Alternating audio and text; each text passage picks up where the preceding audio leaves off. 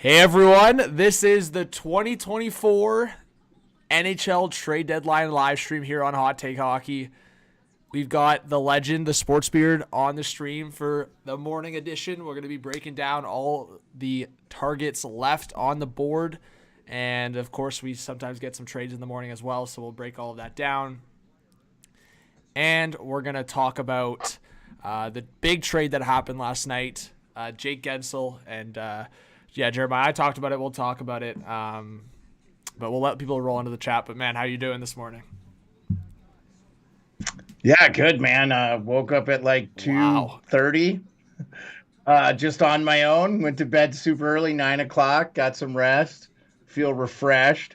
Pretty much felt like, like I said, this is a weird trade deadline. I was talking with Perlo and Rico last night on our stream, NHL Nightly, and I was like, I can't remember a time where like all the big names are basically off the board. I see a lot of depressed insiders on TSN today. I'm sure you're seeing the same thing where they're like, oh, maybe Eberle gets traded, maybe Toffoli. I know we'll see some moves, but just a different time. I actually give a lot of the general managers credit for getting out in front and doing what they need to do to help their teams maybe be competitive to win a Stanley Cup. Yep, for sure. And I do think there's kind of on your point as well. There's a lot of criticism around some of these returns. I think you know what, we'll get a good indication on if teams, and when I say teams, the Pittsburgh Penguins failed on getting a return when we see some stuff today. Because even TSN's talking about it right now. Like, are we going to see some blockbusters from guys that have term? So obviously the rentals are more guaranteed to be moved, but there's guys like Pavel Buchnevich that we talked about, Jeremiah. There's Jacob Chychrun. There's a few guys that are kind of rumored right now that could be on the move, but there's not really an absolute rush to get it done because they've got term past this year. So we've got 65 already in the chat, guys. Thank you so much. Sorry for a bit of the delay. That was on me. Just some technical issues. But good morning, Ken Dog, Ashton, Rocco, Nathan, Amrit, Rene. Thoughts on Kevin Weeks' report? Logan Hacker. Well, we'll be refreshing here. Did you see a Kevin Weeks' report, Jeremiah, this morning? I haven't seen anything from Weeksy yet, but let me, my computer X is not as good as my phone X, so let's see. Saravelli's got last night. What was Weeks' report last night? Give it to us in the chat.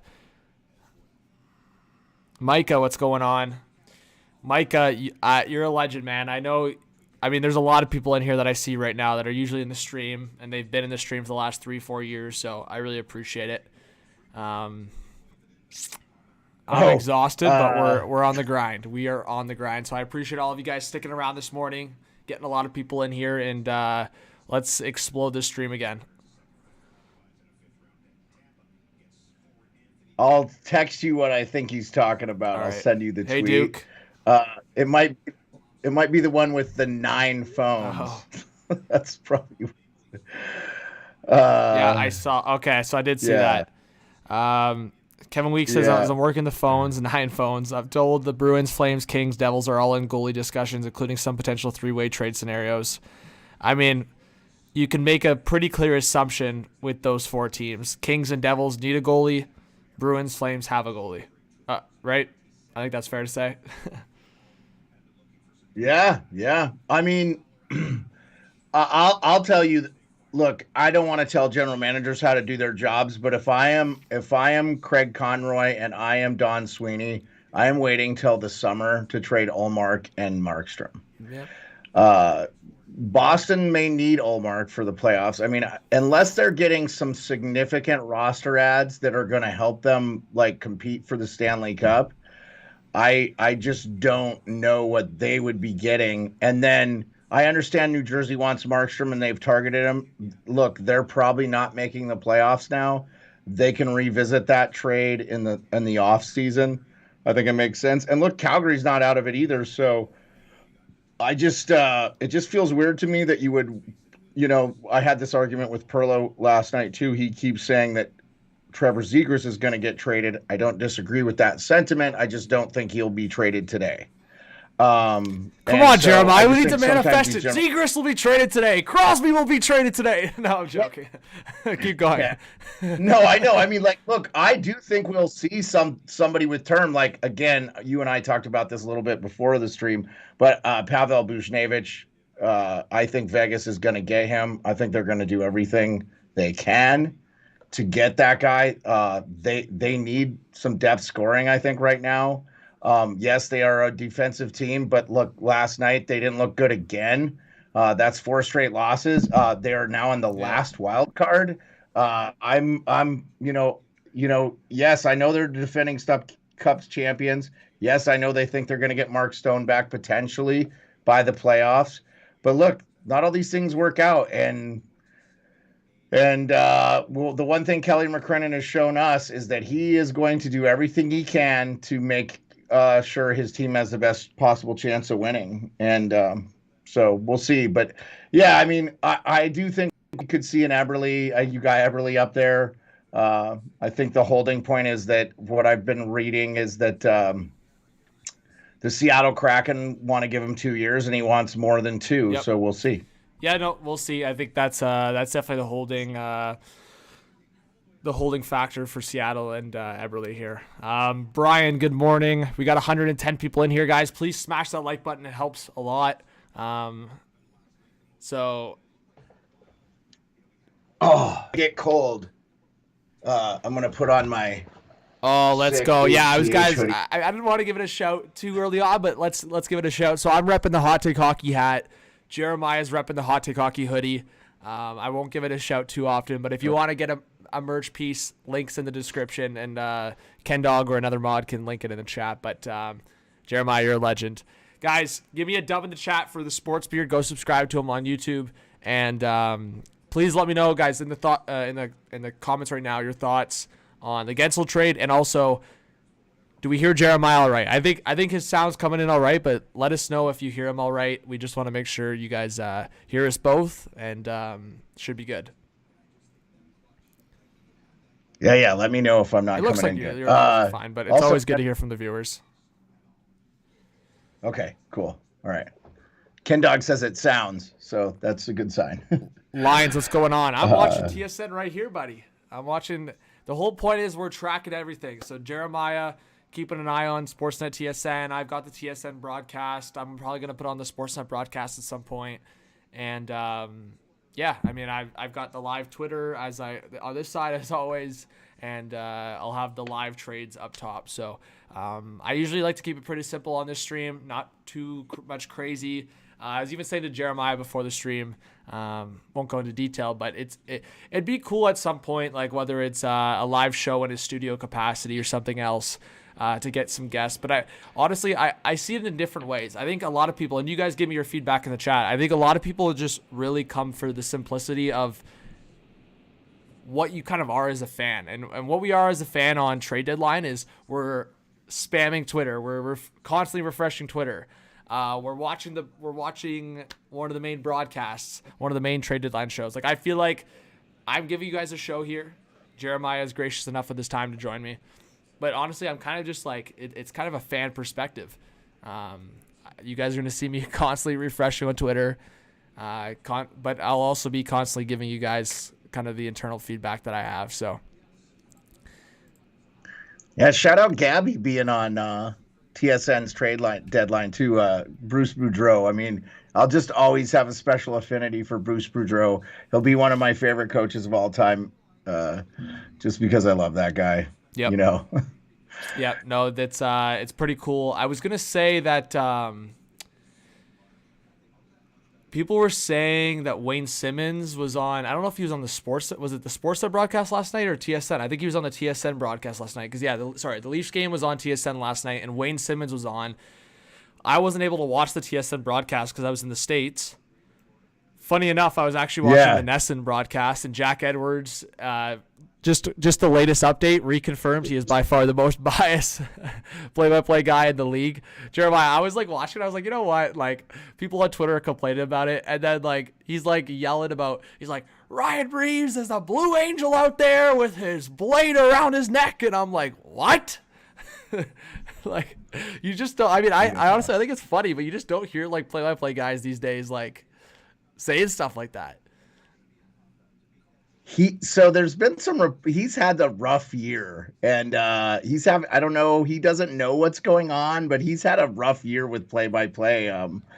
I think if you polled a lot of Bruins fans, I think they would be ready for Jack Edmonds. I think, honestly, I think it's definitely, the percentage has gone down. Like, I would say it's 50-50. I'd say, like, I talked to some Bruins fans, and, like, they're kind of sick of it, and I talked to other Bruins fans that are like, no, go Bruins! Like, but it's kind of like the same. Yeah.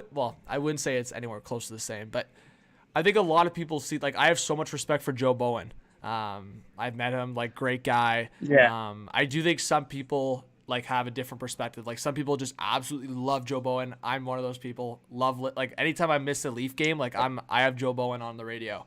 But then other people will like just kind of prefer that steady commentary of a Chris Cuthbert, where it's like you don't get too much bias, but you get like pretty top notch on the fly commentary. So I mean, I have a lot of respect for Chris Cuthbert as well. But I think some Leaf fans are always starving for a little bit of the hometown presence, you know? I'll just say this. I think when you're comparing radio to TV, it's not completely comparable. I mean, I think radio, you're always going to get a little bit of that homerism because it's very regional as far as the radio goes. I think Joe Bowman is incredible. You're going to have a little bit of that anyway.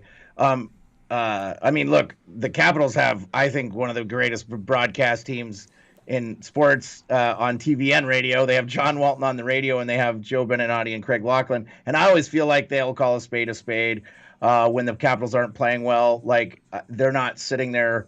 I think they're very fair. That's usually what I want for my my broadcast team. But, like, look, man, I loved Rick Jenneret. I thought, rest in peace. Where grandma puts the cookie, just iconic. I just love those. Iconic. There was never a time where he was on, and even if you didn't have the TV on, you knew who it was. Yeah, I mean, anytime that he was broadcasting for the Sabres, I would listen to it. And, man, I'll tell you, like, I saw some crazy stuff in those broadcasts. I remember, like, him and Rob, is it May? Last name May. Yep, May. The fighter guy that covers. You're talking about Rob Ray or Brad May? Rob Ray, not Brad May. I apologize. Rob Ray, who does some, or used to do, I don't know if he's still doing. Rob Ray and Rick Jenneret basically got on a fight on air. I know what you're talking about. It was awesome.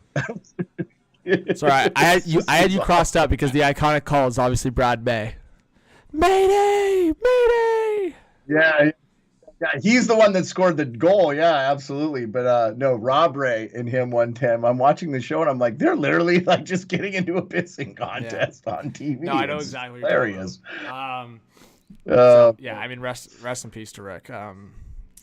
One of the most iconic, especially someone that like came out of sports broadcasting school and like the dream to be in some kind of commentary environment. He's one of the all-time legends. Let's just read. Sorry, guys. Definitely comment in the chat if we've missed you. I'll just answer some questions. And Jeremiah, feel free if I ever miss a question to just chime in if someone has a good question that you see. Yeah, Jake has a question for you. Jake Golombek. John, should the Leafs go after? Yeah, because that's all for Tate. You know what I said? If there was cap going the other way, I just don't think Washington's going to retain 50% on that. So, I mean, Jeremiah, chime in after I read these comments, but let me just rip through some shout-outs here. Shout out to Lines. Says Zegers to the Flyers so he can reunite with his buddy Drysdale. I don't know about that. Brian says Tyler Johnson to the Islanders. Yeah, guys, drop some predictions in the chat. Ryan says, do you think the Leafs will make this trade? Robertson, Liljegren to the Blues.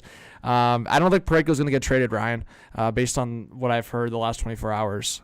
I was trying to manifest it, but it just seems like Doug Armstrong's just not liking what's being offered.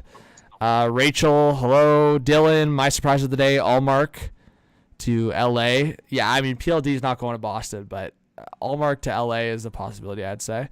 John, good morning. Camden, Derek, old fashioned. Fitz says, hey, whatever else Dubas has up his sleeve is better than last night's trade. So we'll get to last night's trade.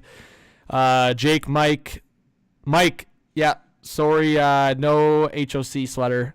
Wilfred, Joshua, Nathan, David Rosca, what's up? Let's see. Mickey, no trades yet as of this morning. Tyler Johnson, 50% retained back to Tampa from Logan Hacker. That's a good shout out. Chad Summers, Parayko won't be traded unless we get an offer that blows away. I'm with you, Chad. I think at this point, Doug Armstrong is expecting quite the package. Undisputed says, how do you feel about the Lightning taking Anthony Duclair? Yeah, you know what? I'll add that to the top as well because that was last night. I didn't really make a video. I think it's pretty straightforward. Jack Thompson, I think is pretty underrated. I'll just give you guys my insight on it. Good two-way defenseman, right shot. He actually played with the Sudbury Wolves in junior. So good leader, right shot guy, decent size. I think he's like 6'1". He's had a really good year in the AHL. I think he's at like 30-something points in 50-something games as a defenseman, and he's only 21 years old. Tampa called him up for a cup of coffee this year, but he'll obviously be making his way back. San Jose Sharks are pretty thin on the right side of defense. Obviously evident when they've lost guys like Burns and Carlson on that right side. So, yeah, I think that's my review. I don't know if you wanted to add anything, Jeremiah, maybe specifically to how Duclair fits on Tampa. Well, I was watching your live stream. Legendary. Let's go. And you talked about Thompson because I didn't know much about him. I was actually surprised they got a player back in that deal for Duclair because he's a UFA. But like Duclair was on the Florida Panthers last year that made the Stanley Cup Finals, and yeah, he goes to he had 31 goals last year. He goes to a team that probably could use a little bit of speed on the outside in Tampa. I know we got our friend Logan Hacker in the chat. I'd be curious to see what his thoughts are because he's a diehard Tampa fan. One of your mods as well. He helps me out too. I'm concerned about Tampa. I'm not sure. Vasilevsky's 8.39 save percentage this year, not good. Yeah, you can call him the best in the world, but he's not even playing close to that. And they're not getting the defensive help they need. Obviously, missing Hannafin is missing out on him is a big deal. Of course, they could still maybe potentially sign him, but all indications are that Vegas is going to work on an extension for him. And he grew up with Jack Eichel.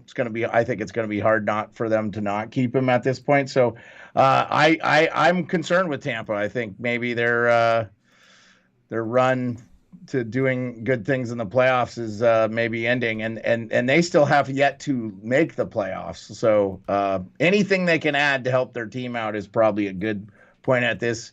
Like Logan said, he'd love to see the Chicago Blackhawks trade Tyler Johnson. My friends Colby Cohen and your friend Johnny Lazarus, my friend Johnny Lazarus on his show had Kyle Davidson, and I was interested to hear, it didn't seem like Chicago was going to be in on a lot. I'm a little bit surprised they didn't try to retain more salary and stuff because they've got all this cap space. But I did have one question for you involving Chicago.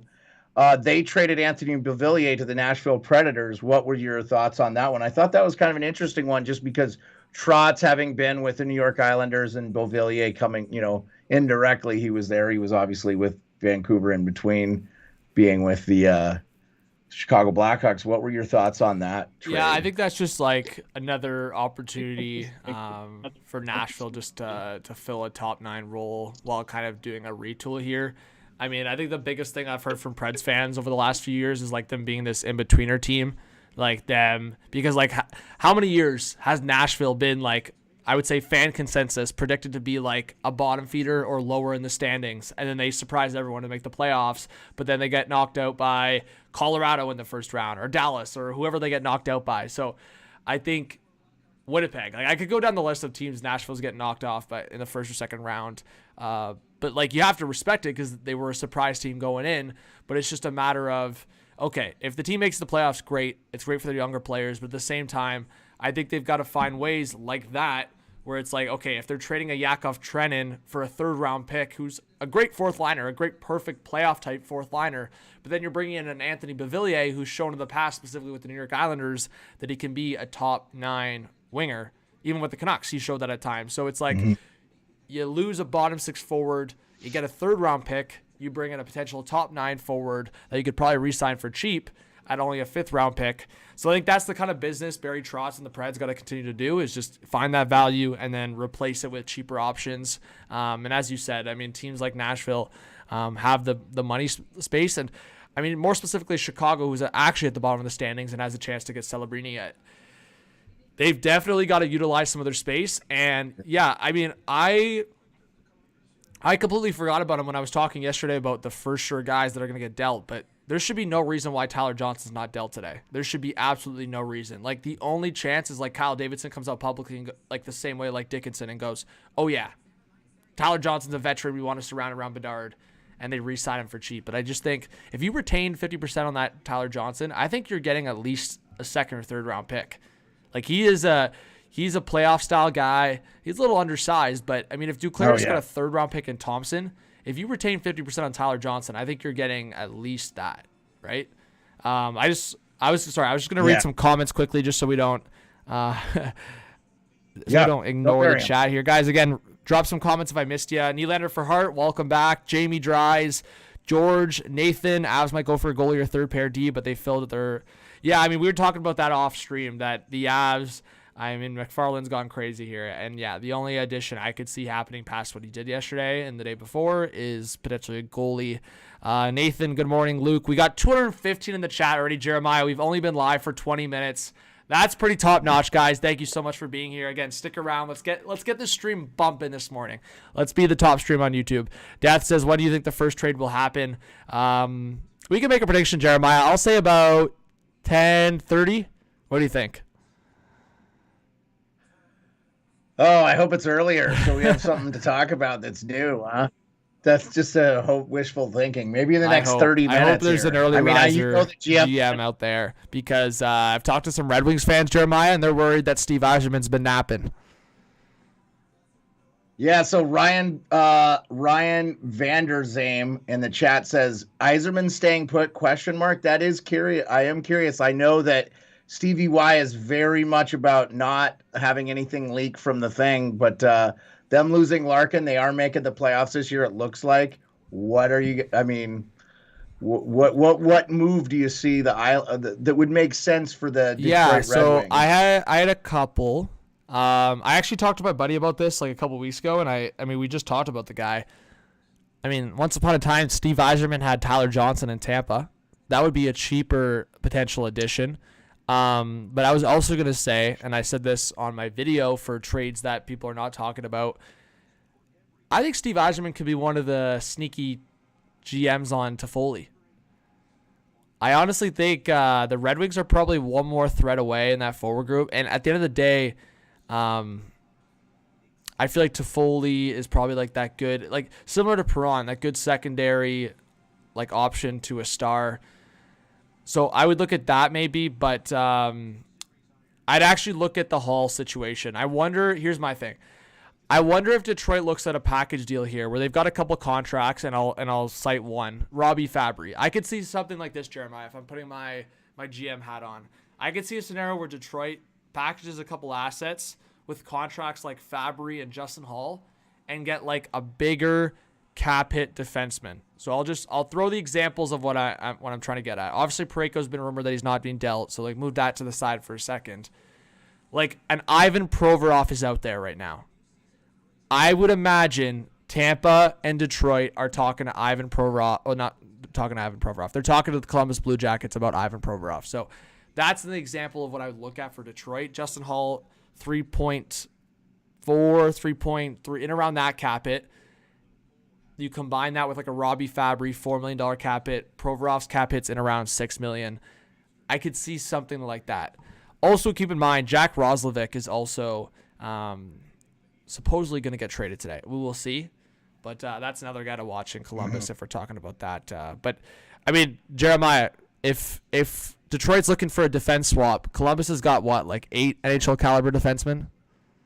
Doesn't mean they're great, but they've got quite a bit. Need to offload.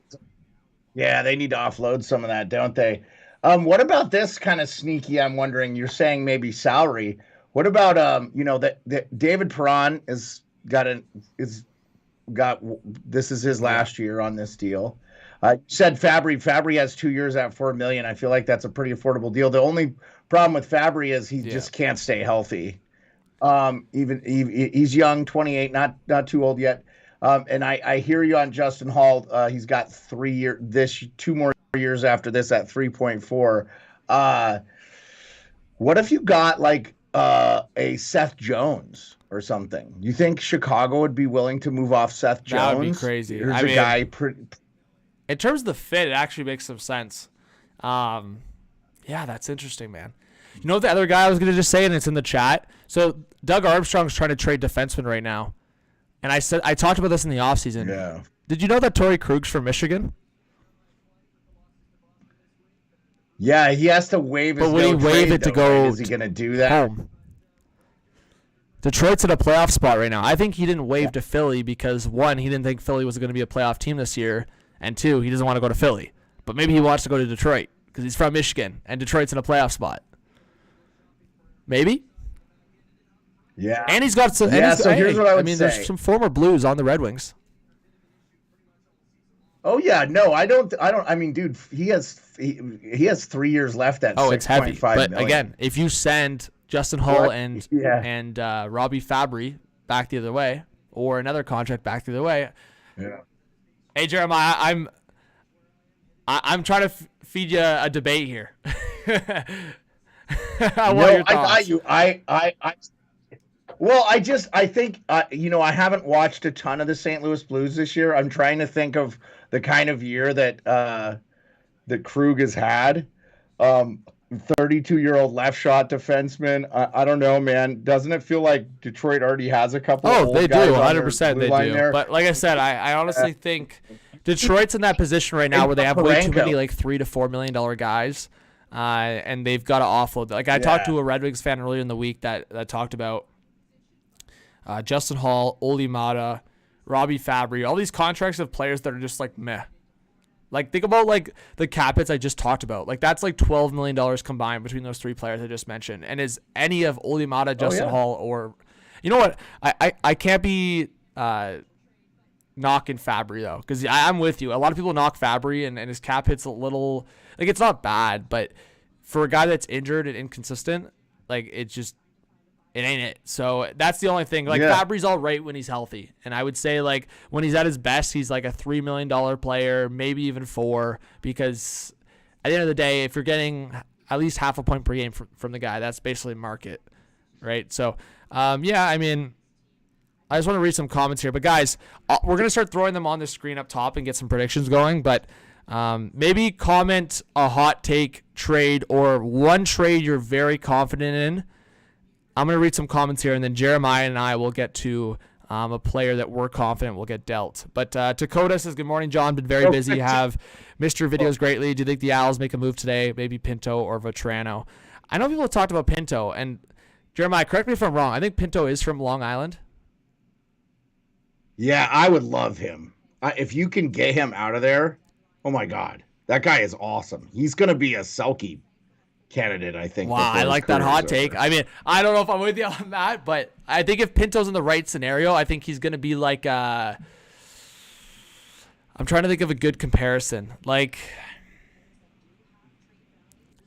pretty good scorer, pretty good defensive I think he'll center, probably man. be like that prime like second line center candidate. I could see him being like a lesser version of like Jonathan Taves. Lesser version. I want to make that clear.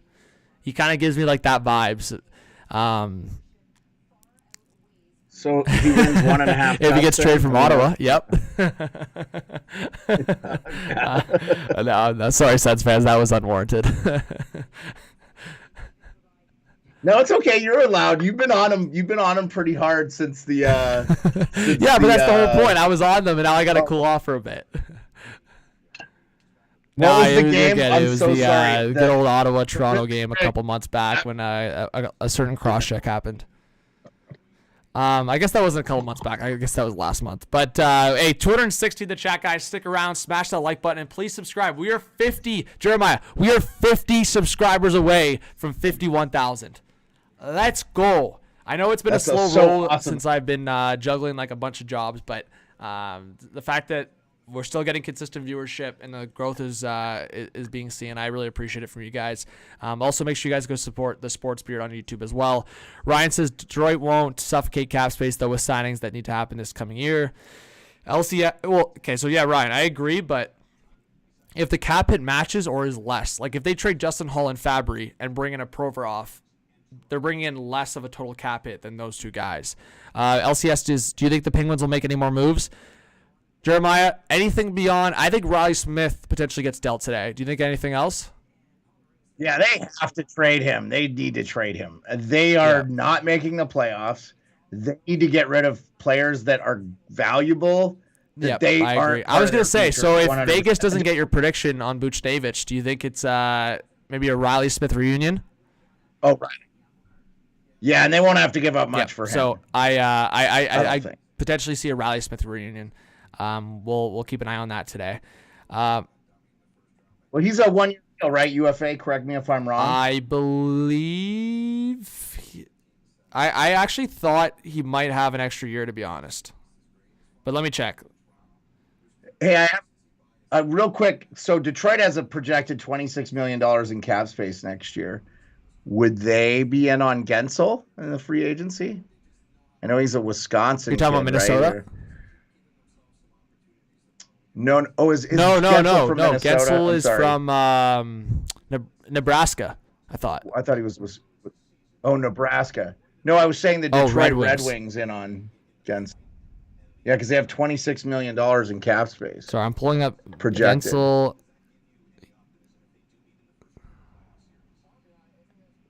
Yep, Nebraska.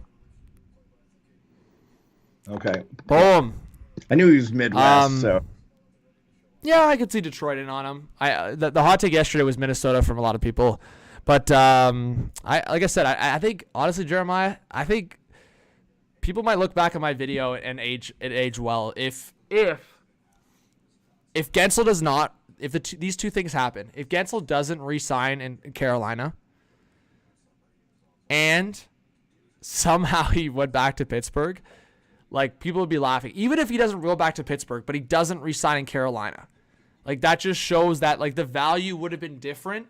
If he re-signs in Carolina, I'll eat my words. But it shows that the value is always going to be different if there was an extension agreed upon in the negotiations. Because if there was an extension, I guarantee this package would have been a lot bigger. But it was always... And the same thing was with Hanifin, but Vegas is doing their finagling afterwards. But yeah, like, obviously with Gensel, there was never an extension agreed upon at the point of trade negotiations. Tyler says, hi, hot take. Larson and McCann to the Leafs for Liljegren, Robertson at first, Niebela, Yarkrow, Brody at third.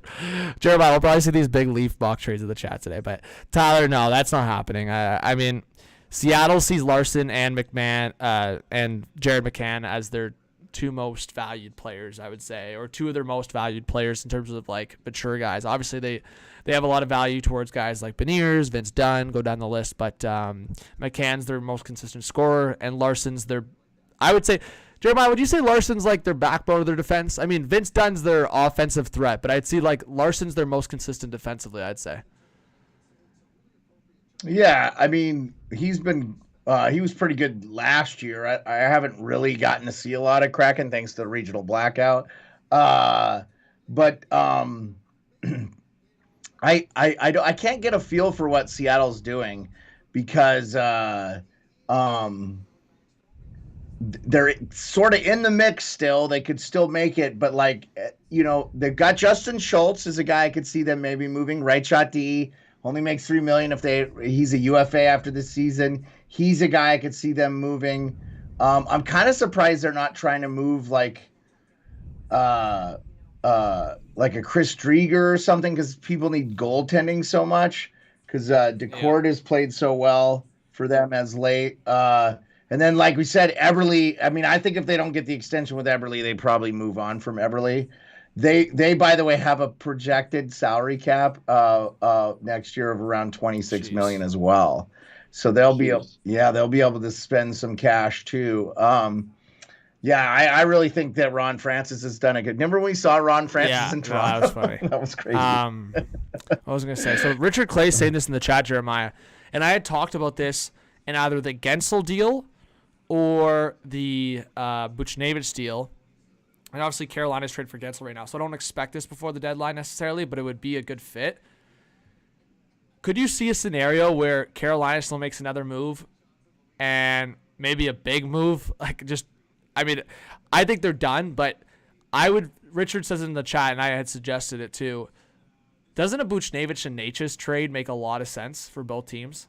Like, I feel like that makes a lot of sense for both teams. Necas has been rumored in multiple trade discussions. I feel like he's probably feeling a little betrayed by Carolina, I would imagine. So I wonder if that's a fit, because Buchnevich, I feel like, has been tied to Carolina for a bit now. Yeah, I mean, they love cheap contracts with term, right? So that's Buchnevich in a nutshell. He makes 4 or something, and he's got another year left on his deal. And Marty Necas is a RFA, right? And he's set to get paid. I mean, I actually like that deal. I would do a 1-for-1 on that if I was Doug Armstrong, because I think that highly of Marty Necas.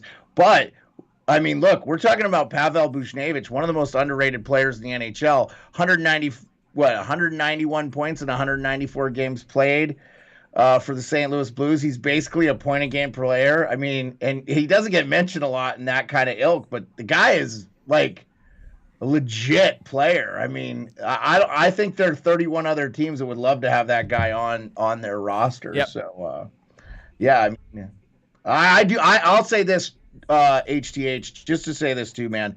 I think Carolina should make more moves. They need to be all in. That core is aging. Their window of opportunity is gonna slam shut before you know it. I mean, I love Brind'Amour and stuff, but like, if let's say they lose Necas or they trade, I mean, like Jordan Stahl's 35 years old.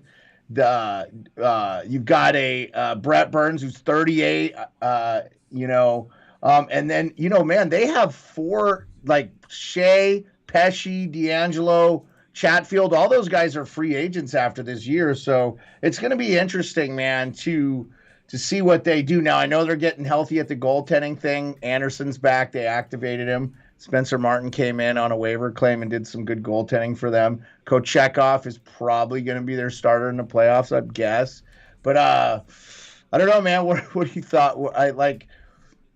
Their window is kind of now, right? I mean, don't you think? Yeah, no, I definitely think their win mode is now. I think like the criticism's always been like star players versus depth, and I think they've always had like a complete built team, but obviously there's a lot of big guns in the playoffs, and I mean, specifically to the conversation of last night and just watching the game, I mean, there's certain teams that just have it in terms of culture, and they don't even need necessarily like stars across the board. I mean, Jeremiah, I don't know if you've been in the same boat as me, but like a team like Boston, like I feel like fans have expected them to go away over the last couple of years, and like they look as good as like any team in the league right now. Like obviously they just had like a rough stretch where they had like a bit of a losing streak, and then they weren't winning. And they had a couple OT losses. But, like, at the end of the day, the Bruins, even through that rough patch, like, they're still top 5 in the league. They're still – like, I just feel like there's some teams that just consistently have it. And teams like Boston and Carolina, like, always make the playoffs. It's just a matter of getting to that Stanley Cup. So, I mean, a lot of fans are expecting Carolina to be in the conference final this year on that Metro side. But you obviously can't underestimate the Rangers. So, we'll see what happens. But yeah, guys, thank you so much. We got almost 300 people in the chat. It's not even 9 a.m. Again, I do want to apologize. I was gonna maybe start earlier, but Jeremiah, again, gracious enough with his time. I didn't expect him until 9. He was ready for 8. So just an absolute legend. And there we go. As I speak, we have 300. Yeah, we have 300 people in the chat. Nice. 300, dude. That is awesome. We're killing it. You're killing it. I see Emily Kaplan's on TSN. What's she saying to Brian? Honestly, Hayes I was focused on this stream. I wasn't listening. But okay. Oh no, I just didn't know if we were getting some breaking news. She's been great. Shout out Emily. She's been on the news big time. Yeah, Salty, thank you. Please hit that like button, guys. We're 20 away from 100. More likes mean more interaction in the stream. Yeah, thank you again. Yesterday was great. Like, I don't know if you guys know, but this is kind of I don't give myself props too often, but this is kind of a legendary moment for me. Is that I just honestly I was like, you know what, I might go live on YouTube here, but I was in McDonald's and I was like, you know what, I'll just tweet out. I'll let the legends on Twitter, the YouTube Hot Take Hockey community decide. So I just put it out. Give me 100 likes on Twitter, and I'll go live in McDonald's. And it was quick. I think within like 10 minutes, there was 100 likes. So I was live for 2 hours yesterday at McDonald's, breaking the Jake Gensel, not the actual trade, but the fact that he was going to Carolina. Got to broke that on. So, yeah, and then there were some arguments in the background at McDonald's, all that good stuff. But the point I was making is that you guys were just great. Jeremiah and a few other people with the donations and people subscribing. It was very generous yesterday, so I really do appreciate that. And, we've got 300 people, and it's not even 9 a.m., so that's pretty dope. So I saw a couple questions about Boston in the chat, and you just had asked me. So they have a projected cap space of $26 million next year too. So they'll be able to do a little bit more in this offseason too. I understand. I mean, it is crazy. You look at their roster and it's like, wow, how are they doing this? With like Pavel Zacha and Charlie Coyle as their top line centers. It is interesting. I know Boston just beat up your Leafs a little bit last night. But it is interesting to see like some of these teams just know how to win, man. But eventually these windows close, man. These players get old, and I don't know. I mean, these guys I was kind of laughing to myself, like Biz was interviewing Cale Makar, and he asked him if he when he's does well, does he reward himself with like a sundae? These NHL players are pretty boring now compared to the ones from my day. They take care of themselves. They don't go out and party. They really work hard. Some of these guys are going to play into their 40s probably. So, it makes for boring, but the on-ice stuff Well, you have some impressive, guys. right? I mean, there's definitely some guys. I mean, Jack Eichel goes on quite a bit of podcasts, and there's some stars that do their fair share of partying, but no, you're right. It's a little different than it used to be. BMF, guys, if we've missed your comments, definitely comment down below, and Jeremiah and I will get to it. Leafs fan says Carrier, Peak, and Ruhwedel as ideal targets for the Leafs. I would stay away from Ruhwedel, and Peak is probably not worth it. Carrier is interesting. You don't like Ruhwedel, huh? I mean, he's nothing more than he's at most a bottom pair guy. The Leafs already have 5 bottom pair guys, so I think it's just It's more specifically just looking at the fit and a potential top 4 guy. Joshua says, John, can you do the rest of the stream in Portuguese? Joshua, Viva Portugal. I'm not going to do that because I'll probably last maybe 30 seconds and then run out of words to say. But maybe for another stream. Shan says McDonald's, haha. Jamie, please do not spam fake trades. Trevor says, yeah, they're going to sign Sway for 7, so that's why they're keeping Allmark and wasting this. We'll see. I do think Swayman's their guy, Jeremiah. I don't think anyone's debating that, and not even in terms of performance. I think Allmark's been up to par to Swayman's performance in a lot of aspects, but you're talking about Swayman's, 24, 25? Like, you're talking about a guy that's got probably at least 10 more years, and specifically to play for the Bruins, so I'll double check that. But Jeremiah, I think you may have mentioned to me a couple times. Where is Jeremy Swayman from again? Yeah. I mean, they have to keep the kid from Anchorage, Alaska. I'm sorry. He's 25. That's correct. Yeah, he's 25. Yeah. He was born November 24th, so this year he will turn 26. But yes, Boston Bruins have to keep Jeremy Swayman. I think one of the things that will help Boston out is getting Hampus Lindholm back from injury. That's going to help them a little bit. But if they could make a move, and because of he doesn't make a ton of money, six something a year. If they could make a move to maybe bring a player in. I think we kind of know. I think a lot of general managers know what Boston's farm system is. And short of trade, I wonder if they could get anything for him. What about maybe? Yeah, no, I'm not even going to go down that road. I'll just leave that one by my side. Not worth going down. But yeah, I don't know. What player we're going to talk about? I feel like they probably. Yeah, they what? On Boston, he got in trouble for something. I don't think we need to. Probably just don't. I was wondering if they would maybe move that out, but honestly, they don't need to. His contract isn't counting against them. I think it's only $1 million. So, like, I think they have some room to move. I just think, like, they don't have a first, second, third round I'm still pick wondering this about year. the DeBrusk situation, man. I'm wondering. Honestly, I've thought Boston's going to trade DeBrusk. If they make any move today, whether it's for Elias Lindholm or Pavel Buchnevich or whoever the Boston Bruins are feeling like they should move in on, I do feel like DeBrusk could be going back the other way. And I was going to say J-Dub, absolute great person in this community. He says over 300 in here. Please hit that like button. John, Jeremiah in the HH community. We all love hockey and it helps the channel. Let's go, J-Dub.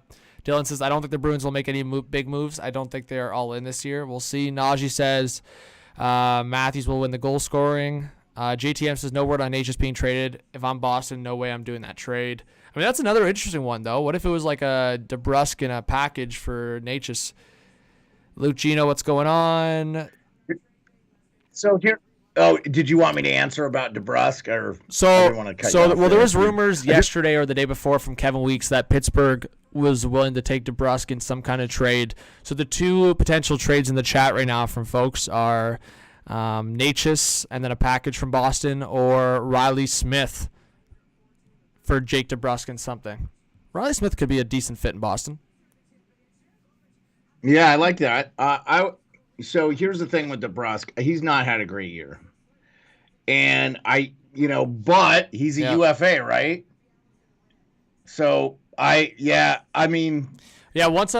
just going to say, once upon a time, Riley Smith, I'm pretty sure he was in that Tyler Seguin trade, and he actually played a couple seasons with the Bruins. That was a very different Bruins team than we see now. I mean, that probably would have been like, I'll check the stats, but that probably would have been like mid-2010s.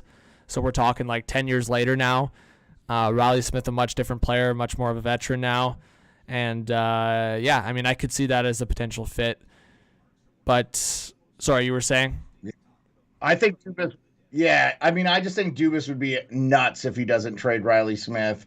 I like that fit for them. I don't know that they'd have to give up DeBrusk for Riley Smith, but, I just don't know. I mean, should they move DeBrusk?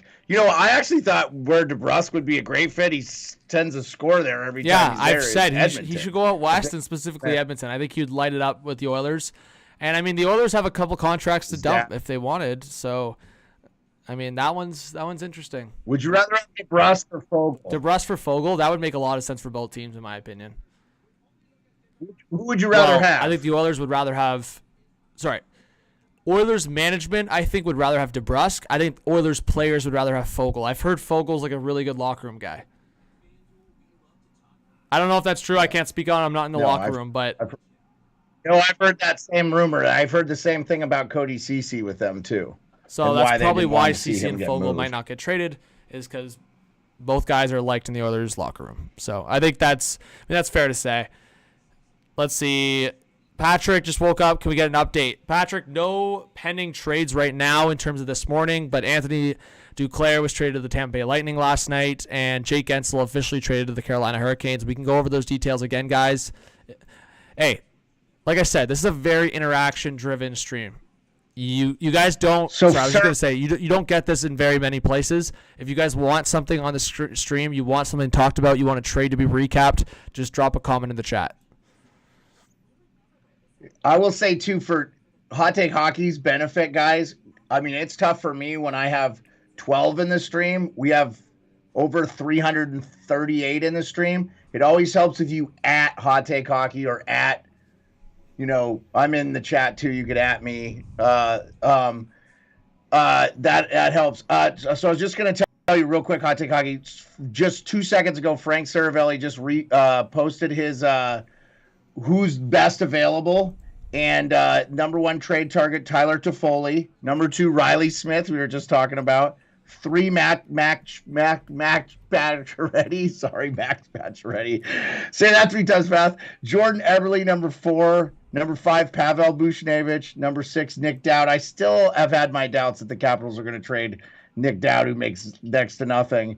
But we'll see if they get Ryan Johansson, which I would anybody take a flyer on? He has 13 goals, 10 assists, 23 points. Those reports were wild, eh? That he was like this locker room like disaster, and that he was making the Avs locker room like toxic. Like, I mean, was he making it toxic, or were guys just like calling him a bum, or like the fact that he just wasn't performing and like being sent down to the fourth line? Like, I don't know the dynamic there, but apparently it just got brutal in that Colorado Avalanche locker room, and they were just ripping Ryan Johansson. Well, what about the game after he's traded? They just absolutely dominate the Red Wings too. Sometimes that addition by subtraction. Also, like, I've had the same thoughts about Calgary. Like, look at how well Calgary's played, and they've gotten rid of some guys. Like, I know that Zadorov was a little bit of a malcontent, like vocally on there. Like, and I mean, Calgary's really played pretty good hockey.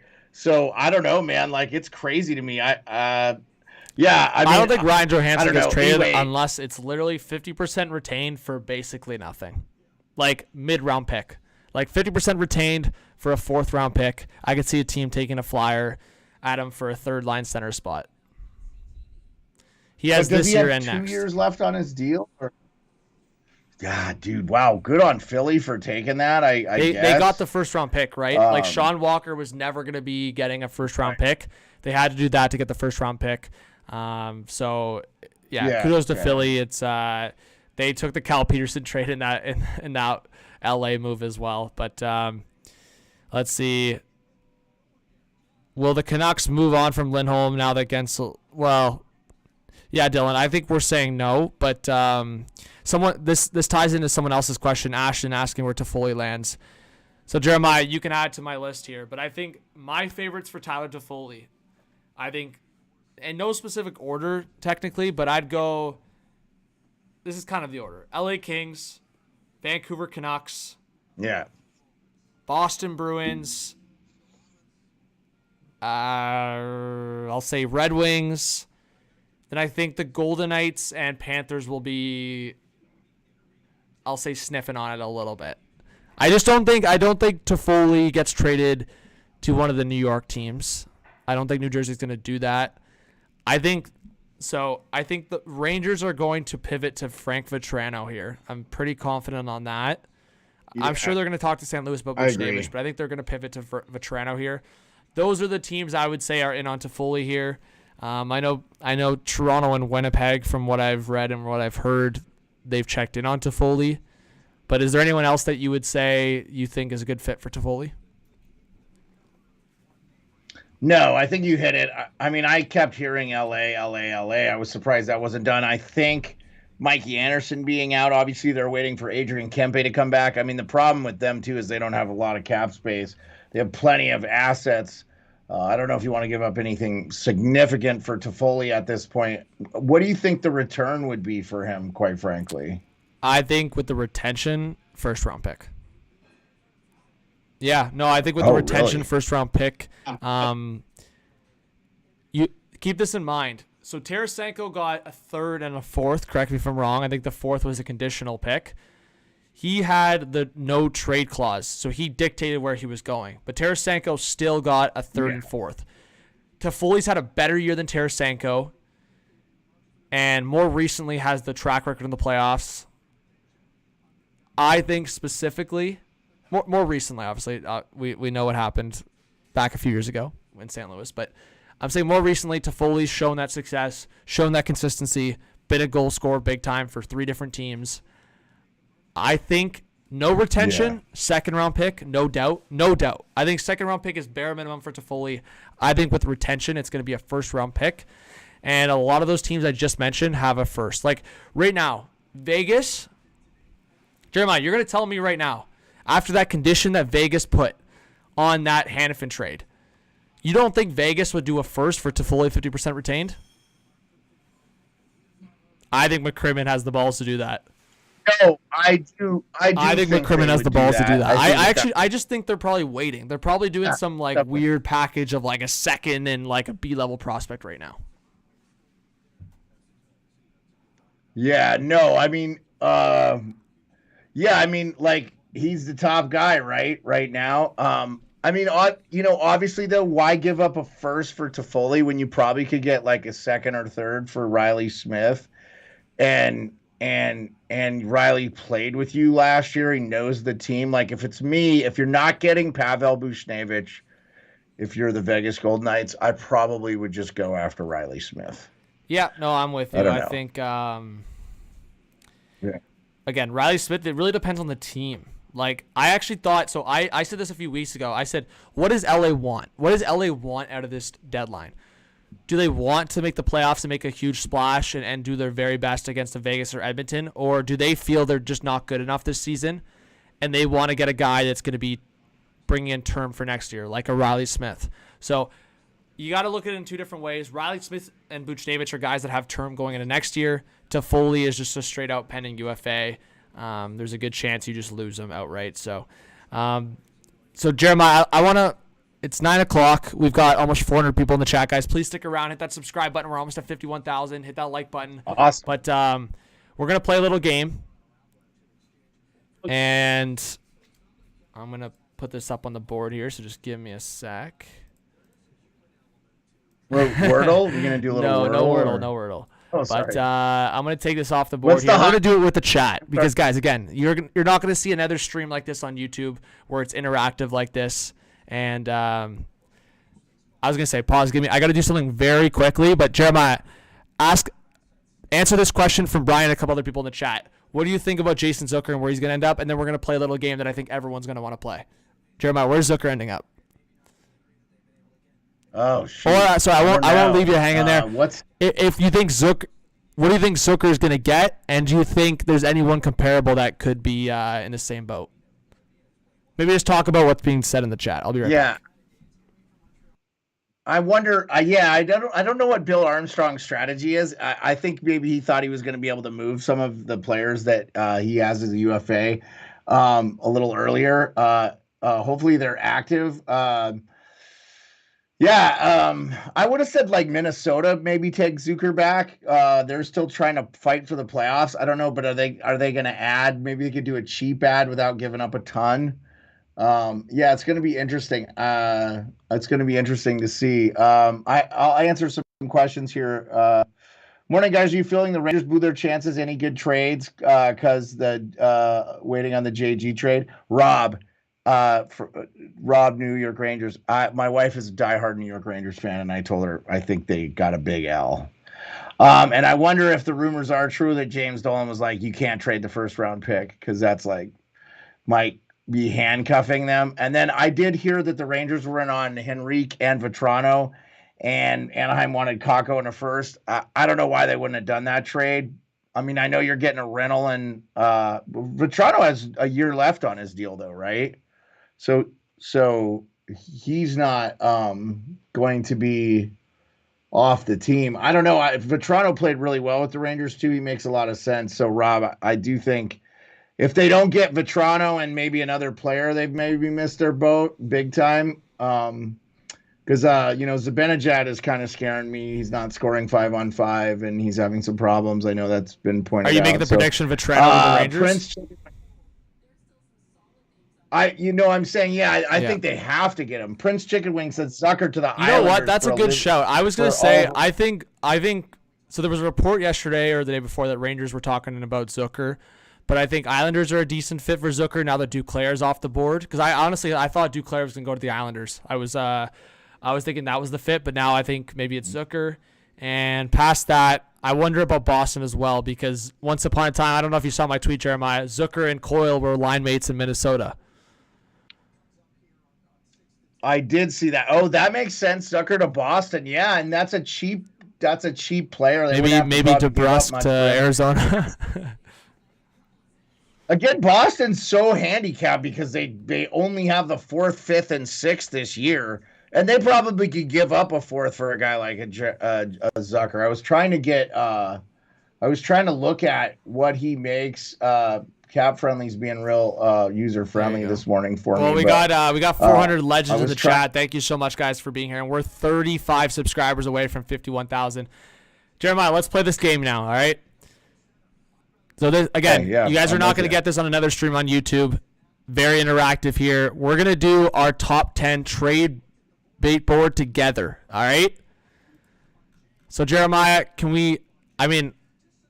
Agree or disagree?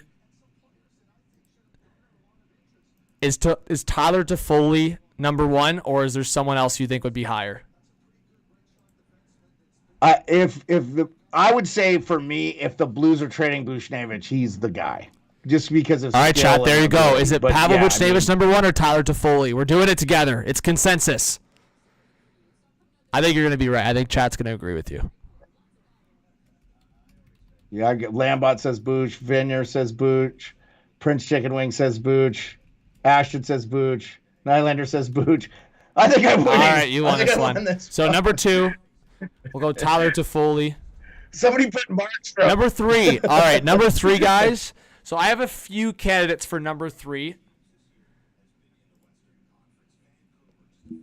So this one's tough for me because I think there's a couple rentals that I feel like are definitely going to get traded. But then I think so a guy like Riley Smith's got the term. So does that provide more value?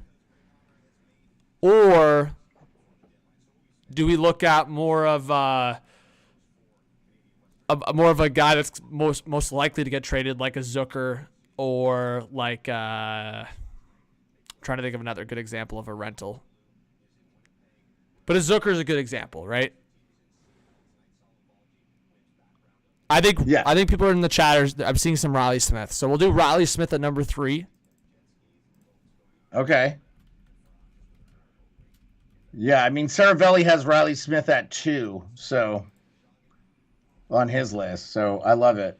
Frank Vetrano at number 4. I think that's a good shout. What about Max Pacioretty? Cheap deal. I'm seeing a lot of Jordan Eberle, so we'll do that, and then we'll do Max Pacioretty at number 6. Okay. All right, we need 4 more, folks. Matt Dumba, yep. Nick. Yep, Dumba. What about Chychrun? We got over 400 in the chat. You guys are awesome. Okay, guys. That's a good one from Jeremiah. Can we get a yay or nay in the chat if Chychrun's going to get traded? Let's see what the chat thinks. So, again, always to me on a trade board, you always have to balance 2 things. One being, obviously, the skill of the player, the value of the player, but 2, the likelihood of them getting traded. I think on our list right now, Buchnevich, Toffoli, Riley Smith, Vetrano, Eberle, Pacioretty, and Dumba. I feel like at least 5 of those 7 players, Jeremiah, are getting traded today.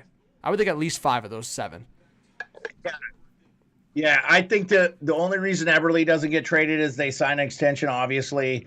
And then, Dumba is a guy, I don't know that who wants him just based on his play. I mean, I know he's been in Arizona. You've talked about this a little bit on your stream yesterday where hard to judge a guy's defensive metrics when he's on a really bad team. Arizona has been, they actually started really well. I was kind of surprised they've kind of just really been very poor for like a half a month. But I've seen this a couple times in the chat, or a few times in the chat. Nick Dowd, but you don't think he's going to get dealt, you said. So, yeah, I just, I think that the Capitals would have to have their socks knocked off by him. I think he's a pretty important player to them. I think he's really liked in the locker room, and he's got 2 years left. Like he's got another year left on the deal. Yeah, I'm with you. I honestly, I think they could trade him, but I think they're gonna have to get their socks blown off. Like I think it's gonna have to be like a big deal. So I agree with a lot of the chat. I think Jason Zucker for number 8 is a good shout. Number 9. Yep. Are we going Jake DeBrusk, Jake Allen? I'm seeing some DeBrusk and Allen in the chat. Nick Dowd in the chat. Lars Eller in the chat. What about a Tyson Berry? Right shot Yeah, defenseman. and Nashville is trying to Power play. Yeah, you know what? I'm putting Tyson Barrie. He hasn't been talked about enough. I think that's a good hot take in there. Everyone forgets that like a few weeks ago to a month ago, it was said that Nashville was going to try to grant him a trade. So that's good. Yeah. And then, Eric Brandstrom, RFA, Ottawa's got a But again, I feel like that would be an offseason move, no? He's an RFA, so yeah, the team would get control. I wanted to ask you real quick because with the Chychrun thing, all indications are Ottawa would love to keep him, and Shabbat is the guy that I like to trade. Do you think they could trade Shabbat? Is that an untradeable contract? But I think the new management likes Shabbat. Is that? I don't want. Yeah, like I don't want to.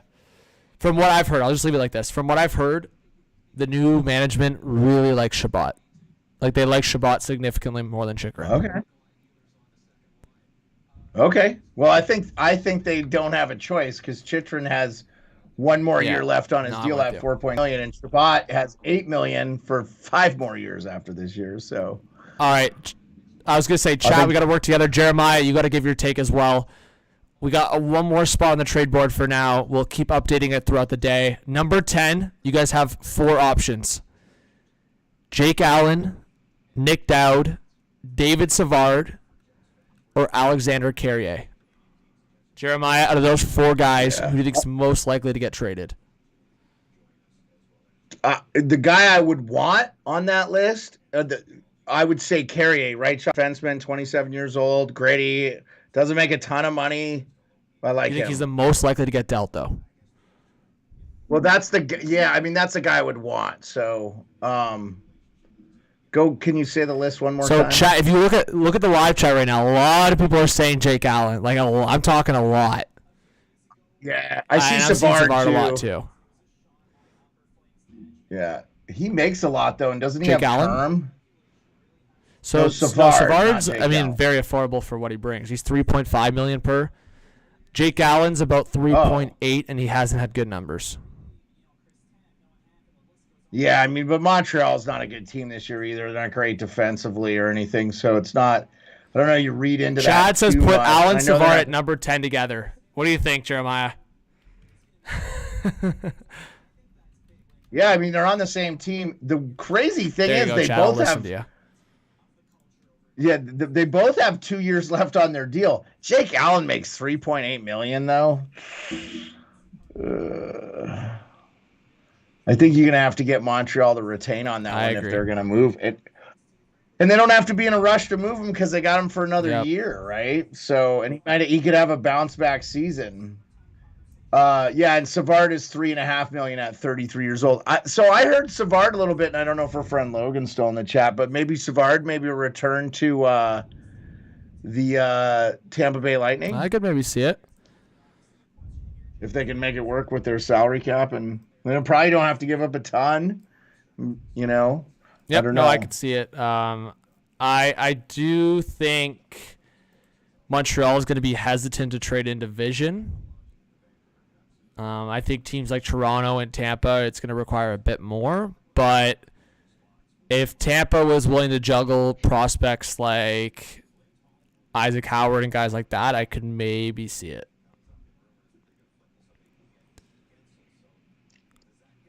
Yeah. By the way, Montreal's paying $1.75 million for Joel Edmondson because they retained salary on that trade with the Capitals. So that's helping out the Leafs. So the Montreal Canadiens invertedly are helping out the Toronto Maple Leafs, right? You know what? We can go further on the trade bait board. Let's go actually top 20. We got some space here. So we'll go. Yeah. What about a guy like Patty Maroon? Yeah, that could be a shout. So we'll go David Savard at number 10. 11, Jake Allen. You could put Brandstrom on that list again if you think he's a guy. Or your boy Alexander Carrier. Excuse me. Yeah, no, I like Carrier. I again, the weird thing is here with Nashville is they've been winning and they're in a playoff spot again. So I know that's the weird part. You know, By the way, we got triple fours in the chat. You just know Morgan Riley's present. 444 in the live stream, guys. We almost have 500 people in the chat. Melatonin says you'll never get a $100 dono. Damn, Melatonin. I mean, we're not about the donos in here, but I know. That's what I was saying. I was like, "Are you? I guess you're new to the chat." No, I honestly thank you guys for being here. It's not about the donos. Fat says Avs have enough damn players. Yeah, they traded for a lot already. Let's read some comments here. Jimmy Murphy says Devils aren't talking about Allmark. Yeah, because they're talking about Markstrom. Thoughts on Penn's? Well, Ashton, the trade's already done. Spence says, could Vegas miss the playoffs? They're in the second wild card. What? Yeah, they are in the second wild card. Really? I thought, night, okay. Yeah. So I guess because they lost again. I thought they were in the first wild card. No, they're in the second. Yeah, no. So that's what I said, man. Like, I really think that. Oh my God! Imagine that. That would be insane, Jeremiah. Yeah, they're 2 points back of the Kings now, and they are. Yeah, Nashville's in the first wild card now. Yo, Jeremiah, gifted memberships. Look at this guy. Just an absolute legendary guest on the channel. Bradley, Salty, Hockey from Home, Jason, and Shelby all get gifted memberships. Thank you so much. A big hype to the Sports Beard. Make sure you guys go subscribe. That's super generous. I love that Salty got a gifted membership. He's always helping us out and stuff. Great guy.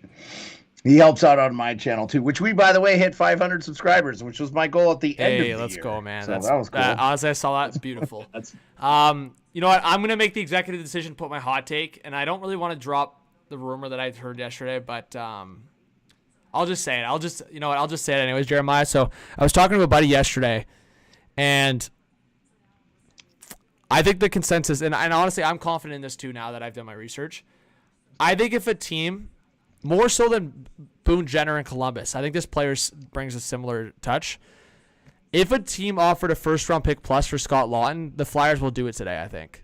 But it's just that But I think that's a lot for Lawton. It's just a matter of what do you value in this world, folks? Do you value a bit of a better contributor that's going to help you probably more this playoffs, or Scott Lawton, who's on an affordable $3 million cap hit for 2 more seasons? Right, Jeremiah? That's 2 more seasons at only $3 million, and you're getting one of the better third-line centers in the league. I mean, if I'm Toronto, I'm all over that. Like, that's the trade. I know a lot of people keep talking about this right shot defenseman. I don't want to trade a first-round pick for a rental right shot defenseman if you're going to lose them. I think I'd love to see a defense improvement from Toronto today, but if they were to make a splash, which I don't think they are, because that's what the rumors suggest right now, Scott Lawton for first. And again, the rumor actually that I was talking about was I actually thought Colorado was going to do that trade. Before they made the moves that they did for Middlestat, I thought there was a chance they were going to trade for a Lawton or Jenner. I honestly thought Colorado was going to trade for Lawton and Jenner, but then they pulled the trigger on Middlestat. And I had talked about a Middlestat Avalanche trade in the past, but Ben McIntosh, thank you so much for the $279 donation. Says, hi, Johnny Boy. I missed you, bro. Long time. Thank you so much, Ben, for the dono. I really do appreciate that. Add a timer. Jolie, that's a good shout. I usually do have a timer in past years. Let me add that. See, Jeremiah, I knew I forgot something. The timer. The timer. Yeah, sorry. Yeah. No, I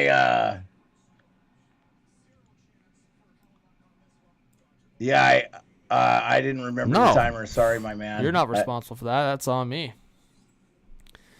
Let's see here. Let's do the math here. So we've got 5 hours and 35 minutes. 36 minutes.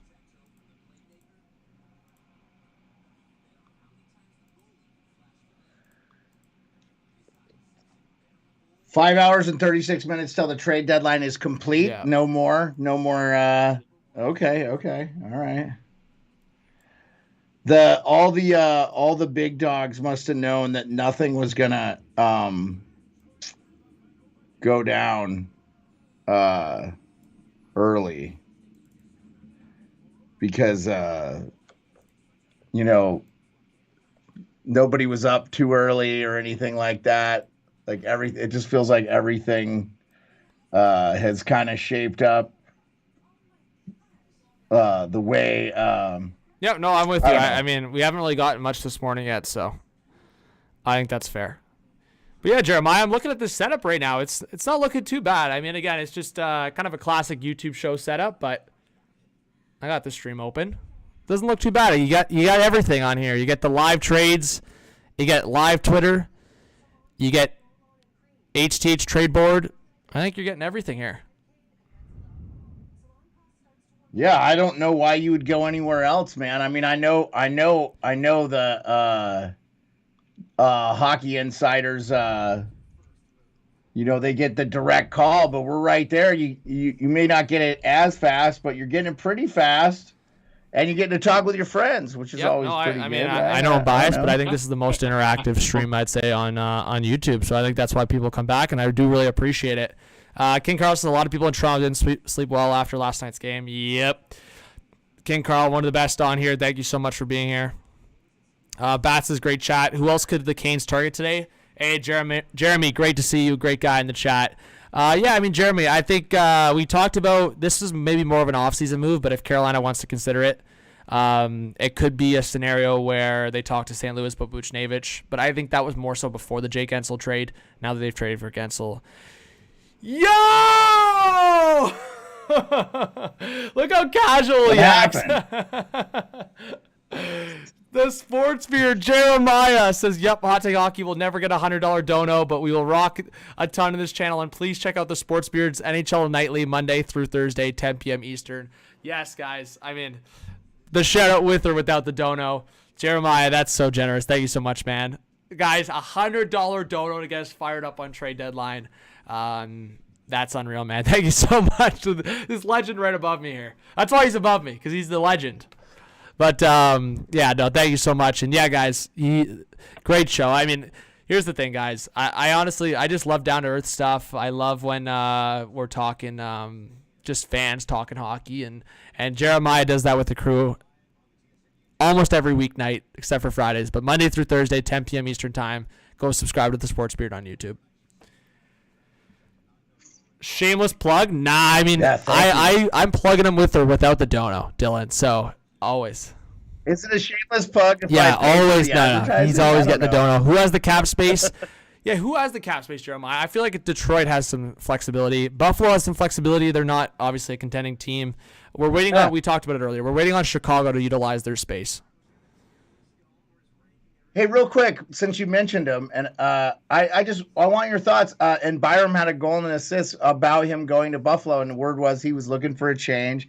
I like that deal. I know they have a lot of left shot D stuff there, but I like that deal for them. It looked like maybe they were going to have a tough time figuring out what they were going to do with Middlestat anyway. What do you think of that deal? I know Buffalo has some underlying issues. Yeah, are you specifically talking about like what I think about the Byram edition? Yeah, just what do you think about that move for them? I love the trade for. I mean, I think it's a win-win trade. I mean, I like it a lot. I mean, here's what people forget, Jeremiah, and people have short memory. Up until this year, Middlestat has not been a good fit or has not been like very productive in Buffalo. Like he's playing very well this year, like very well. But like prior to that, it's not like he was like a standout guy for Buffalo. So the fact that the Sabres got Bowen Byram, a 22-year-old. In my opinion, in the right situation here, future top pair defenseman, I think now you look at it in two different ways. You look at it as either one, Rasmus Dahlin's got to get used to playing that right side, or two, you might have to flip Byram. But at the end of the day, I think Byram's value is only going to go up from here because I think in Colorado he was competing with veterans. Like I think now he's competing with guys close to his same age. He can grow in a core among Dahlin, Power, and really develop as a D-man. Where like in Colorado, he was being overshadowed by the best defenseman in the league, for one. Yeah. And Kel McCarr. two, in terms of the depth chart, he had two left shot defensemen ahead of him, which is ironic that I'm saying that because Buffalo's got like 3 or 4 left shot defensemen.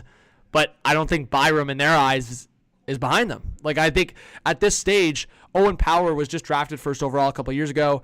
I think when you look at it, Byram's right in the mix there. So I do think they might have to flip a guy, but I think at this very stage, he's in the scenario to grow together. Hey, Isles girl in the chat says, why do I see Eberle, the former future Islander? Kim, so I was saying to Jeremiah, there's some people I'm going to have to call in the afternoon when trades happen. I'd love for you to be one of them for the Islanders. Yeah, let's get an Islanders trade. I thought Duclair was going to the Islanders. That my prediction's wrong on that one, but I think the Islanders are going to revisit a couple guys, whether it's Eberle if he doesn't get re-signed. I could see them revisiting Jason Zucker. So there's a couple guys I could see them revisiting. But, yeah, Kim thinks they're going to stand pat. Hey, HTH, this guy asked me a question. Yeah, go ahead. Ryan Vanderzelm. He says Detroit needs to unload a high D contract. We have so much money loaded in D. I think Stevie did this to offload today.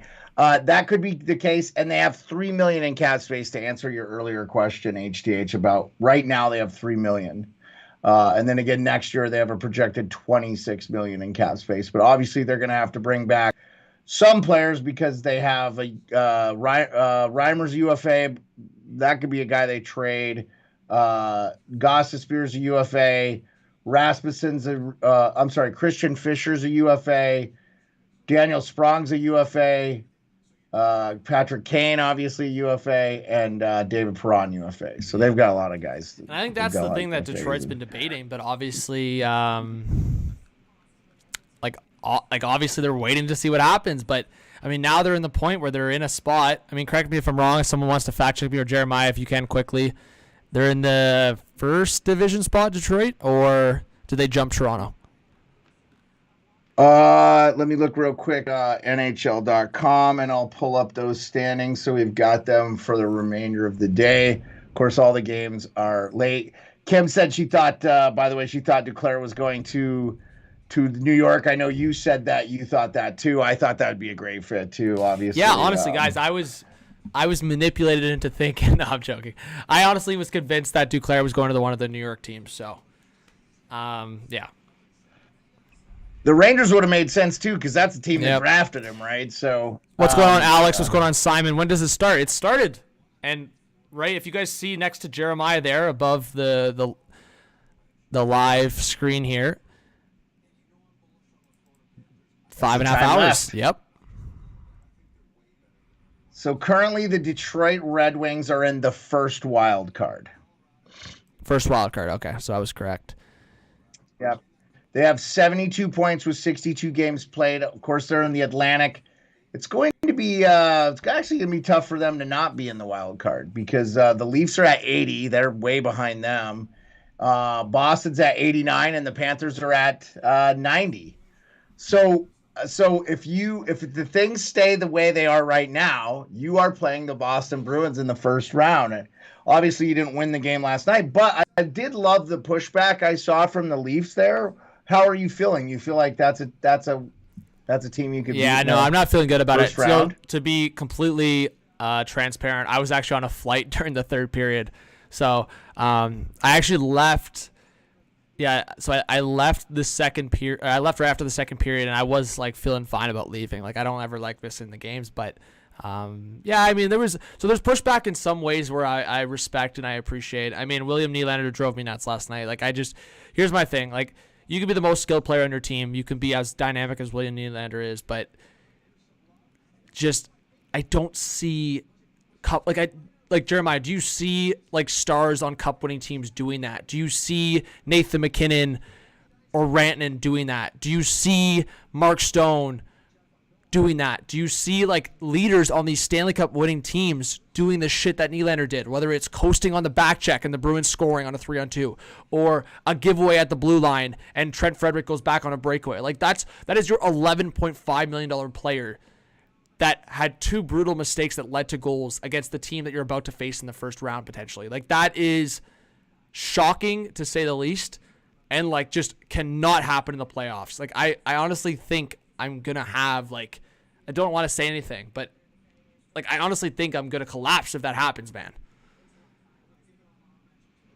Do you have buyer's remorse already on Nylander? It's not buyer's remorse. It's just like, it's just, bro, just play the way you were playing before the contract. It's just, I hate that. Like, you don't think players are going to do it, and then they do it, and it's like, are you serious? Like, in today's game of, like, mental coach, like, mental and physical coaches being what they are in today's game, like, I just feel like, how can you just have the driving factor of motivation with the contract be your main factor for playing well? Like, you were that skilled. Play the way you were playing before the contract, because now everyone's just going to look at it as, okay, he was just playing that well because he wanted to earn the bag, and then once the bag was earned, he's just going to start coasting again. Like, no one wants to see that. So that, it just drives me nuts. Yeah. So, anyways, we'll move away from the Leaf conversation. Oh, I got you. I got you. I don't know what to say, man, because I totally agree. I mean, I love teams where the players like take pride in the defensive play, and just as much as they do a goal. And I think once the Leafs get to that point, they're gonna be unstoppable. But right now, it's like they're not there. So I don't know, man. Yeah, it's not even like I agree with you on the defensive play. It's not even the defensive play though. It's just showing that. It's just showing the effort. Like, putting in the effort. So I saw a debate between Mike Johnson and Dangle yesterday, just like talking about if players care or not. Obviously, players care. But it's just a matter of, on a consistent basis, are you going out and busting your ass? Are you going out and putting everything you can into every shift? I know that's easier said than done, but it's just like, if you can't handle it, then just don't. Then tell coach you can't handle it. Staple your ass to the bench for an extra couple minutes and take a sit. Because, like, I'd rather watch Tyler Bertuzzi out there acting like he's got his head cut off, running around like a maniac, than watching what Nylander did last night. Which was awesome. Which was long past due for Bertuzzi, and I was really happy to see Bertuzzi was an that. absolute psycho last night, and I love to see it. Yeah. That's what you guys need from him, and I hope he's like Jeremiah, that. I mean, I've been like basically putting my respect and putting my I anyone that's like shit on Bertuzzi this season, I've completely been like, stop. Like, literally stop.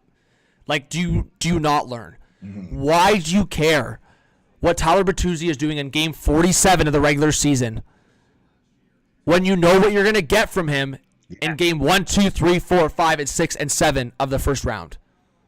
Like, Jeremiah, it drives me nuts. It's the same conversation I had last year with Morgan Riley. Like, why do you care what a guy's doing in game 36 of the regular season when you know he's going to perform every year in the playoffs? I'll say this, though. I think Riley's had a really good year. And it's funny to me, though, that the Leafs always play just lights out when he's not in the lineup. It's just so funny. It's such a weird thing.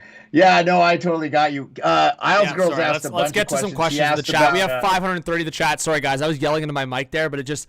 You know those certain conversations, certain topics get me really fired up. I know Jeremiah's not a stranger to it, so it grinds my gears a little bit, and I honestly get a little fired up. But anyways, I love it. It's good. You should, and you're passionate about your team, man. You care. It means you care. Let's see. Okay. Got an elite membership from Nux fan, by the way. Elite membership. Awesome. Yeah. So Kim, that's a good shout. Nux fan, thank you so much for becoming a member. Let's get some Nux fan hype in the chat. Kim makes a great point, Jeremiah. Honestly, I'm not gonna lie. I usually put these 2 and 2 things together, usually, but this one I didn't even think about because I was just playing the factor of like the fit. Barry Trotz had Beauvillier with the Islanders. Sorry, my apologies. I probably couldn't hear you, but. Yep, I said that's why I thought he brought him. I mean, he's a UFA anyway after this year, like you said, so it could just be like a tryout for him. I know he hasn't had a good year. I missed in you Chicago, saying that. My apologies. But yeah, I mean, he's a pending UFA, so he could just move on, but maybe he finds a fit in Nashville. I mean, I think the thing that's always funny about Preds players is like, I feel like even like, I mean, Ryan O'Reilly's finding that success right now is like, it could be like a middle six guy or a guy that's like not really highly touted, but I mean, I feel like a lot of guys just succeed in Nashville. I feel like maybe that's like a weird take to say, but I don't see too many guys go to Nashville and just like die out. I mean, the one guy that's like the outlier right now is Tyson Barrie, but like Nashville's also got like a lot of like random red shot defensemen. But so yeah, we'll see. Yeah, you're gonna play Roman Josi or Tyson Barrie. Exactly. Sorry. I mean, like Tyson Barrie on a team that needs a right shot D could play top line. Well, I was going to say, we're learning, number if one. we haven't learned already, we're learning very quickly from the last couple seasons that you cannot have like two dynamic offensive defensemen on the same team. Like it just doesn't work. And you could probably, like I just said, Bowen Byram.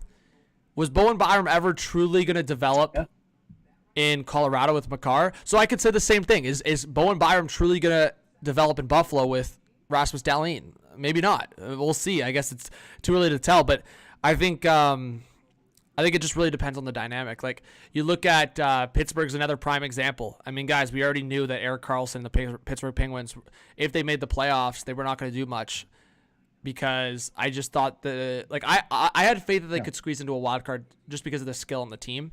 But in terms of the dynamic of winning a Stanley Cup, like Erik Karlsson and Letang, like you saw the Karlsson and Burns experiment in San Jose. Like it's just I don't understand why people see experiments like that and then try to do the exact same thing. You know what's funny though? Karlsson's played well. You know who hasn't played well? That's what I'm saying. Letang. It always affects one of them. It always affects one of them. Because guess who's been on the number one power play unit for most of the season? We have some breaking news, by the way. Elliot Friedman says Parker Wotherspoon extends in Boston. Jeremiah, you scared me. There you go. Sorry. It was breaking. Guys, the LOLs for Jeremiah in the chat. That's awesome. I love that. Bro, I'm like frozen in my chair. I'm like, what? What? Breaking news. Wotherspoon just fought Bertuzzi last night. Yeah. And they extended David Payne notices keep an eye on Vegas today. Some noise that Golden Knights pivoted after losing out on Gensel. We'll see if they can pull off something big. Per cap friendly, Vegas is just over 4.7 in LTIR space. I think Vegas is going to push for Toffoli and Buchnevich today. I'm with you. No. You think like both? One of them. Yeah, one of them. Oh, okay. Yeah. I think they have to get Buchnevich. They can make it work with his contract. They have $3 million in cap space because they retained on Hannafin and they retained on Mantha. Those were smart, savvy moves by Kelly McCrimmon, and he can add Buchnevich. I think Doug Armstrong is probably waiting to see if he can get the best offer. Now, for someone like that, do you wait till the trade deadline or do you wait till the summer? But honestly, I feel like, teams might be more desperate to give up more at the trade deadline. So in some regards, the trade deadline can be beneficial for these GMs that are trying to sell. Like, let's just see. Let's see what Bill Armstrong is doing with the Arizona Coyotes. I'm so proud of myself, by the way, when we were at the Hockey Hall of Fame together that I went up and talked to him about the Bill Armstrong burner account. Beauty. Yeah, no, you know what? That I was actually saying that yesterday to someone on the Daily Faceoff team that Sarah Valley was a great interaction, and I know you had Tyler on the show. Like, those guys are good guys. But so I would I know, Jeremiah, you're always over there. I would definitely like to collab with those guys at some point. I'll talk to Tyler or one of those guys on the side. But, yeah, no, I honestly think you have collabed. You've had Johnny Lazarus on your show before. I forgot for a hot second because at the time when I had Johnny Lazarus on, I don't think he was with the Daily Faceoff yet. No, he just started with Morning Cup of Hockey with him. Anyways, we got Jeremiah. That is crazy. Not even 10 o'clock. We have 600 people in the chat. Wow. Let's go, guys. Yes. Hit that subscribe button if you're new. We're almost at 51K. How many are away? Ooh, we're 30 away. I don't know. 30 away from 51,000. We need 30 more people to subscribe. I guarantee there's 30 people in here that haven't subscribed yet. I guarantee it. Get it. All right, so let's finish our good old game here. We're at 13 on the trade bait board. Let's add 7 more names here, Jeremiah. So let's see. Okay, so Scott Lawton 13. Okay. 14 will add Nick Dowd because a lot of people talked about him in the chat. Yeah. Yeah, he's been on the boards too. I mean, I think where there's smoke, there's fire. I think if McClellan got the right offer, he'd trade him. I don't think he wants to retain. Yeah, I agree. Lars Eller, maybe. What do you think? A lot. So I saw Mike in the chat. Big shout out to Mike. I appreciate you, Mike. And Luke, shout out. A lot of people thought that the Leafs are going to flip one of their D-man, whether it's TJ Brody or Liljegren. Liljegren had a really rough game last night. I don't know if I'm on that board because I don't think the Leafs are in the business to be moving defensemen out. Dale says, okay, I will subscribe. You guys sound like you know what you're talking about. Dale, it sounds like you know what you're talking about, man. Thank you so much for subscribing. I really appreciate it. Big shout out to Dale in the chat, guys. Yeah, I mean, I'm a hockey writer now. I work for Fans First Sports Network, and obviously my podcast is through them. And I read everything I can and follow everything I can. Hockey, just like all the other insiders. I just happen to live in Alaska. What a legend. And have a Guys, he beard. lives in Alaska and has a beard. Legend. I honestly think, Jeremiah, your beard is probably the most recognizable in hockey. I don't think anyone has a better one right now. I'll take it. Maybe Burns, probably. Sorry. Yeah, if you're excluding players. I was talking to a Jets fan yesterday. Alex Iafallo hasn't had a great productive season in terms of points. I think he's got like 20-something points in 60-something games. The Jets are looking for a top 6 winger potentially today. They might stand pat. Duffy was just talking to Shovel Day off. Do you think Iafallo could be a potential trade candidate today, and do you think the Jets will make any more moves? I would like to see them make one or two more because honestly, man, I root for that team so hardcore. I want to see them win.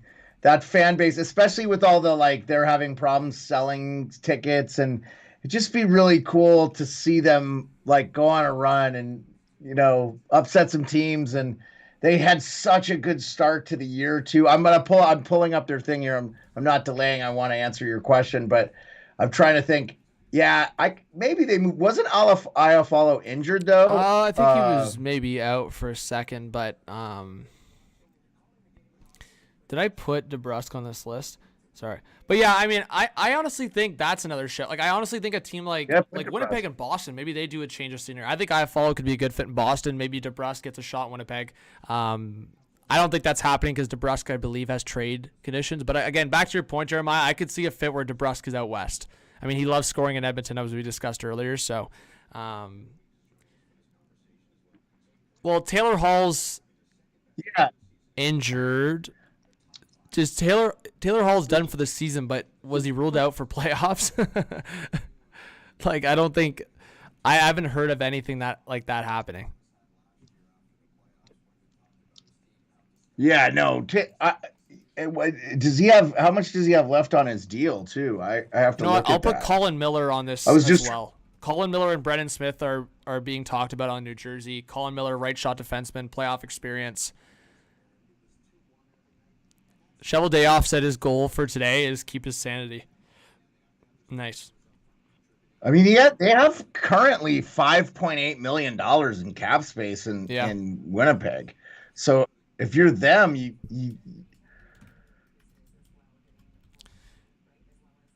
probably want to add something. So Cruz Lucius's brother Chaz Lucius is in the Winnipeg system.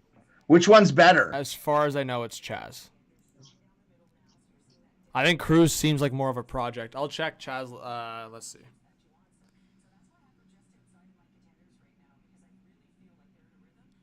Because last time I checked, I'm pretty sure Chaz Lucius had some pretty decent numbers in the AHL.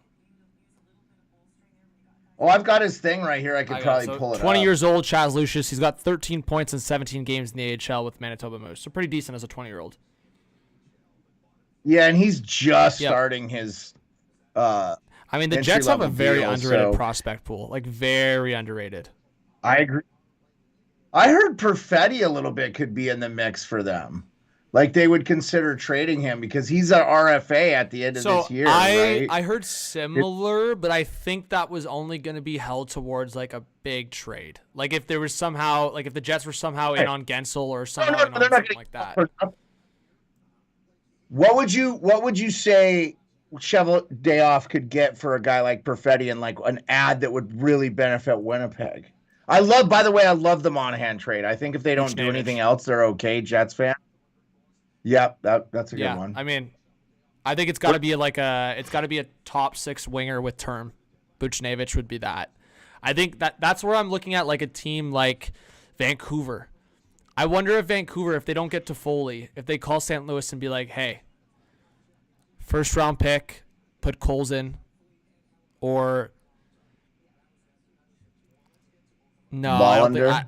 I think if they didn't want to trade LeCarry, Mackey, or Wallander in a trade for Gensel, they're not going to do it for. I don't think they'll do it for Buchnevich, even with the term. I actually respect what Alvin and them are doing. They're making big moves. They've already kind of made their moves. I mean, I know that Lindholm isn't working out.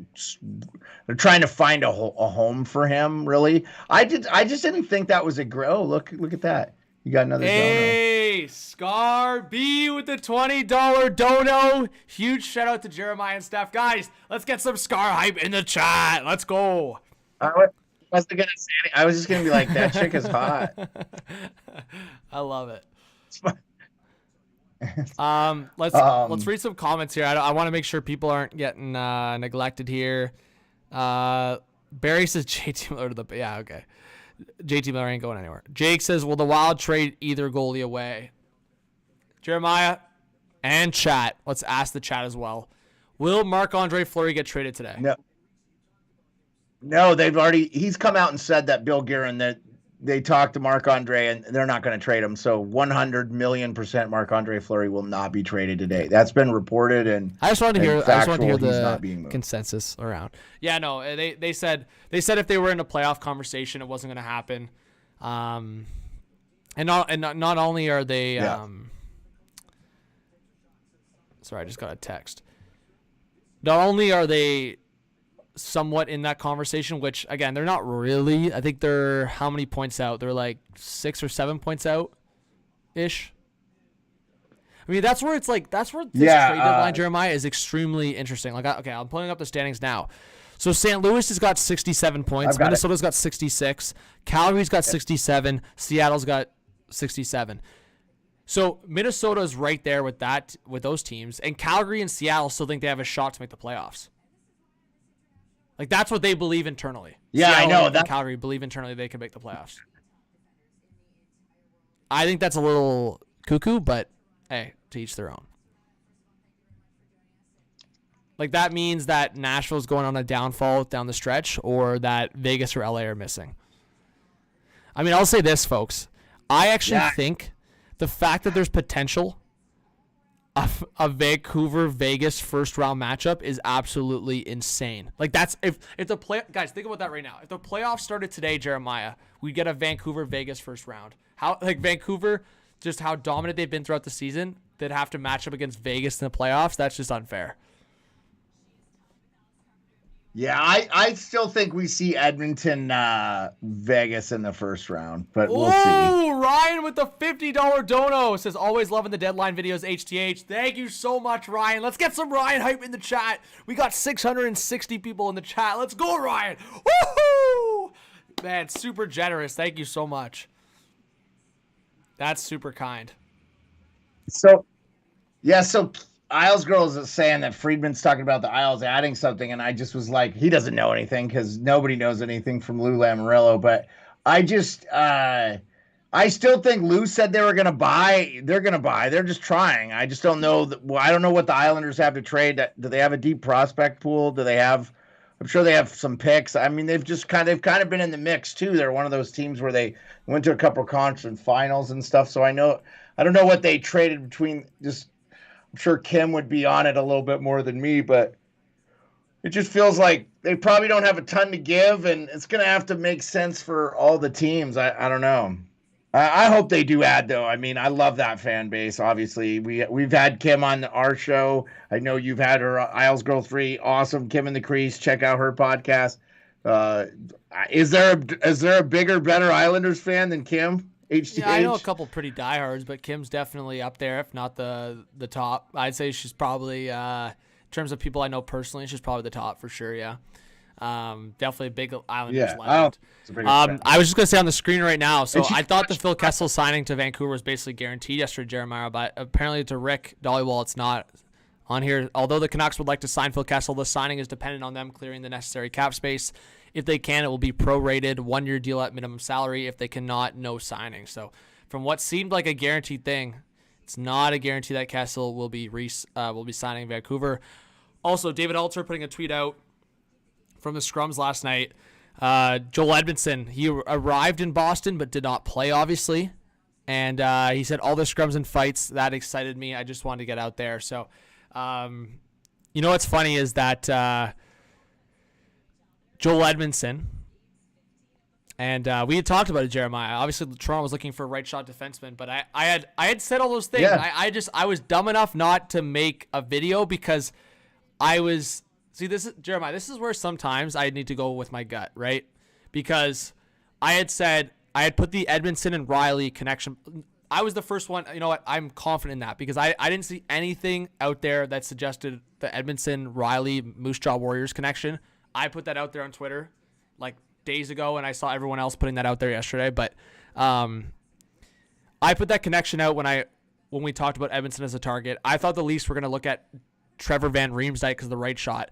I should have trusted my gut with the Edmondson shout because I was just listening to Freeman in my ear and all these guys in my ear going, the Leafs are looking at right shot guys, only right shot guys. They're only looking at right shot defensemen. You know what I mean? Like that was just like the message that was being sent. And I was looking at all these reasons why Edmondson would be a good fit. 6'5", has heavy playoff experience, Stanley Cup winning experience, Stanley Cup final run with Montreal, showed that he's really good at boxing guys out in front of the net, which has been a problem for Toronto.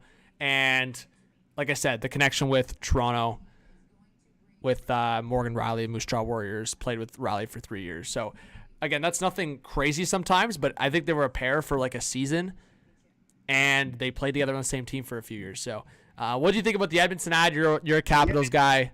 Did you think it was a good move for Toronto at that price?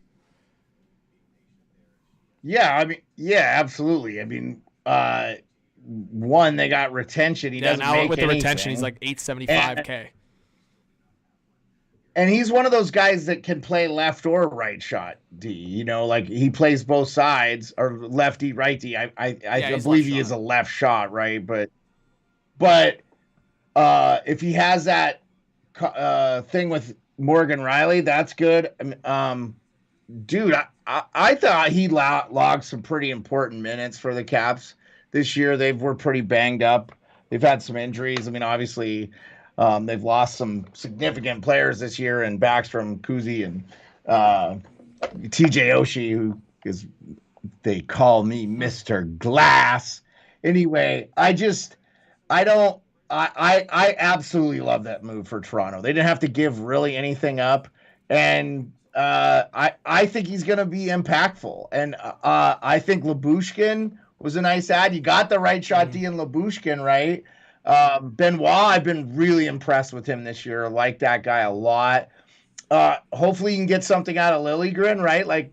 Like, or maybe they move on from him. But Liljegren's an RFA too, right? So would make sense if they were able to get something back. It's just you guys have to make the salary work, right? Like that's where you're at with the Leafs. I mean, because they have. Also, I have to give a big shout out. One of the OG founders of Bottom Line View and was a key contributor in Hot Take Hockey Origin. Fitty Trent's in the chat says, "Look at these fellas delivering the highest quality hockey content out there. Big congrats, man, Fitty. It's been a while, man. I hope you're doing well. Big Canucks guy, Vancouver native. Let's get some shout outs for Fitty Trent in the chat. Legend. And we'll have to get Sabalski in the chat at some point here in the near future. But yeah, Fitty Trent, if you want to drop a prediction for your Canucks, if you think they're going to get Toffoli back yeah, Jeremiah, on that point, I mean, I'm looking at, so if the Blues and Leafs thing is not going to work out today, I'm looking at the two teams they're going to be talking to is Philly and Arizona. I think Arizona specifically, I've seen some hot takes in the chat. I mean, Krause and Dumba would be guys that, again, I don't think Arizona's trading Krause, but I'm just saying in terms of fit, in terms of guys the Leafs want, they want a big middle six swinger, which is Krause, and they want a right shot defenseman if they can today. Chris Johnson said yesterday that the heavy lifting's done for Toronto, which is, I think, extremely embarrassing if that's the case, because heavy lifting, when was the heavy lifting done to begin with? Like, again, we just gave all the reasons why Edmonton's a great fit, but Jeremiah, for a team that talked about making that big addition, like, can we really say that about Edmonton, like, to a large degree? Like, he's a good fit for the team. He brings an element, but, like, Joel Edmondson is at most, I think, a fourth defenseman on a team. That's not a big swing in any regard. And I think... I get it, but sometimes it's those little moves that make a difference, that put you over the top, that you don't see coming right away. And I know it's easy to be pessimistic in Leafland because it's been tough sledding for a lot of years, but sometimes, I mean, look at Tree Living's, I mean, you have $369,000 in cap space right now. You're going to have to move something significant out. You're going to have to subtract from your team, which is a good team. I mean, right now to add something really good that's really going to benefit your team. So sometimes you can't make the move, and maybe it works out and all the players relax and settle in. And I think we're really going to see what's what after this trade deadline with, like, who's the real team and stuff. I mean, I saw a metrics thing that was reported that the Vegas Golden Knights increased their Stanley Cup championship by 2%. And Edmonton, with their trade, which was a significant trade, was like 0.02%. So it's like you just don't know. Like, there's also like injuries and stuff. I mean, I just feel like I have a sneaking suspicion the Leafs are going to be shocking some teams this year. I think. I've been impressed with some of the runs they've gone on, and I know they haven't been as good defensively as they has been in the past, but sometimes you got to struggle a little bit to remember like where you need to go. I don't know. I feel it's probably easier for me from the outside looking in than you. You're there. You're in the heart of it. You see it. You read all this stuff. I don't know. We'll see. I like the Edmonton ad. I think you do what you can with what you have, and Tree Living didn't have a lot. They didn't have any second round picks for the next 3 years. They don't have a second round pick, right? You don't have the 2025 pick, first round pick. So, you just got to do what you got to do. So I don't know. I think the Leafs are going to make some noise in the playoffs, whether they make this roster, like better, or I think they got to go with what they got to go with, and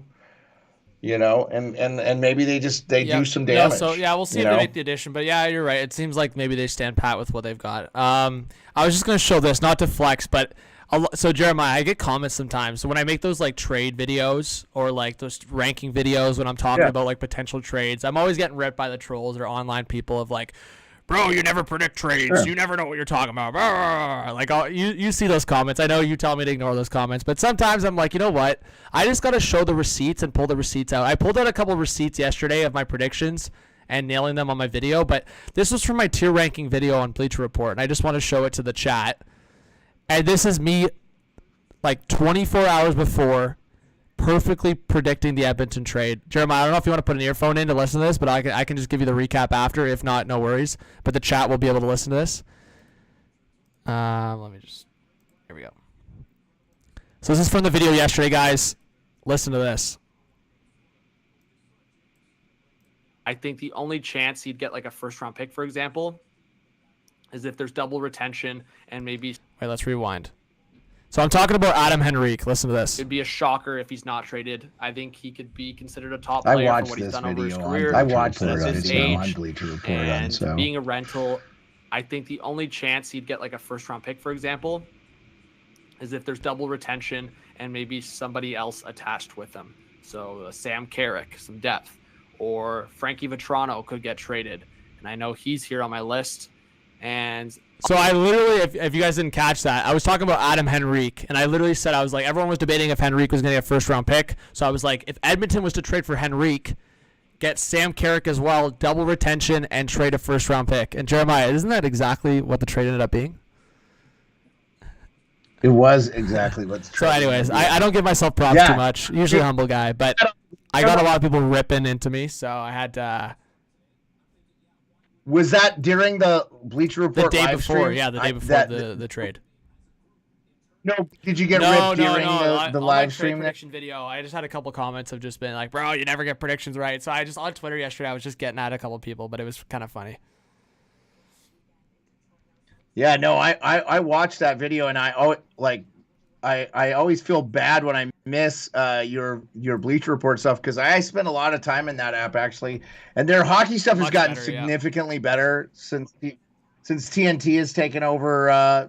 They still have a lot to be desired, but Sarah Sivian, I think, respected. They got a couple of respected writers, Garrett's, a couple of guys that are in the fold there in Bleacher Report. So, and I love seeing you and your buddy Mitch. I see him too there Mitch from time to time. Beauty. He's doing a lot for them on the football stuff, which I know that's king. Here we go. Toffoli would be big game hunting for the Canucks if they can make it work. Acquisition cost would be high, plus you need a third team to make the money work. Jason Zucker is someone the Canucks will check in on again. Alexander Barabanov and Victor Olofsson are of interest as well to Vancouver. Those would be very cheap options. San Jose, you know what? I want to adjust the list a little bit here, because I heard yesterday it's very likely Barabanov will get traded. Former Leaf. Got traded to the Sharks. He's been a good fit with the Sharks. And I do think he's going to get traded. So I'm going to take, let's see. I'm going to take Lars Eller off the board for now. Put Alexander Barabanov, because I don't think I have Barabanov on the list right now. No. And because I don't want to jinx the Lawton thing, I hope Scott Lawton does get dealt for some big moves today. But I'm going to put in Lawton's spot, I'm going to put Victor Olofsson. Because Victor Olofsson, we know Leafs media can be a very positive thing or a very negative thing. I'm telling you, Jeremiah, when Victor Olofsson scored on that left side, buzzing next to Morgan Rielly, it was on SportsCenter. I watched it probably like 5 or 6 times, the Victor Olofsson goal. So a lot of teams got a hold of that going, oh, Olofsson can still score. Well, maybe if we get him 50% retained for Buffalo, we can slide a little 3rd or 4th round pick to Buffalo's way. I don't think it'll be a 3rd, like 4th probably. And then get Victor Olofsson as a secondary scorer. Cool. Any updates with Phil? Yeah, I just read the update. So apparently the Canucks are trying to clear space. They're going to sign him for league minimum if that can be done. And Anthony DeMarco, as I'm talking about Lawton, there you go. He says nothing new on the Lawton front so far today. He also, I saw this yesterday, I'm sure Philly would consider a waiver claim for some goaltending insurance. Hesitation with Ranta may be his AAV, $1.5 million. But here's the thing, Jeremiah, and I saw this the other day with another Flyers reporter, is I don't know if you knew this. I actually didn't know this because I didn't look closely enough on the Flyers cap friendly. The Flyers aren't utilizing Ellis's LTIR. Like, they have the cap flexibility, and they're not even utilizing his LTIR. So if they put Ellis on LTIR, they all of a sudden have $6 million of LTIR space. So they could. Why are they not?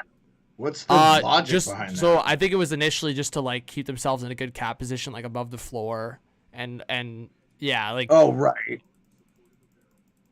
Yeah, I think some teams just like don't utilize it because. At the end of the day, I think for most teams, and again, I'm not going to really speculate here, but it's like anytime you put a player on LTIR, it just brings more eyes from the league to you as the team. So, right, but he hasn't. No, I know. I don't think there's any speculation around Ellis or like other guys like that, like a Jake Muzzin or any of those guys. But you always get checked in from the league just to see the guy, and he's got to go through his. So I mean, again, that's me speculating. I don't actually know the reason.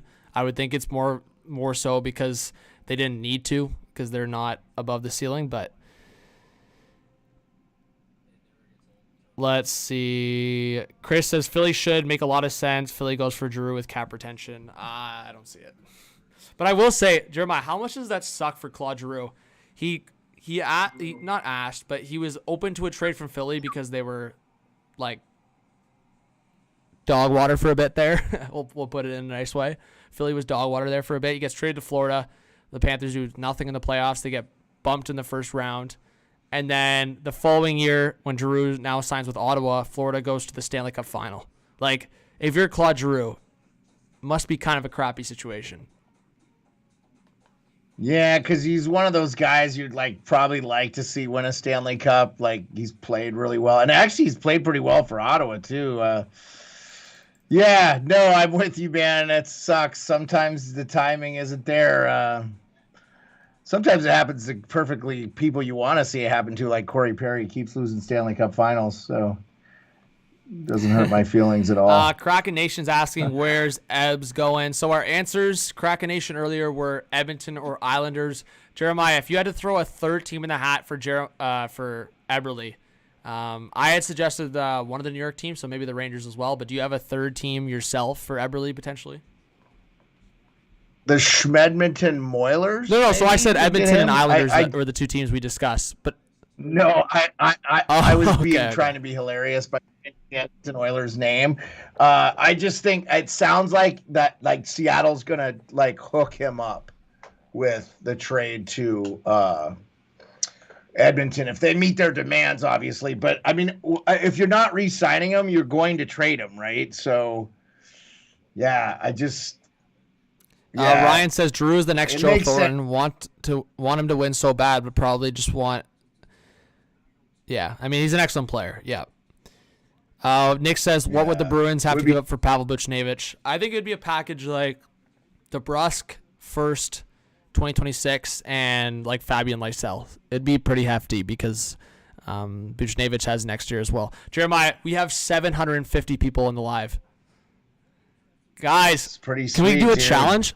Jeremiah, what are you thinking? 1,000 people in the chat by 12 p.m.?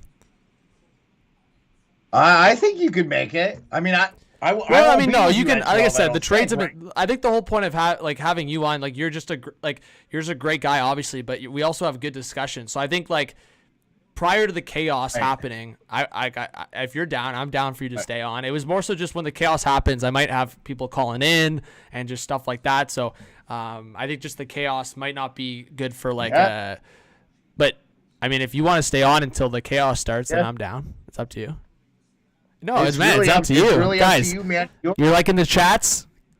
But I want Jeremiah to see it through. Let's get to 1,000 so we can get all 1,000 people to go raid the Sports Beard comments. Let's go. But yeah, guys, make sure you go subscribe to the Sports Beard. Just an absolute great guy. I'm not going to. Our recap show will be Monday night. Well, there you go. Monday night. Brandon, the member, 33 months.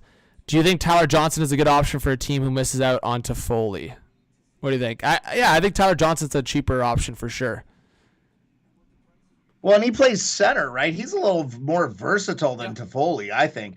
Maybe not the goal scoring threat and the body that Toffoli has, but with Tyler Johnson, you're getting a pretty versatile Stanley Cup champion guy, could win some faceoffs. I know he's had some injury problems this last couple years with Chicago, but probably don't have to give up what you'd have to give up for Toffoli. So I was going to say, a lot of people criticize Dubas for signing Lars Eller to the contract. I mean, he's about $2 million per year. Keep in mind, folks. So again, I'm using a Leaf reference here. Dubas is a former GM of the Leafs, so I can use this reference pretty easily. But David Kampf is at $2.5 million. Eller's at $2 million, and he actually has Jeremiah. He has 12. I know he's played third line a lot, so it gives him more ice time, but Lars Eller has 12 goals, 21 points. For a guy that's playing bottom six and a lot of fourth line, I mean, that's an all right potential pickup for a playoff team at only $2 million. You don't have to describe Lars Eller to me, man. I will always love that guy in a huge way for one very specific reason. But the Tiger comes to play, man, especially in the playoffs. He's a bigger body guy. He's not a terrible skater. He's decent in the faceoffs. I think here's some cheaper options for teams that could probably add some, a decent two-way forward that is gonna pot you some goals in maybe some key situations. He might have on his resume, I don't know, you might have to check, you guys might have to check, but I believe he has a Stanley Cup clinching goal. Yeah, I think that's pretty accurate. Not too shabby. I know it was 6 years ago, but still, and obviously I watched the entirety of the game yesterday between Pittsburgh. and the Caps. It was probably one of my favorite days, although a little bittersweet though. Really sad to hear about Tom Wilson's grandfather dying yesterday at the same time. And so pretty cool that Wilson had that like emotional first goal of the game, shorthanded. So anyway, T's and P's to Tom Wilson's family. But yeah, why wouldn't you add a Lars Eller? And do we have him? We don't even have him on our top 20.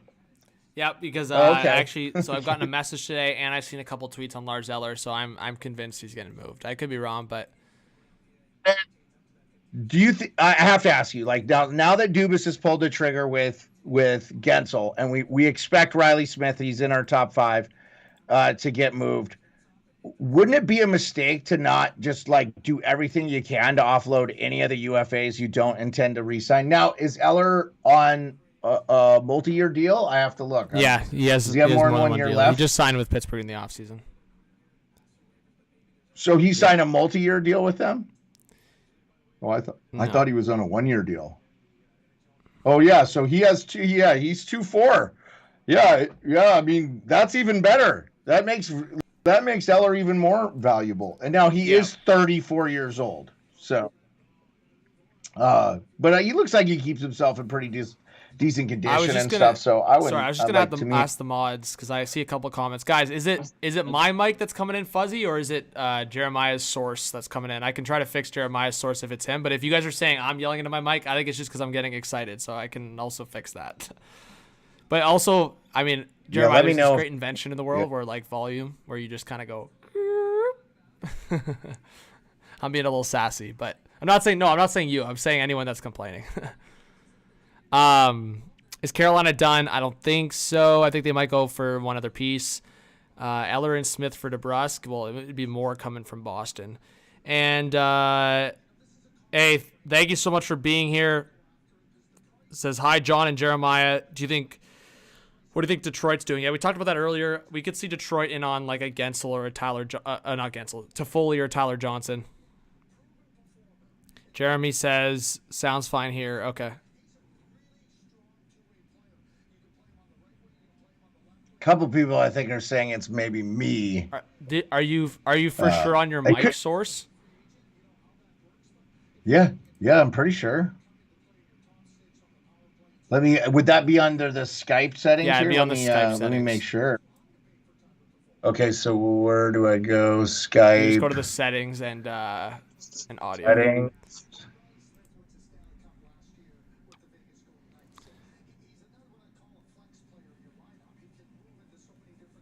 Honestly, Jeremiah, I think it's fine. A lot of people, there's people on the internet that like to complain. I think it's fine.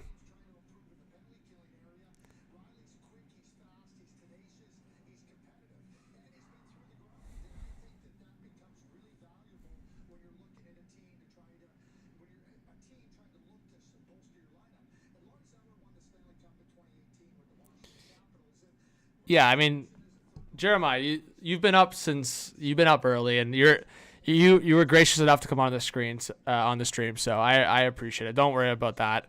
Well, I definitely don't want it to be Yeah, people would say maybe it's just your nice raspy voice, Jeremiah. They're not used to the Alaska represent.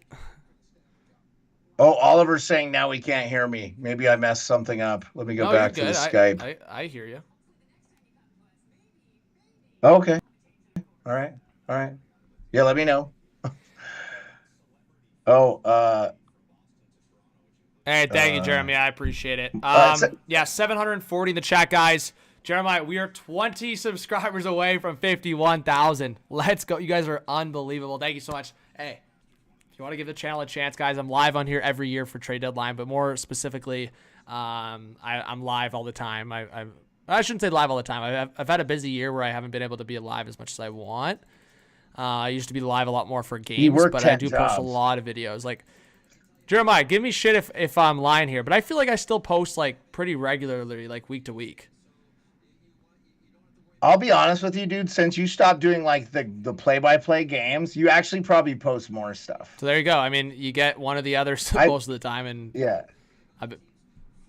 Yeah, you're not doing the live stream games, which I know that's where we get together and watch hockey and stuff as much. And when you do, it's mostly just Leafs. But you are putting out so much video. Like I'm almost in like you do a lot. Like you're always pushing me to do more by the amount of content you put out. So I really do think you're still doing quite a bit, considering you have like 10 I jobs. appreciate that, man. So. I have a little report here. So apparently there's been teams that have been offering Eric Brandstrom a mid-round pick. Offering Ottawa a mid-round pick for Eric Brandstrom. And Ottawa's expectation is they will accept a second-round pick for Eric Brandstrom. That's a good deal. Why not take a run on that guy? Do you think that's a good bet? Second-round pick. So here's the thing, and this is why I get frustrated with some Leaf fans online. How on earth can some fans out there say Liljegren has no value if Brandstrom's being offered a mid-round pick, and I think Liljegren is better than Brandstrom and a right-shot defenseman? Maybe I'm biased, but I think Liljegren's been more productive, and Liljegren's also a right shot guy. And I mean, Jeremiah, don't we talk about anytime a guy's like at least 6'1", 6'2", and he's right shot, it's just like the value just goes up by a couple draft picks. Yeah, no, I totally understand that. I mean, let me ask you this though. Ottawa doesn't need to add players. They can take the second round pick. They're not going to make the playoffs. You're going to trade Liljegren. Let's say you're going to trade Liljegren as the Leafs. What do you need in return? And plus, do you get enough off the salary? No, he just makes like 1.4. So again, I do want to preface this. I don't think any team's actually going to give Ottawa a second. I don't. I just think, like I said, for a contending team, like I just don't, like, off the top of my head, I just don't really like see many contending teams who like are desperate for a left shot guy right now. Like, here's the thing: Washington traded the first for Sandin last year, but I think there was two reasons for that. One being Washington was like completely empty on that left side, especially like all they had on that left side in terms of like significant guys. Correct me if I'm wrong, Jeremiah, was Rivalry. I think that was it. Yeah, and he's banged up this year too. So yeah, so like Sandin has not only proven his value with Washington, but he just signed a long-term extension. So that trade worked out for Washington. But and he's young. But my point is, Brandstrom's never shown to be a potential top four guy in recent memory here. He's just shown to be a bottom pair guy with Ottawa. Yes, it's hard to do that when you're behind Chabot and Chychrun, but it wasn't always that. Like, they didn't have Chychrun and Sanderson for that long. Like, Brandstrom had every opportunity to claim a spot on that second pair consistently, and he just didn't.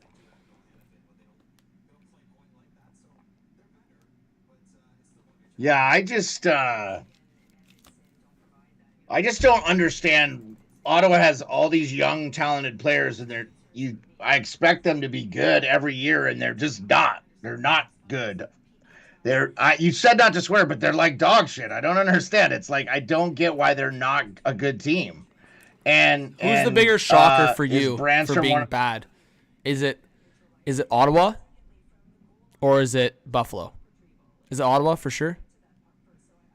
Yeah, so to me it's Ottawa. Because like I think Buffalo had. I mean, man, you were like hyping up. I mean, not to say that you were in the wrong. I think Tage Thompson's just having a really weird year, but I think you were a big fan of Tage last year, and I think we were talking about it late last season that Buffalo would be a team to watch for this season.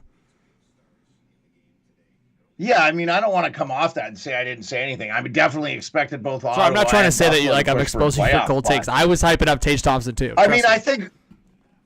No, but I think, like, let's be clear, like, straight up, the goaltending has been a huge issue for both those teams. That's real. They have super high level talent in like Tage Thompson and Rasmus Dahlin. And you could like Brady Tkachuk, and I really love Shane Pinto. I'm like a huge.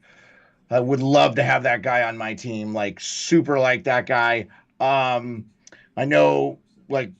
And then, like who else on, I mean, Stützle's not having a great year, but last year he kind of had a great year too. So you could kind of make this scenario that Tage Thompson and him have both had a little bit of down years. So that sort of makes sense too. But, I wanted to ask you, is there some underlying issue we're not seeing? Cause like I've heard some rumors about Jeff Skinner, not a great guy to play with and stuff like that. Tim Peel came out on his podcast, Stripes and Snipes with Jeremy Roenick and said he's basically one of the least favorite players he's ever had to deal with. He's bitches and complains all the time on the ice, and he thinks he's a scumbag. I just was in Florida and I watched the Florida Panthers play the Buffalo Sabres, and Buffalo looked pretty good. You know who didn't really look good in that game? And I watched specifically because of that was Skinner. And he's got like an albatross for a contract. He makes over $9 million. So I wonder if there's some other under. Like, is there somebody a douche?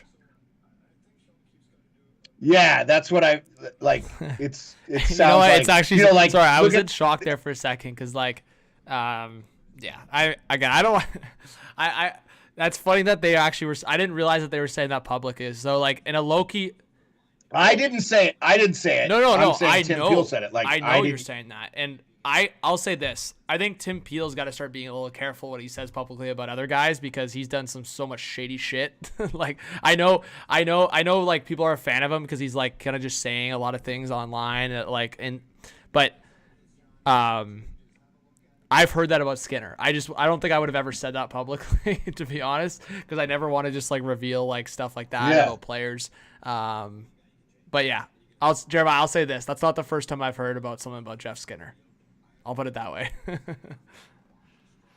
Yeah, no. And look, I mean, there was probably a reason that the Carolina traded him. You know, obviously he got that big deal. But I mean, can you think of a more overrated,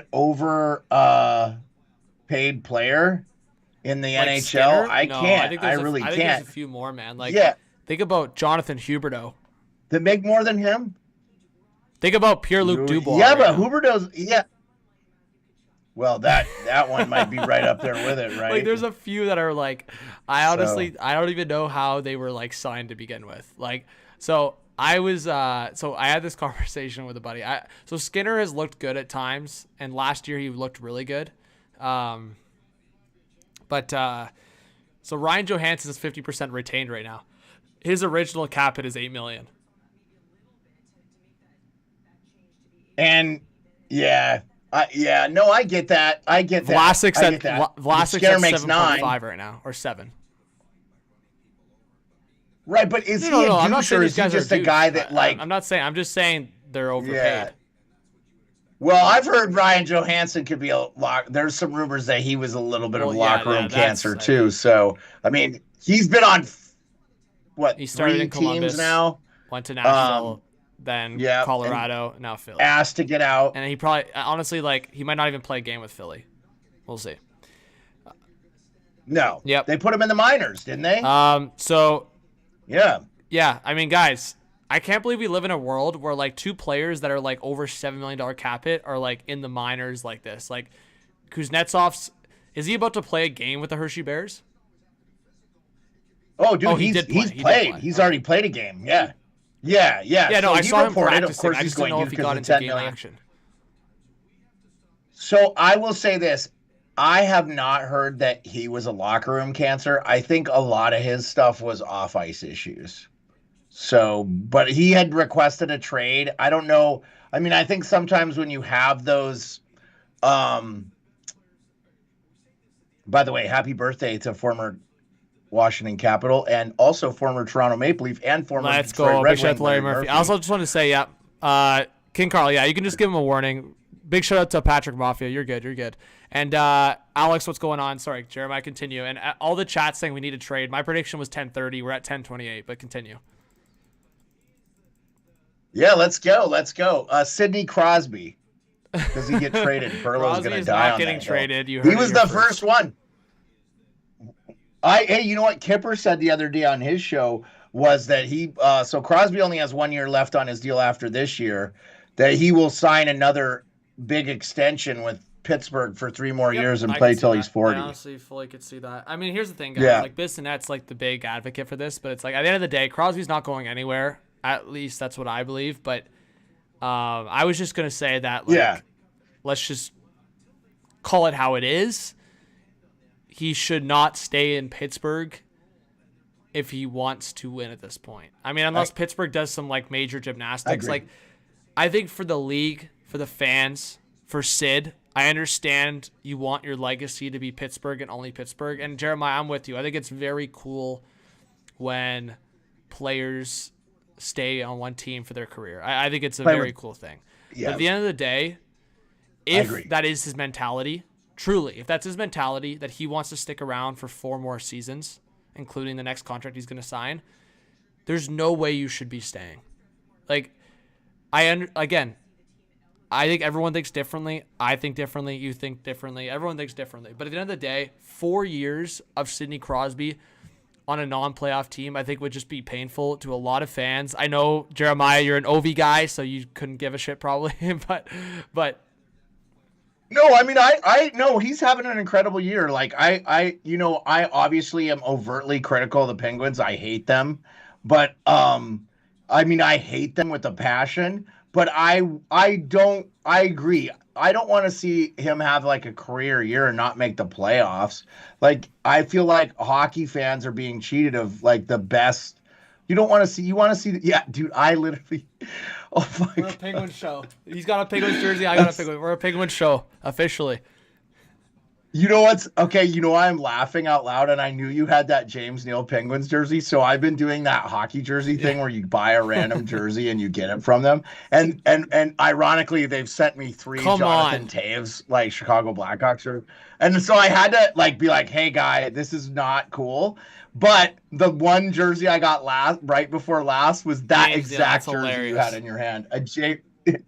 Which is like, I hated that guy. I hate the Penguins, but I'm like, I mean, above me, I have a Mario Lemieux like Stanley Cup one, right? Which, I respect them, but I hate them. Oh, I was just going to say, before your question, I agree. Most trades don't happen until after 11 a.m. And 2, we are 10 subscribers away from 51,000. That's insane. We're over 800 live viewers, so over 800 live viewers, not even 11 a.m. If we reach 1K by 11 a.m., that's next level. I don't think we've ever done that on a trade deadline stream before. I wasn't paying attention to the numbers. I mean, dude, we have shot up. Yeah. This is incredible. Awesome. Jeremiah, I think even though, you know what? I mean, here's the thing. I told you before the stream. I say it every year. I want to just like call guests in and do that. It's so much easier said than done because like I'm a one-man show with the production and like bringing guys in from Skype. Like It wasn't like this bringing you on Skype. Like it was easy. It was fairly easy, but it's not like this. So, I mean, hey, if you want to stay on for the day, man, I don't want to cross the vibe here and thinking I don't want you to be on. It has nothing to do with that. It's all to do with the fact that, I mean, if you guys look at the screen's pretty packed up. So it's like to bring on another guest on this screen right now would be virtually impossible. You know what I mean? So no, I don't mind popping off if you need me to pop off. I let me just say, if you also like want to do some production stuff and let me just talk to the chat while you're doing that to bring someone on, and then I can come off just while you talk to that person and just sit in the back. Okay, well, man, I appreciate that. I was never going to ask you to do that, but I appreciate you putting it out. I could do that too, whatever you need. Because I totally understand, man. Like, I have to jump and leave and I just tell Perlo and Rico, hey, talk about hockey while I do this stuff, because I do the exact same thing as you. I produce everything myself. I have to do it. Hey, George, thank you so much for subscribing. And branched him to the Red Wings? Maybe. Actually, sorry, can I just say something? That's actually a good hot take. The Ottawa Senators want a right-shot defenseman with term. The Detroit Red Wings love their Swedes. Maybe Brandstrom to the Red Wings for Justin Hull and a draft pick? Yeah, like a 3rd rounder. All right, that's a good mock trade. There you go. That's a mock trade. Boom. Brandstrom to Detroit, Hull and a draft pick, 3rd round pick to Ottawa. All right, Jeremiah, sorry, what was your question? Oh, yeah, I just wanted to ask you about the Marchand hit on Nyes. Did you think that was on purpose? It looked accidental to me. Yeah, Marchand. So, again, I try to be very not biased with these things. I'll say this. I think it was accidental to the point where contact was inevitable, and I think it was. So I'm coming from a hockey perspective. If I was playing a rival team, and I'm thinking of other guys on the Leafs if they would do this. If this is Bertuzzi too, I'm thinking there's a high potential of Marchand seeing him, debating if he's going to avoid him, and then making the contact. Kevin Weeks on the phone. Yo, Jeremiah! Washington and Carolina have been discussing a Kuznetsov deal. Oh, really?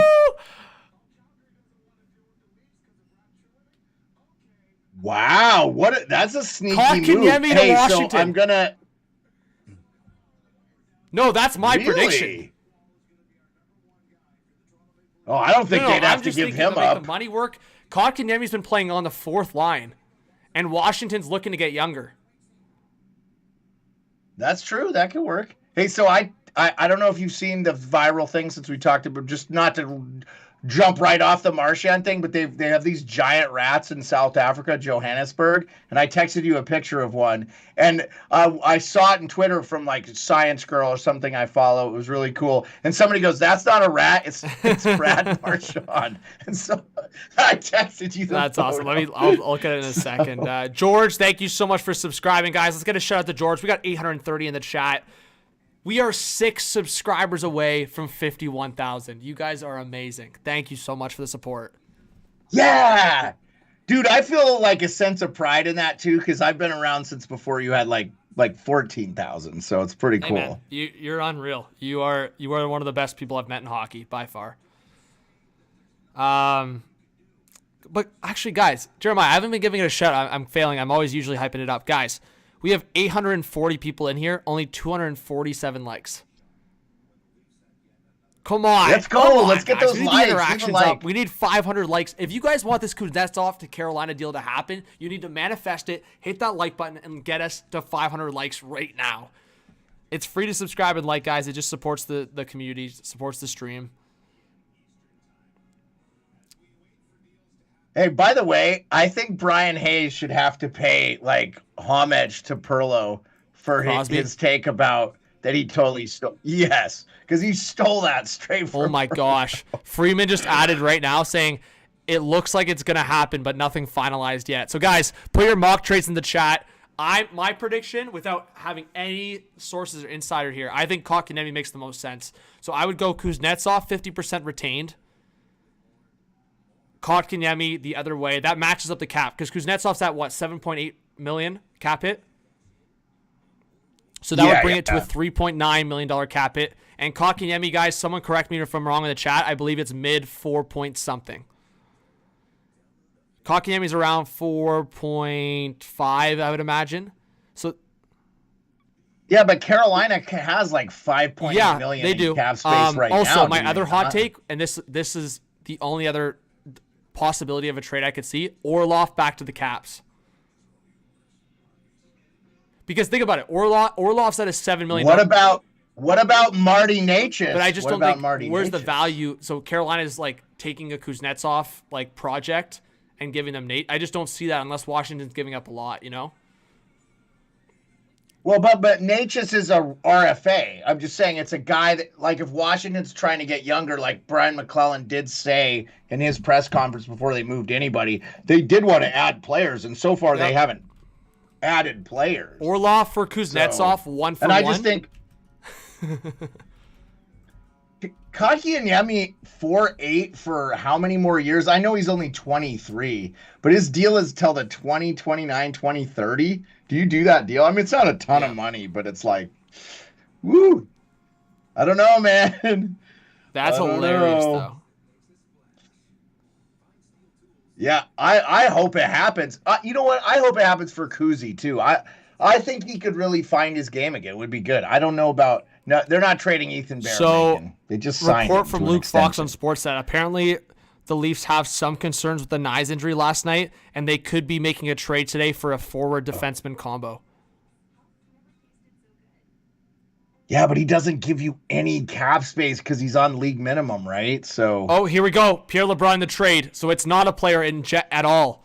But as I predicted, Washington retaining 50%. So the trade is Kuznetsov trade to the Carolina Hurricanes, 50% retained for a 2025 third-round pick. There you go. There you go, Pierre LeBrun, yeah. So I thought there was going to be a contract going back to Washington, but clearly Carolina has the cap space. They don't need to send a contract back, and they're going for it. Well, and Getzel's on LTIR. So they can use him. They can just leave him on LTIR. But I think he was expected to return within the next week or two. No. Right. Yeah. I mean, he's coming back from like a broken finger. I don't think it's it's not a big injury or anything. He's been skating and everything. So, yeah. Well, there you go. Good. Wow, dude. Honestly, I never thought they'd ever be able to trade Kuznetsov. I mean, there goes the cap space. I believe we have 915 in the chat right now, guys. I believe that. Hey, John. That locks in Washington's 3 retention spots. Correct me if I'm wrong. That does. That's what I was going to say. They will not be able to retain on Max Pacioretty. So, but he's only makes $2 million. So, any other trades will have to be straight trades. Yep. So pending the trade call, big shout out to Pierre LeBrun for having that one. Yeah, he was on it. So Jeremiah, as a Capitals fan, this is perfect to have you on. Give us your sense on Kuznetsov as a player, where you think he has. Without talking too much about the personal and behind the scenes issues, but just like, where do you think he's going to be at going to Carolina and just the value in the Caps perspective? So I'll just say this. Amazing the Caps got anything for him. But, you know, he's still very skilled and has, like,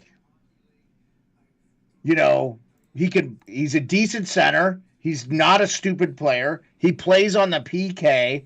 I mean, I think Brind'Amour is going to really do well with him. And look, here's a guy he could have. A lot of people said he could have won the Conn Smythe the year the Caps won the Cup again 6 years ago. I totally understand it, but he needed a change of scenery. Orlov, he knows Orlov is there. You got some Russian players on that team. I think he could slide in there and really help Carolina. It's a nice. They don't have to give anything up basically for him. They don't have to deplete their roster. I mean, if he doesn't pan out, they don't play him. You know, I love the move, and good on Don Waddell. And I know D. Ely was in here earlier. He's a big Canes fan. I see him in a lot of chats and stuff. Like, the Canes needed to make some moves. And yeah, I mean, as you said, like, Kuznetsov has a Stanley Cup, 1, and 2. Yeah.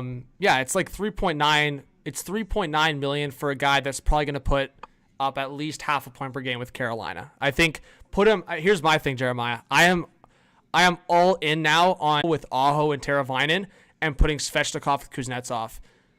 Get the fellow Russians together, but also I think Svechnikov perfectly complements Kuznetsov. Kuznetsov sometimes is a bit of a floater. Sometimes he kind of hangs in around the weeds. You know, Svechnikov's going to go in the corner in the dirty areas. Yeah, absolutely.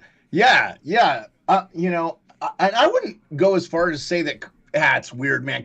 You could kind of make the comparison that Kuznetsov is a little bit like a Willie Nylander type player. Obviously, Willie's a little smaller, faster type guy, but I love the move for Carolina. Low risk, no reward. No risk it, no biscuit, right? Like I think it's a great move. And by the way, we have our top 20. You have this. We didn't have Kuznetsov even on the list. Jeremiah, I blame you. You told me Kuznetsov wasn't getting traded. Well, dude, I just didn't think I'm joking. I'm not going to blame you. But I did say, I was like, if it's 50% retained, I see a team taking a flyer on him. I honestly didn't expect Carolina after the Gensel move, but it makes a lot of sense. By the way, Carolina has retained salary on Ilya Lyubushkin, just randomly. Because Carolina got a 4th-round pick from Toronto for doing that. So that's pretty okay. funny. Oh, hey, is it okay if one of my course. dogs comes on the stream? Oh my gosh, guys. Okay, Jeremiah, this is a lot of ones. We are 1 subscriber away from 51,000. We are 1,000 live viewers in the chat. And we have 1 trade on the board. Can we get W's in the live stream? We have 1,000 people watching. Make sure your pup knows. 1,000 capes. This is KP. 1,000. Uh-oh. All it takes is one phone call to change things, but the sense from Jeremy Rutherford is Buchnevich will remain with the Blues. Oh. Boo. Can we get some boos in the chat right after we got some W's? No. Boo. And we just got 51K. 51K hype in the chat. So much is happening on this live stream right now. 51K hype. 51K That's unreal. hype. Sweet. Yeah. That is cool.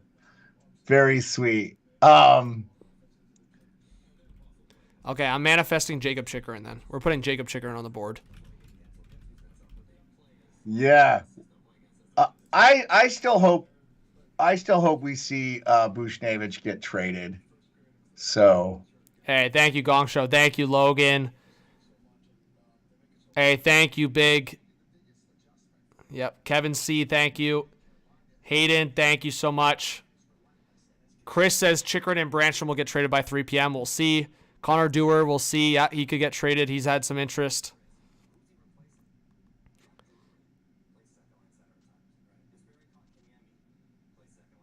So, yeah, again, the top 6, Jeremiah, that's got to be up there for one of the better in the Eastern Conference. Gensel, Aho, Teravainen, Svech, Kuznetsov, Natchez. Here's the thing. Kuznetsov's a big wild card in that top 6, but having Gensel in there, it's right.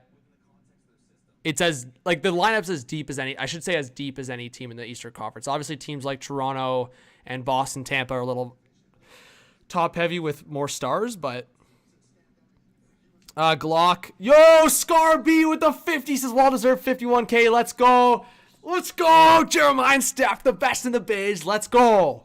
Thank you so much for the 50. I really appreciate that. So kind. Yeah. Ezra, the time for the deadline is 3 p.m. Eastern time. You guys, you can see it in the corner there. 4 hours, 14 minutes, and 45 seconds.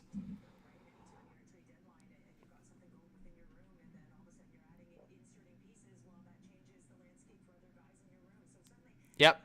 Kuznetsov was traded. There you go. Wow.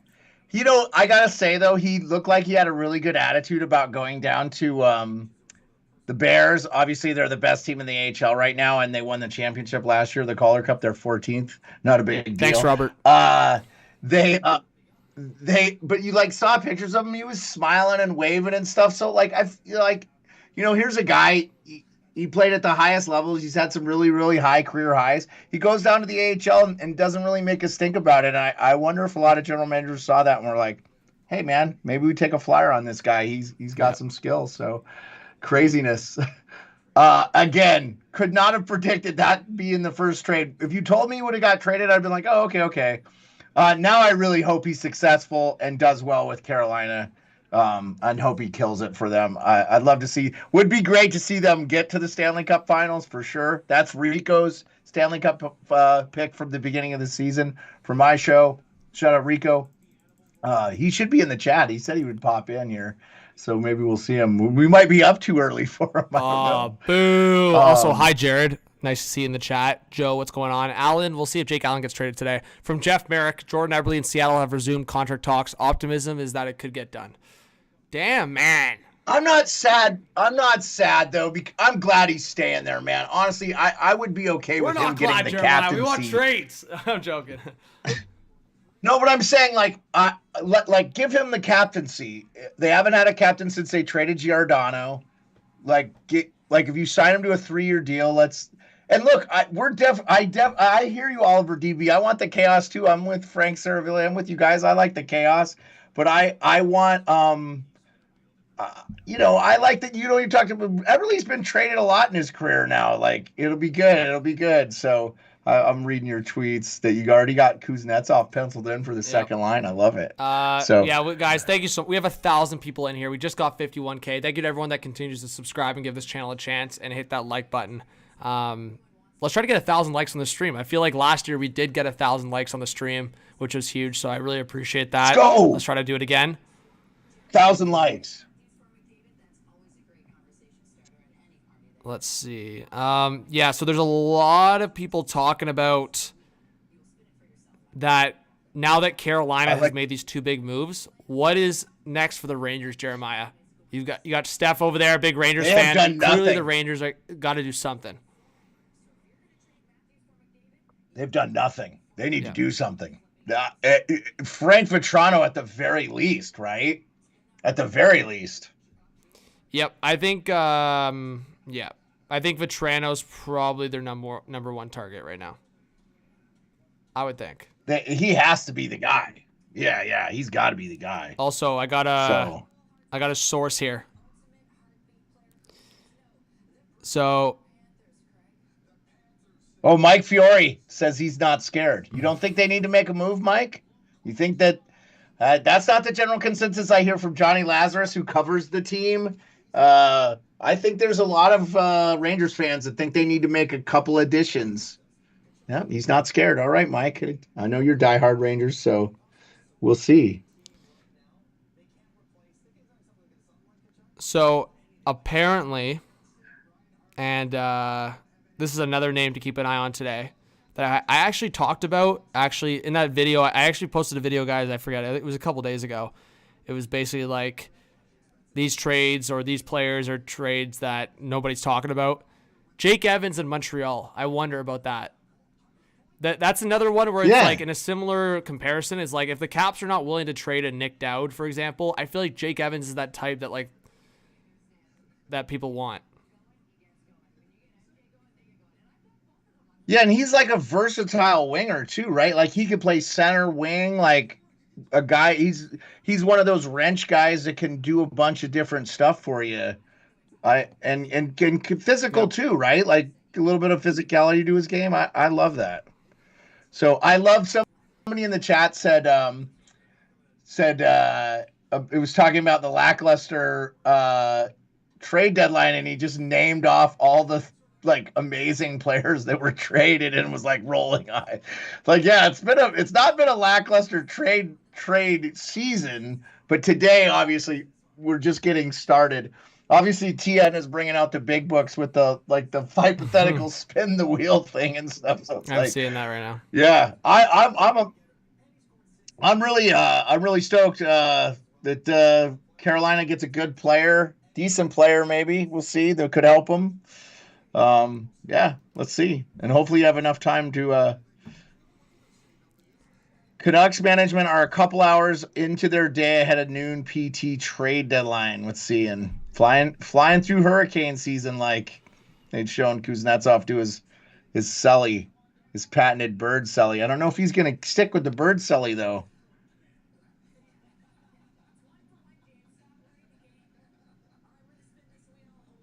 All right. Yeah. So Carolina's hashtag on Twitter for if you want to use their logo is cause chaos, I think. Yeah. So they started with the causing chaos. They took it literally. So I mean, they're causing chaos. Yeah, I mean, for sure. I was gonna say I kind of screwed the pooch. Throughout the day when trades were gonna happen, I was gonna like record a clip of us like talking about the trade. I feel like we already did that. So if someone wants to be the best legend ever and post that on Twitter, maybe clip it. Hey, if someone does that, I will give them a massive shout out right on the live stream.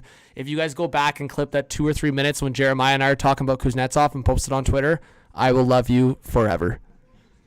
But yeah. How about the first to do it? I'll buy them a hot take hockey hoodie. Yeah. Jeremiah, you always take the generosity to a next level. What a legend.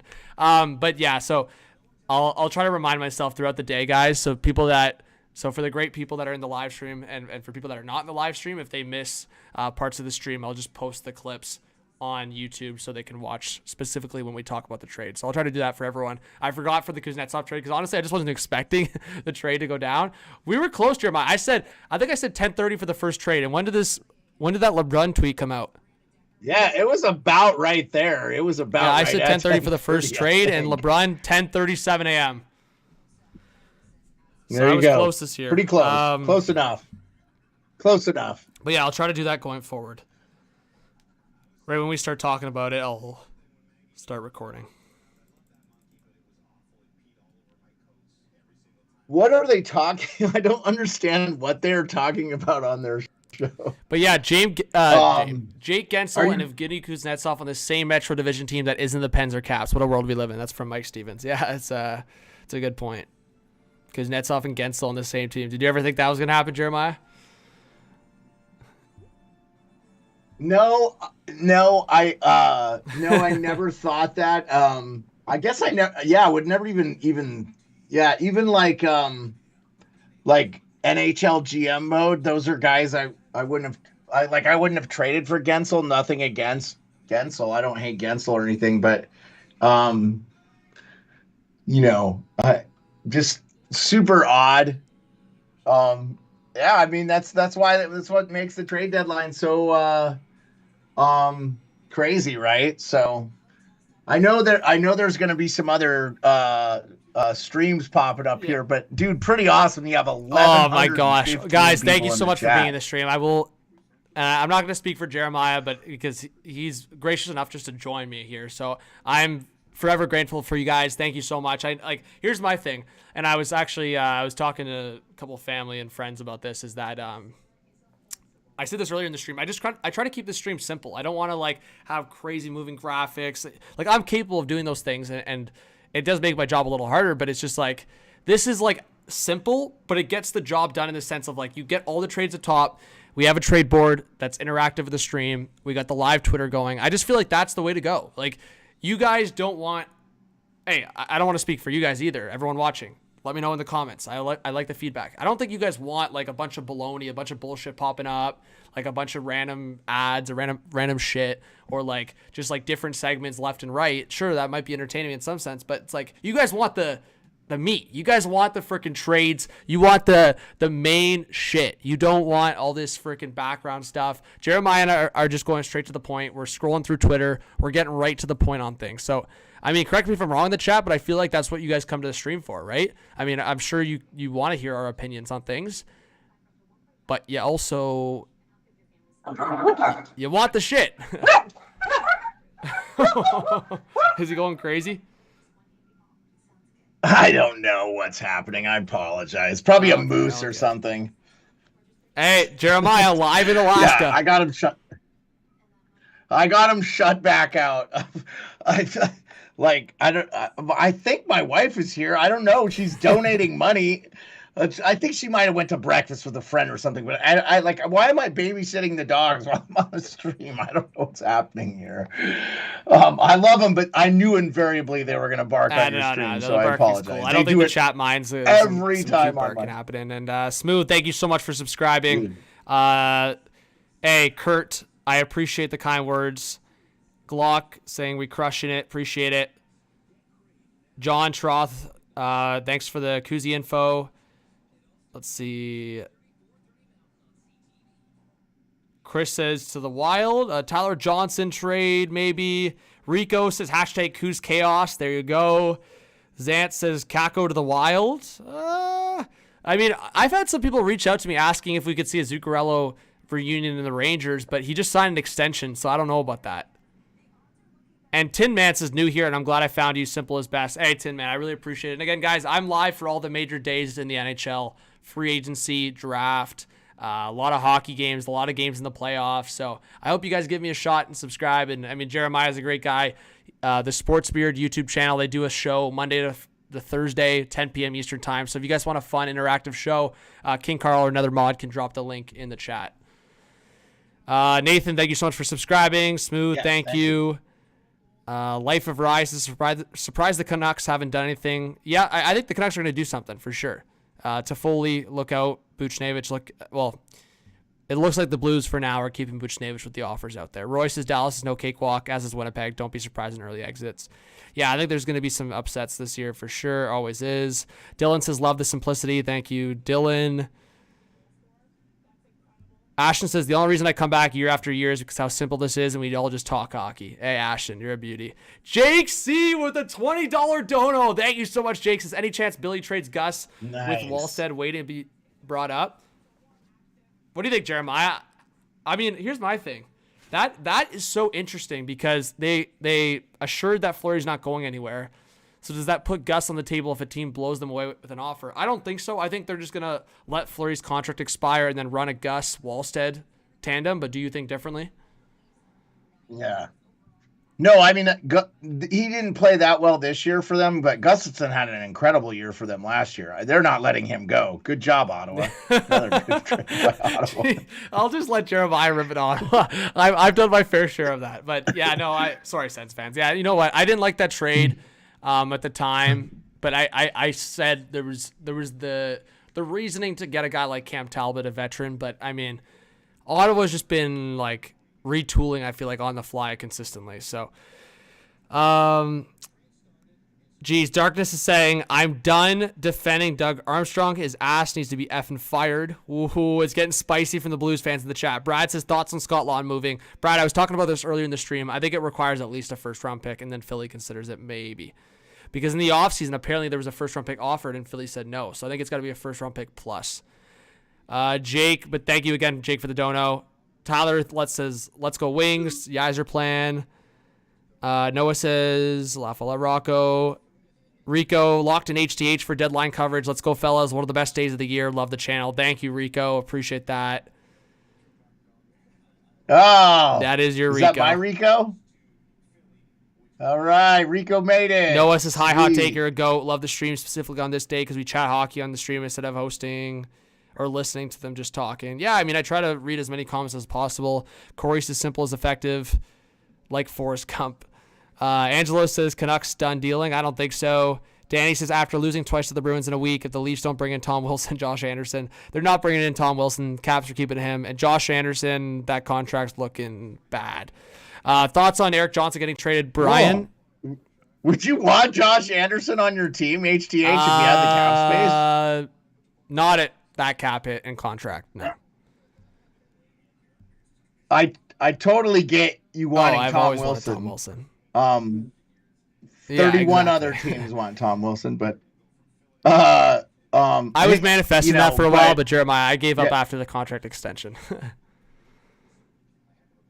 What was the Marner refusing to shoot on an go empty look net at that thing? clip. What happened there? So Benoit makes an unbelievable peripheral pass to his right, and Marner has a wide open net. What does he do? He hesitates and tries to feed Matthews in front of the net to get Matthews a goal. It's like, bro, at some point, you got to just stop trying to feed Matthews every time you get the puck and just shoot the puck. Like, Jeremiah, go look at the clip online. I retweeted it yesterday. He has a wide open net. Like, not half open, wide open. I thought Marner's been shooting a lot more this year, maybe, too. But he still has his tendencies. Think about it. He does this sometimes, Jeremiah, and it works sometimes, and people forget that he just refuses to shoot. Like a couple of weeks ago, he was on a clear-out breakaway, and it ended up working, so no one complains. But he drags it out and then does a back pass to Nyes, and Nyes scores. So it's like it works out, and everyone's happy. But it's like when it doesn't work out, it looks embarrassing like that. Like, who was that a few years ago? Someone could help me out in the chat. Who was that did that back pass on Colorado? It wasn't Comfort. It was someone's going to say it in the chat. I know it. It was a back pass, Colorado. It was a bottom six forward. And they did a back pass, and it was like one of the worst things ever seen. It was like it was a misplay for years. Blake Como. Yes. Blake Como. Huge shout out from Nylander for Hart. See, my mind's full right now. I'm just so focused on trades. But yeah, Blake Como tried to do a back pass and just gave it right to the opposing stick. And it's going to happen to Marner one of these days if he keeps attempting it. But I will say Mitch Marner's vision and passing ability is 100 times better than Mr. Blake Como. Yeah. No shot against Como, but that's the reality. Yeah, that's probably not a good comparison, right? One of the best wingers in the league, and then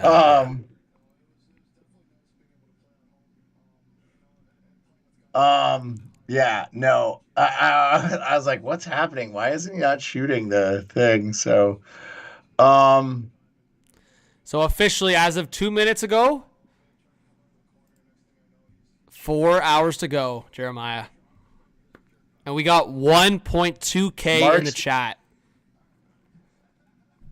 If we get 100 likes or 1,000 likes, I might be going nuts. But thank you so much, Jake. That was your first super chat on the channel. I really do appreciate that. That's super generous.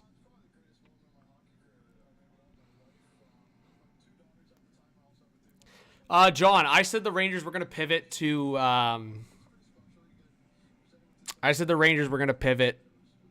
Veterano. I still believe that, but we'll see. I think the Ducks are not going to give him up easy. Yeah, Rocco, a lot of people have talked about Dumba and Kraus to Toronto. I don't think the Coyotes are going to go up Kraus, though. We need to get sweet Annie OD on. Ducks sweet fan, Annie. yeah. She's a big Ducks fan. I know. She was maybe the one I was going to reach out to if the Ducks make a big trade, but I have a confession to make. I have reached out to her like several times. Nothing. To try to get her on the pod? So, yeah, because I really enjoy her content, and she knows her hockey, man, and she's funny. Her Twitter, TikToks are hilarious to me. I like them, but I love hockey, so I don't know. Haven't been nothing. Cricket's email and DM'd her. Hey, I'd really love to have you on. Like the rest of us, I guess. Yeah, in fairness too, I've seen that she was at the outdoor games in she's New York moving and around. stuff. Like I said, I was in Philadelphia the last couple of days, so the fact that guys, here's the thing: a lot of people. This is actually the one thing that probably bugs me the most in terms of broadcast, and like a lot of people rip online, like people online, like whether it's Sportsnet, TSN, any like TNT, go to ESPN, whatever. No one sees, Jeremiah, the behind the scenes of what people do, and no one sees the behind the scenes of the work that things go in. Like. Again, I don't talk about myself in this regard too often, but it's like I was saying it yesterday in the stream that I was doing at McDonald's. Is like I had business meetings all day in Philadelphia, then I streamed for 2 hours in McDonald's, Uber to the airport, hop on the flight, I land at 11:30, record the Jake Gensel video right away, set up this live stream right away, go to sleep, then I'm up at 7 a.m. this morning, go live. I'm going to be live till about 4 p.m. Then I got to rip an hour to an OHL game to host and then start the whole week over again. So it's just like... At least you're not driving to Sudbury. Yeah, not driving to Sudbury this time. But people just don't see the behind the scenes. Yeah, dude, I respect it, man. I got to put that out there. Sometimes life's chaotic, you know? No, man, I love that. I think it's helpful though to kind of put it into perspective to people though that like I don't make any money from doing what I'm doing. I don't make any money from writing. I don't make any money from doing the podcast. So I have to do other things that pay for the lights to stay on, and I just it's it's good to let people in and know, hey, you have to do all these things to do this. Like, we don't have these perfect lives, and we're doing it because like I've described this to you a lot. Like I felt like I was looking for a community to talk hockey forever, and I found it in this, and it's great. So no, this community is great. Not to make a hard transition, but we got breaking news: Jordan Eberle 2-year extension with the Seattle Kraken. $4.75 million per. So we're taking Eberle off the trade board. Eberle re-signs in Seattle. Can we get some boos in the chat? Boo! We wanted the trade, but hey, respects to the Kraken. Eberle is a good leader, and we'll probably have a letter on the jersey.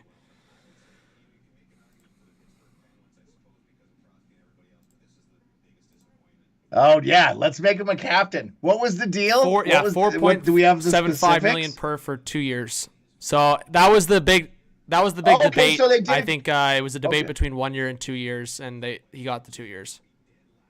Oh, I thought it was 3. I thought Ebbs Camp wanted 3, and maybe that's the case. Maybe. What I heard was that, I heard Seattle was offering 2. So Seattle stuck to their guns, but that's not a terrible thing for him.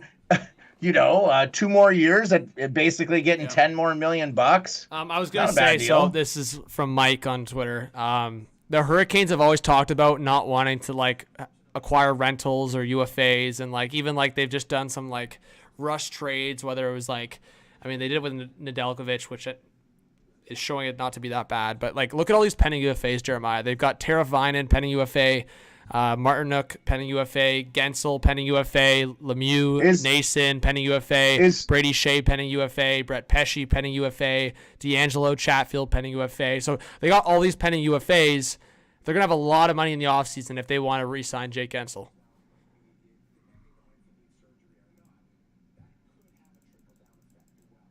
Yeah, No, they could be making some moves. They need to add some like high-end talent on that team for sure. I was gonna say, isn't Teravainen or Tolvanen? He's a You're RFA. talking about Tolvanen on Seattle? Yeah, no, I was talking about Yeah, Teravainen on Carolina. Tolvanen. Oh, Teravainen. Yeah. Sorry, you're talking about No, you're good. Carolina. Sorry, that makes so much Yeah, sense. no, I'm an but idiot. That makes so much Teravainen's a sense. pending UFA. That one's gonna be interesting because he's kind of been up and like back and forth like as a fit. Yeah, I don't know. I'm trying to think like Do you see Carolina giving Jake Gensel no, 11-5? Because I think that's what no, takes. that's ridiculous. That's why I don't but I think don't he think he gets resigns anywhere there. close to that with any team. I think Jake Gensel's Really? 240-goal seasons? You don't think he's no. 11-5? I mean, his goal scoring speaks for itself and his playoff success. But like, so here's my thing. If I already looked at this, but I'll just pull it up for my own sake. Jake Gensel's best season was 84 points in 76 games. He's only got 2 40-goal seasons, which is obviously really good. But this year in contract year, he has 52 points in 50 games. The comparison for Nylander, who just got 11.5, and Pettersson, who just got in around there as well. Nylander has 84 points in 63 games. So if you compare that 84 to 63 with Gensel's 52 and 50, I would say Gensel's in more around that 8 to 10 range. So I think he'll be on the higher echelon if it's a Carolina. So if I could guess, what did Aho get? I think it'd probably be Nine yeah, something. so 9 if I could 5, guess I on think. Gensel in Carolina, if he was to re-sign in Carolina, I think it's 9 per. Okay. What do you guys think of the chat? Do you think it's higher or they'd lower probably- than that? Where do you think my prediction's at? I think $9 million per year for Gensel is. I just think Aho's the number one center there. They always manage expectations with contracts in Carolina. They've always been really good for that. And I think with Aho as the number one guy at around 9.5, I think they're going to manage expectations, and Gensel would come in around 9.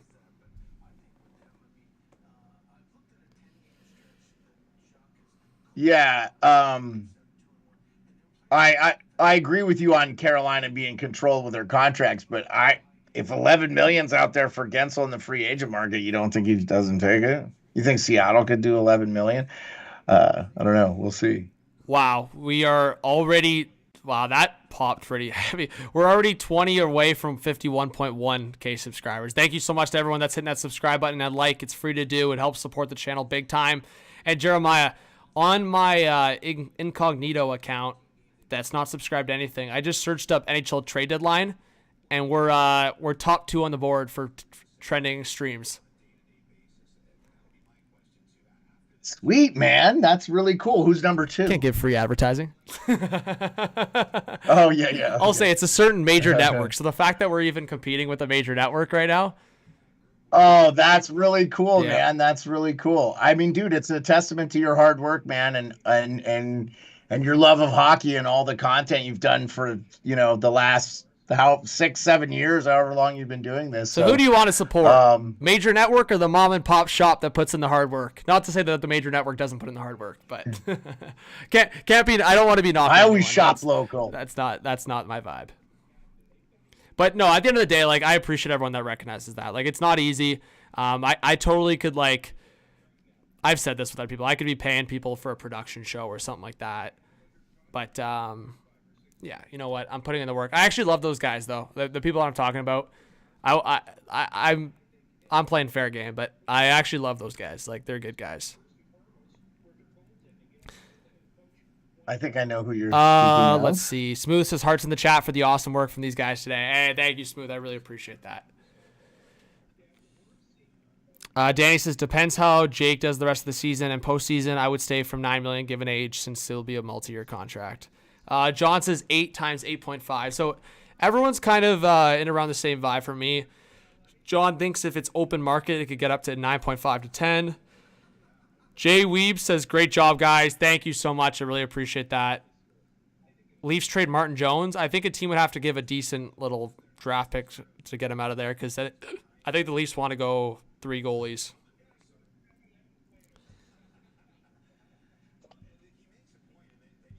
Yeah, how have you felt about Justin Wall and his Oh, How's Joseph he Hall. look since Sorry. he's been back? You're good. You're good. I said well, I guys, said we Justin. love Justin Hall on this channel, Yeah. so it's but yeah, Joseph Hall. I think he's been okay. I don't like the fact that Keith put him in for back-to-back Boston games, but I mean, we're always gonna have our criticism on Keith. But hey, I appreciate that, Andy Q. Well, we're talking hockey heavy here, man. I appreciate you being here, and I hope you subscribe because I hope to see you back here. It's HTH, if I gave you truth serum and you could go back when the Leafs were in that skid, Keefe gone, and who would you replace him with? no hesitation, Berube. Craig Okay. Berube. No hesitation. Here's my thing. Craig Berube's making TV. If Patrick Waugh was still available, I was just gonna say Craig Berube's making TV appearances now. The last time a very good coach and player made TV appearances and then went to a Canadian team, I think it worked out pretty well. Rick Tocchet. Yeah, no, he's doing really well. No, I do think Berube will get another shot. And yeah, I was just curious. So, all right, now they got Noodles talking about Chychrun. Do we see Chychrun gets traded? I'm really surprised that we haven't gotten anything. Yeah, I was gonna say, should we ask the chat? Should we put a poll? Yeah, what's going on? Let's get what's happening? Who's the next to be moved? Like, why haven't we seen anything? Is it the general managers are like leveraging these other teams to see if they can get the best deal, and that's why it's taking up I'm so shocked we saw all these trades over the last like 6 weeks, but really this last week, this whole entire week, and haven't seen really anything other than the Kuznetsov trade, which boy, that came out of left field. I mean, what's happening? Did they want to wait till the absolute last possible minute? Because I think they have to have the thing posted by a certain time, right? So, yeah. So I'm going to put in the chat, will Jacob Chychrun get traded? Yes or no in the chat, guys. Take your pick. I'm going to vote. I'm voting. Because you didn't specify. If he doesn't get traded, okay, today, well, he's getting traded. Get out of here, Jeremiah, with these. Get out of here. Sorry. Yeah. I know. I would love to see him get traded today too. He could really help a team too. Like, he's a good, solid, all-around defenseman, right? Pretty decent on the defensive side and pretty good on the offensive side. So also, wow. We are 20 likes away from 500, so let's get there, guys. We have 1.1K people in the chat. Stick around, hit that subscribe button if you're new. I really appreciate it. Let's see. Let's see here. Oh, minor trade. Yep, just the Blue Jackets have acquired Malcolm Subban from St. Louis for future considerations. Fleece. I didn't even know he was still playing. I thought he was playing in the AHL. So, I think he has been playing in the AHL. Well, but boy, maybe they need it because, like, maybe they're about to trade Merz Linkins. I don't know how they're goaltending. Oh, interesting. Interesting. Yes. Hashtag Blockbuster in the chat. And future considerations. Future star on the St. Louis Blues. He's going to be playing next to Jordan Kyrou and Robert Thomas. I always kind of thought Malcolm Subban would have like a better career, honestly. Just with the pedigree that his brother was a pretty good player and stuff too. Bro. I know it's a totally different position. Garrett, I don't want to rip you. I don't like ripping anyone in the chat, but it drives me nuts when people say L trade deadline. It's 11:15 a.m., man. Like, on average, we only get 3 trades before noon Eastern time. All the trades on trade deadline day always happen between 12 and 3. You can't be saying L trade deadline until 3 p.m. when we've only seen like 5 trades today. Yeah, that's a good point. Every year. Jeremiah, how many times have I done this stream? 4, 5 times? I don't know. 6 times? Yeah, as long as I've known you. Trust me, I know. I'm always on the stream. I'm always looking at the times. There's never more than 2 or 3 trades that happen before noon.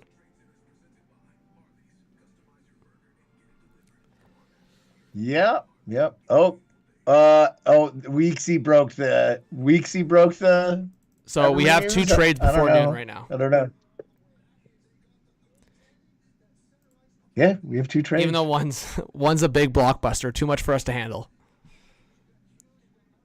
I was talking about the Malcolm Subban one. Well, it's going to take a long time to unpack this Malcolm Subban trade to the Blue Jackets. Jennifer with 33 months. Good morning, John. Hope you are well. 33 months. That's crazy.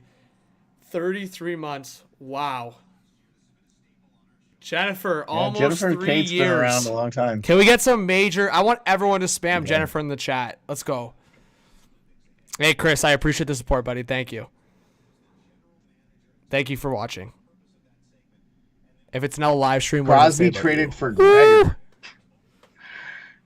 Is that Noah Gregor? I'm assuming he said Crosby traded for Gregor. Okay. I'll just say this, guys. If you can't make it work on NHL 24, don't put it in the chat. Who's the deadline winner as of now? Colorado. I think we're expecting another trade from Vegas, but I think it's Colorado for me too. Carolina and Vegas are probably close second and third. Yeah. Yeah, and the big loser for me, I don't care what Mike Fiore says. I love you, Mike. The Rangers, man. They gotta add something. They got to do something. And Vetrano is the guy I think that would be good. I get them holding their guns and not wanting to give up too much. So I was just going to say, Jason's comment's great in the chat. He says that, and I actually remember, I don't know if you remember last year, Jeremiah, all the trades last year didn't come until between 2 and 3 p.m., which I hope is not the case this year. But, I remember there was, 10 trades between 2 and 3 p.m. last year. It was chaos. Everyone was, saying, L trade deadline last year. And then 2 p.m. hit, and everyone was like, oh, my God, this is crazy. Ah! What trade, though, do you remember from last year? Because I'm trying to think, and I didn't see. Somebody saying Nick Dowd to Tampa, the great Bannon. Is that real? Or is that just a wishful thinking? Okay. I mean, my brain's just on this trade deadline, so I can't even recall what happened between 2 and 3 p.m. a year ago. But here, a shutout from Peter says the wing market is shrinking quickly for the Rangers. Zucker and Vetrano could still be their options, or maybe Toffoli if the Devils are open to dealing with a Metro rival. So, yeah, I don't think that's happening. But the Vetrano one is mine. The Zucker one is probably their, backup option, I would say. Yeah, Kid Impossible. That's what I was suggesting earlier. Some kind of Hall Branstrom thing. Nothing Leafs related, Andrew, as of right now. Let's see. Caden says, I don't see Crosby going anywhere but Colorado. I don't see Crosby going anywhere, period. But, yeah, Colorado is the team, if anything.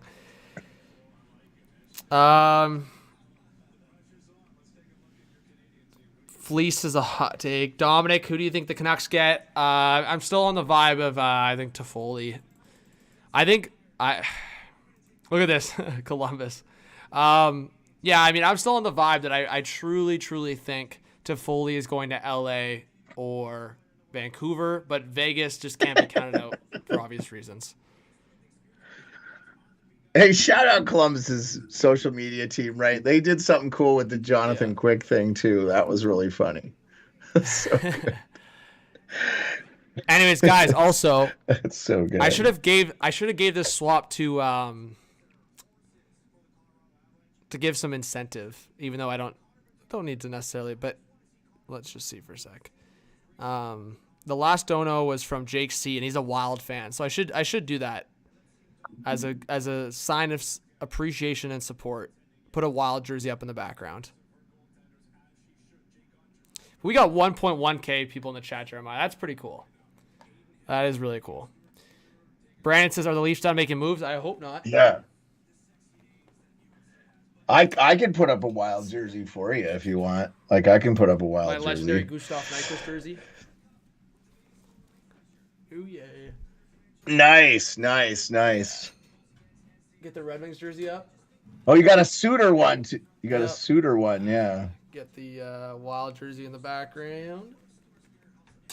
I did say that the Rangers, I'm surprised they haven't done anything yet, but I am a little surprised that the Detroit Red Wings haven't made a single trade. Yeah, I think that's surprising for a lot of people. That's why everyone's thinking Steve Yzerman's just napping right now. Patty, thank you so much for subscribing. And we just got 500 likes. Thank you, Adam, for that show. That's awesome. We're you think Stevie Y fired up the bong with a carburetor and everything? Like, blah, blah, blah. He's got to wake up, man. Red Wings fans, ooh. Breaking news? Not news. Matt Porter, last time I checked on this, Bruins are not interested in Ryan Johansson. Thanks for letting us know.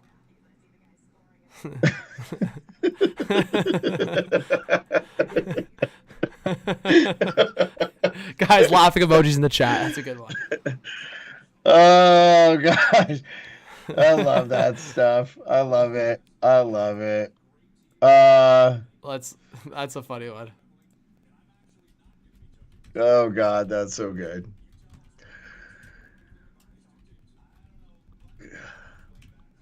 I'm also surprised, I'm surprised that the Arizona Coyotes have not traded more players.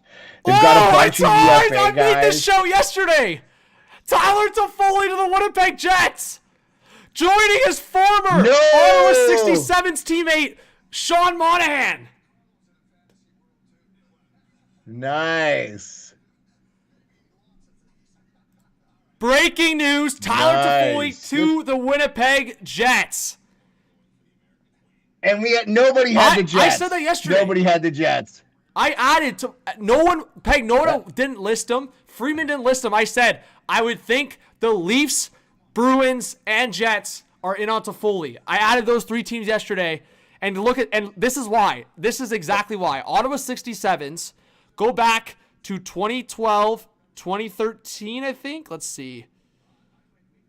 2011, 2012. Tyler Toffoli and Sean Monahan played on the same team, Ottawa 67s in the OHL. I love that shit. That's why I pulled up the Edmondson and Morgan Riley thing from the Moose Jaw Warriors. I always look at junior teammates. I always think there's something to be said about that. Monahan and Toffoli are about to be line mates in Winnipeg the same way they were teammates with the Ottawa 67s over 10 years ago. That's really cool. I don't know about you, Jeremiah. I think that's pretty cool. That's a great, I love when you get junior players. It's worked out really well for Edmonton with Connor Brown too, right? Just kidding. No, but I do love when you see that where guys like, Hannafin and Eichel grew up together. They're going to be on the same tree. The Gene Principe meme from last night where he got scared by the cannon. I don't know if you saw that. Ian Olin from the Russian Machine Never Broke the moment the Kuznetsov trade hit. I'll tell you what, I bet you a lot of people are doing that Gene Principe jump the moment Tyler Toffoli got traded to the Winnipeg Jets. And you know what? We were talking about this earlier. That's awesome for the Jets. I'm Jesse Pollock was manifesting it, so shout out to him as well. I was going to say this. Dan says Stevie is holding out for a last minute despite teams. Thank you so much for the donation, Dan. Yeah, we'll see if the Red Wings go last minute with Stevie Y. Cuban with the 2. Thank you so much to Cuban as well, and Dan. Spencer Knight to Ottawa for Jacob Chychrun. I don't know about that, but thank you so much for the donation. I really appreciate it.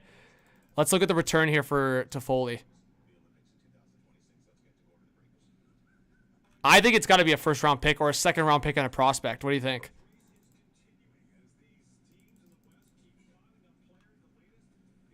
Dude, who did they give up? No. Paul Perfetti? I'd be shocked.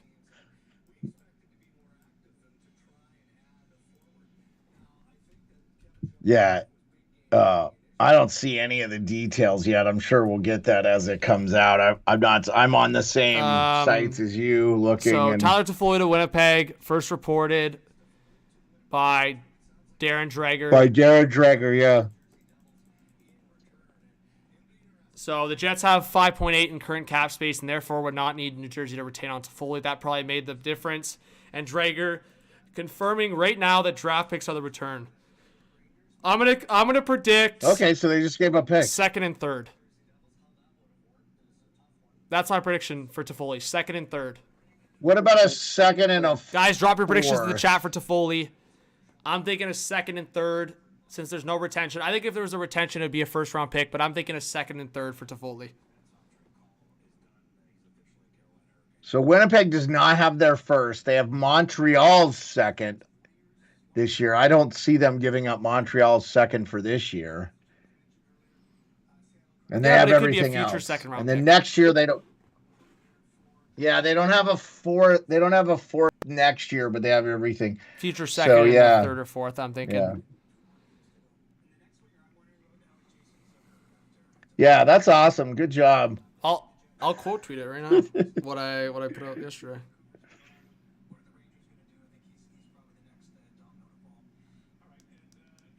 I like it.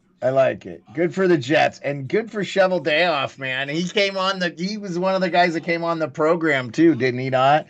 And just said so they don't have to retain. That's pretty cool. Now, with the roster though, would they have to send somebody down or something though? Because you only could have 23 on the roster or whatever. I don't have it in front of me right now, but I know they have a couple of depth guys that they won't be afraid to send down. Yeah, I've got their roster up here right now on Cap Friendly, and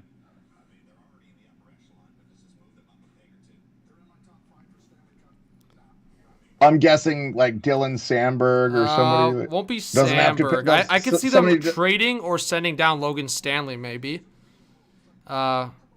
Well, I'm saying, but would he have to pass? No, he wouldn't have to pass through waivers. But Sandberg would have to as well, I think. So, let's see here. Oh, okay. Yeah, no update yet. Honest. You showed it to Jack. He posted the clip. A little shorter than I think we talked about, but I'll still post the 45 seconds. Yeah, get him to DM your address and we'll send him the hoodie.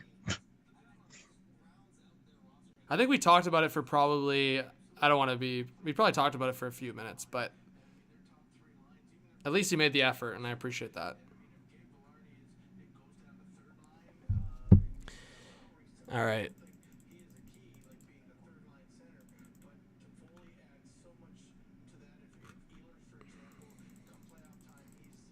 So Jack, reach out to Jeremiah. Oh, okay. So Adam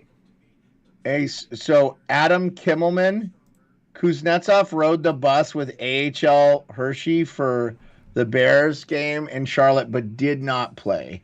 Maybe he'll be sticking around North Carolina a bit longer. And so Kuznetsov didn't play a game with Hershey? No, but he rode the bus. He went to the game with him. I thought he didn't play, but you were saying he did, so I was confused. They did play him. Yeah, no, I thought he did play. He was on the bus. Yeah. Why wouldn't he play? I guess. Look at this Jets lineup. I mean, this is what I talked about yesterday. And as I said, Toffoli with Monahan makes a lot of sense for future former junior teammates. But this is the lineup now for the Jets, and I think it's pretty good. Connor, Scheifele, Velarde, Nikolai Ehlers, Monahan, Toffoli. A great third line of Niederreiter, Lowry, and Appleton. And fourth line, Iafallo, Nemestikov, Barron. You don't even have Perfetti in this lineup, which is insane to say. So I honestly think I personally would just put Perfetti on that third line maybe. Slide. I know Appleton's been so good with Lowry in the third line, so that's tough. But it's like Iafallo could slide to the left wing on the fourth line, and you could have a fourth line of Iafallo, Nemestikov, Appleton. Maybe Perfetti, or you could have like a skilled fourth line of Iafallo, Nemestikov, Perfetti, and then have the checking third line of Niederreiter, Lowry, Appleton. Either way, my point stands. The Jets have one of the deepest forward groups now in the NHL. Like, that's insane. That Iafallo, who was like in the Kings' top 6 last year, Jeremiah, is on their fourth line probably now. And guys like Kupari and Perfetti may not have a spot on the lineup. That's pretty wild. I mean, so we'll see what the return is, but that's pretty crazy, and we'll get the return here in a second. Well, Toffoli's a left winger, though, right? He plays left wing mostly? Right wing mostly. Oh, right wing? Okay. He plays. You can play him on the top. He's a right shot. I mean, Ovi's a right shot. He plays left wing. No, so, I know. I don't know. He is listed as a right shot, and so the draft picks are being rumored. Jeez, I actually might get this. I've been on fire this trade. Usually I'm not on fire like this. Mike McIntyre from Winnipeg is saying he believes he's a second and a third. So you think he gave up that Montreal one, or do you think it's next year's Could be second? next year's. Man, because that Montreal one's going to be valuable, right? That's going to be a very low pick. It'll probably be top. That's going to be like a 30, top 40. Yeah, and you never want to poo-poo that, man. Like, look at. I mean, you could just see, like, look at the Dallas Stars. They're really good because they've been drafting well, and they've got two kind of albatross contracts that they've got to deal with the. Ben and Sagan, and I know those guys have been playing a lot better. That is crazy. Kind of interesting there. For 4 Canadian teams. That is nuts. Yeah, so he played for Vancouver, Calgary, Montreal, Winnipeg. That's crazy. Winnipeg. So okay, if it's a second and third round pick, yeah, we'll see if it's the Montreal pick or not. But wow, that's wild. 4 Canadian teams. Yeah, has anybody played for all of them? Someone fact check. That guy will be a legend. All right, Toffoli's signing with Toronto in the offseason. Lock it in, folks. Is he an Ontario kid? Is he from there? I know that. Okay. So yeah, he's just got to play for Ottawa and Toronto. He signs with Ottawa and they trade him to Toronto at the trade deadline or something. Someone correct me if I'm wrong. I think he's from Scarborough. He's like Scarborough or Mississauga, I think. Hey, Twisted Wrister, you know that guy? Beauty, I think you showed me his channel before. He was saying he grew up with Toffoli's wife. I guess Toffoli's wife grew up on his block. Well, that could make some sense because Toffoli met his wife in California, I believe, and he's in Cali. That's where. Yeah, is he in Cali? I thought he was in Idaho. I don't know. He's a Sharks fan, so maybe that's just my assumption.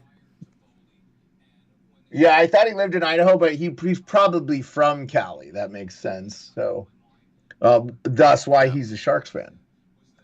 So, poor Sharks fans as of late, huh? They've had a rough one. Yeah, guys, I'm just trying to see if we got a confirmation. Yeah. Oh, confirmation, like the actual. Oh, we don't know the exact. Let's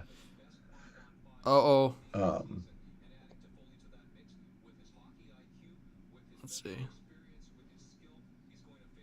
So the market for Toffoli must have not have been as robust. I'm surprised he didn't move earlier. Well, I think I'm glad it happened. I mean, I said this a few days ago. I think it was always going to be a domino effect after the Gensel trade.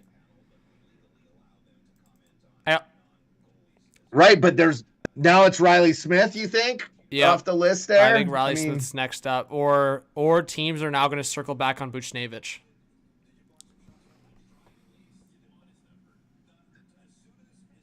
Yeah, I mean, you took him off the list because of the report, right? But, I mean, I don't think he's going to get traded, but I think Armstrong's missing the boat on this one. He should definitely trade him this. I think you can get a lot for him, but he might want to expand. Perlo says, will be interesting to see how Kuzi will do after getting out of the player assistance program. Yeah. It will be. Very much so. Same with Val Nichushkin, and he's not alone in that. I think there's a couple other players that have gone this year, too. And just because they go to the player's assistance doesn't mean it's necessary for drugs. I know a lot of people are assuming that, but could have been for a moral attitude. Yeah, let's not make a... But Pat, are you freaking kidding me?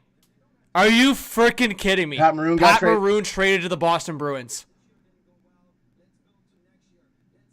That fills that Lucic role. Pat Maroon traded to the Boston Bruins as if the Leafs. So trade for Luke Schenn now. Trade for Luke Schenn right now. I'm not joking around.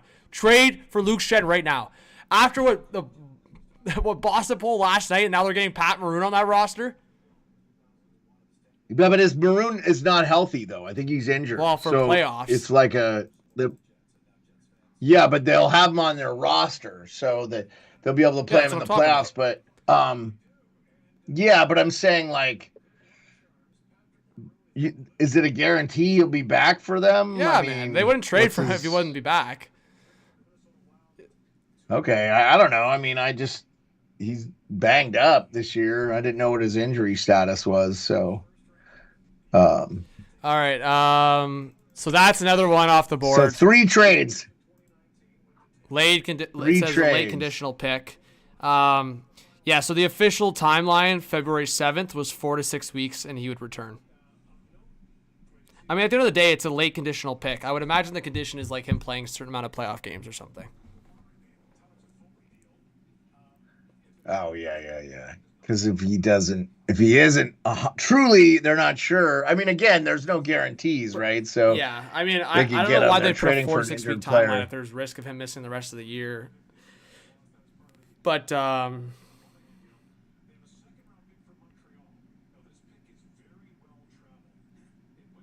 dude, unreal. This is interesting to me. Bucci Gross tweeted, the Islanders are 2 points back at Tampa with 2 games in hand. 4 points back of Philly with 2 games in hand. Wow. Good morning. So that's good news for our good friend Isles Girl. I think. So Pat Maroon to Boston. Pat Maroon to Boston. That's a smart fit and a nice little move for Guerin. Like, he wasn't going to, I mean, I know Minnesota's still trying to make it, but he wasn't going to help him now anyway because he's not playing, so. But yeah, man, I mean, it's considering it's a late conditional pick, I'll validate what you said completely, that it's like, who knows if he'll be healthy. I do think it's probably weird that they're trading for him if he's not going to come back for playoffs. So I think he comes back. It's just a matter of like, is he effective? Yeah. Well, and he doesn't make a ton of money, right? So Boston probably could fit him in there if they need to bring him back before. So Dreger is speculating that it's likely a 2025 second and a 2024 third. That makes sense. So the second is not Montreal's. It's the second is next year's.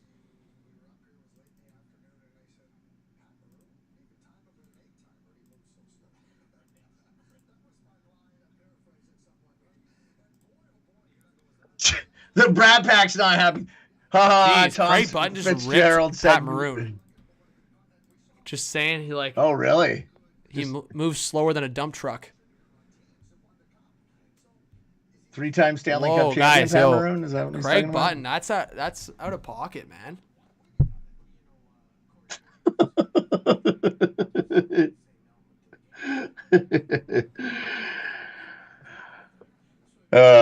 Yeah. The Brat Pat's not happy either. He goes, the Brat Pack legendary Devils fan. He says, haha, Tom Fitzgerald, you really want to play me for my price? And then he says, blank you, you're going to Winnipeg. Probably could have gotten more from LA, but a message needed to be sent. Oh my God, dude, the Brat Pack.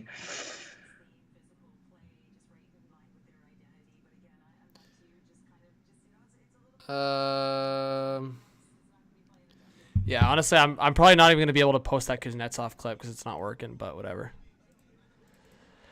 But yeah, guys, thoughts? Can we get a grade for Winnipeg from A to A, B, C, D? What's their grade for that trade? Second and third for Tyler Toffoli. Drop your comments down below. Sammy McKee made a nice little meme for the Pat Maroon and playing the Leafs in the playoffs. What? I'll Send retweet it. Okay, I'll DM it to you.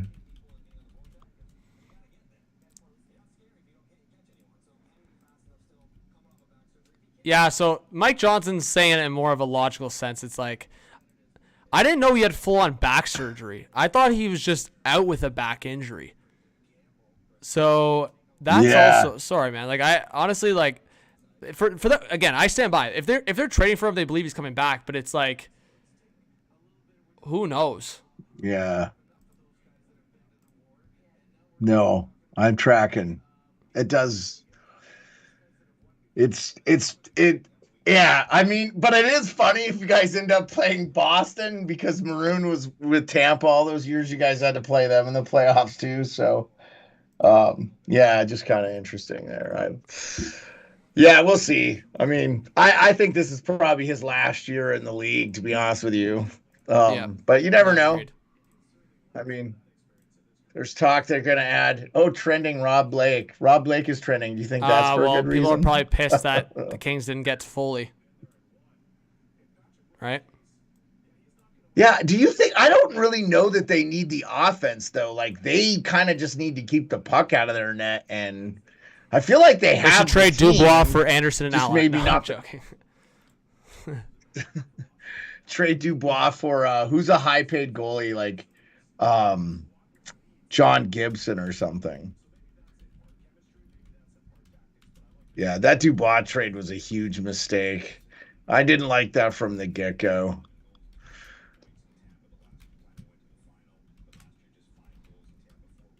All right. I'm going to be just posting video clips, guys, so for people that miss it. Still 1,340. Wow, thank you so much, guys, chat. for being That's here. If you have pretty any cool, questions, man. I'm about to read a bunch of comments, so I appreciate you guys being in the chat. I can do that you while wanna you're just read some posting comments stuff right too, now? if you want. That'd be great. Yeah. Yeah, it's Lou, please do something, Dakota Hager. All right, Dakota. Cool name, by the way. Maroon would just be a good fit for the Leafs. Awesome Austin. New Jersey Devils believe they're getting a 2023 believe they're getting I'm sorry, it's moving on me so fast here. Getting a 2025 second round pick and a 2024 third round pick from the Jets. So that makes sense. They're not going to trade that Montreal one. That was in the chat. Breaking. I have acquired glass from Pepsi from my fridge for future considerations. Nylander for Hart. All right, Nylander for Hart. Or Nylander for Hart, I should say. Vetrano would be a good pickup for Vancouver, says Jordan S. Yeah, now Vetrano's market's probably gotten pretty big too. So Verbeek's sitting on it. Schmidt happens. Dubas might as well go full fire sale today after the Gensel trade. I agree. Schmidt happens. Jor Ross. Carter Hart to the Leafs. Yeah, I don't think Carter Hart's going to be playing hockey anytime soon. And definitely not for the Leafs. Boy, that wouldn't generate any controversy in Toronto either, would it? Hot take, Rangers don't take anyone and Drury loses his job. John Doyle. Okay, John. James Shock, can we do a recap? Yeah, we could do a recap here real quick, James. Yeah, Jeremiah, I was going to say, do you want to just rip through the trades? They're popping up on the top of the screen and just kind of give your thoughts and tell everyone the trade. So starting with the Kuznetsov trade because you're a Caps guy. Yeah, so yeah, no worries. Evgeny Kuznetsov gets moved to the Carolina Hurricanes for a third round pick. 50% of the thing retained. Nothing else moved. Big shock. We did see Malcolm Subban get traded. That happened. And then Tyler Toffoli to the Winnipeg Jets. And I think we're waiting on the exact specifics, but it does look like it's a second and third round pick. Yeah, I think it's the 2025 second round pick and 2024 third round pick, I believe. That makes sense. I didn't think they wanted to part with that Montreal pick, especially since they didn't have their first round pick this year. So that'll be interesting. Yeah. So those are the trades today. The overall trade deadline is probably too much to unpack right now. Oh man, look at Carolina has Kuzi in the black uniform, which I actually really like that uniform. I just wanted to say to the chat, so the rumor right now is that the Vancouver Canucks, New York Rangers, and Vegas Golden Knights will all be circling back on two forwards specifically in Frankie Vetrano and Jason Zucker. Wow, so maybe Bill Armstrong's sitting on the trades too. Pretty crazy. Yeah. So I still wonder if Boston looks at Zucker. Again, I put that cool connection together, but the one thing I'll say about Zucker is he hasn't had a good season, but because of supply and demand, I wonder if 50% retained Arizona still gets like a second or third round pick. I don't know about that, but I mean, here's the thing, like they just got a 4th round pick for Stetcher. I feel like they value their players, that retention. I think it'd be at least a 3rd for Zucker, at least for the retention. Oh, if they retain, yeah. But does Arizona have retained spots? Someone fact check that though? if you'd like. I think it's one spot. I think it's one I'll spot. do it right left. now. So and the thing with the problem with so I talked about it yesterday, guys, on the stream. So this is, I would say, a pretty solid report at this point. It's been reported by multiple people. I heard about it like a couple days ago. I wasn't too sure about it. I made a video about it. People were ripping me for it, but it actually seems like it was accurate. Is that the Rangers, I don't know if they necessarily rejected it. So that's the muddy part of the report. They either rejected it or they're just staying away from it. The conversation from Anaheim for Frankie Vetrano and Adam Henrique was Kako and a 1st. Rangers did not want to do that, but now Henrique's in Edmonton. I wonder if just for Vetrano it's like a 1st and a prospect. Rangers fans, are you willing to do that? That's the question. That is the ultimate question. Darkness is not real happy with Doug Armstrong today, I've noticed. By the way, this is so ridiculous. Arizona has 3 second-round picks next year, three 3rd-round picks, 2 4th-round picks. In 2025, they have 4 second-round picks. I mean, oh my God, dude, they have so many picks. So they have only Oliver Ekman-Larsson retained. One salary. So they have 2 salaries they could retain. So they could retain on Zucker. And then it would be off the books this year anyway. So no big deal there for them. So Zucker makes 5.3. Wow, I didn't realize he made that kind of money. Yeah, so it has to be retained. But he did. Yeah, there's no way. Barry Hayton, RFA. He could be a guy maybe you see that move, but definitely, like, their entire D core is either UFA or RFA. They don't have anybody on their defense signed past this year. I know there was Sean Durzi rumors as well. So from Scott as well, it seems like it's basically all but confirmed. Jeremiah, sounds like it's Winnipeg's 2025 second rounder along with the 2024 third. Good business from Kevin Cheveldayoff. I mean, Cheveldayoff, you know what? Sometimes he's very quiet in the weeds, but he's always doing good business, I feel like, for the Jets. For the most part. That's exactly what I said. I said that it's probably a 3rd from this year and the 2nd for like the next year or something, because not giving up that Montreal. I think I basically called that trade. Someone just tweeted out that Jack Edwards is on his way to pick up Pat Maroon. Oh my God, I forgot about that controversy. Please let Jack Edwards pick up Pat Maroon and Boston Bruins. If you know what you're doing, you need to Breaking news! The Florida Panthers acquire Kyle Okposo. Yep. What?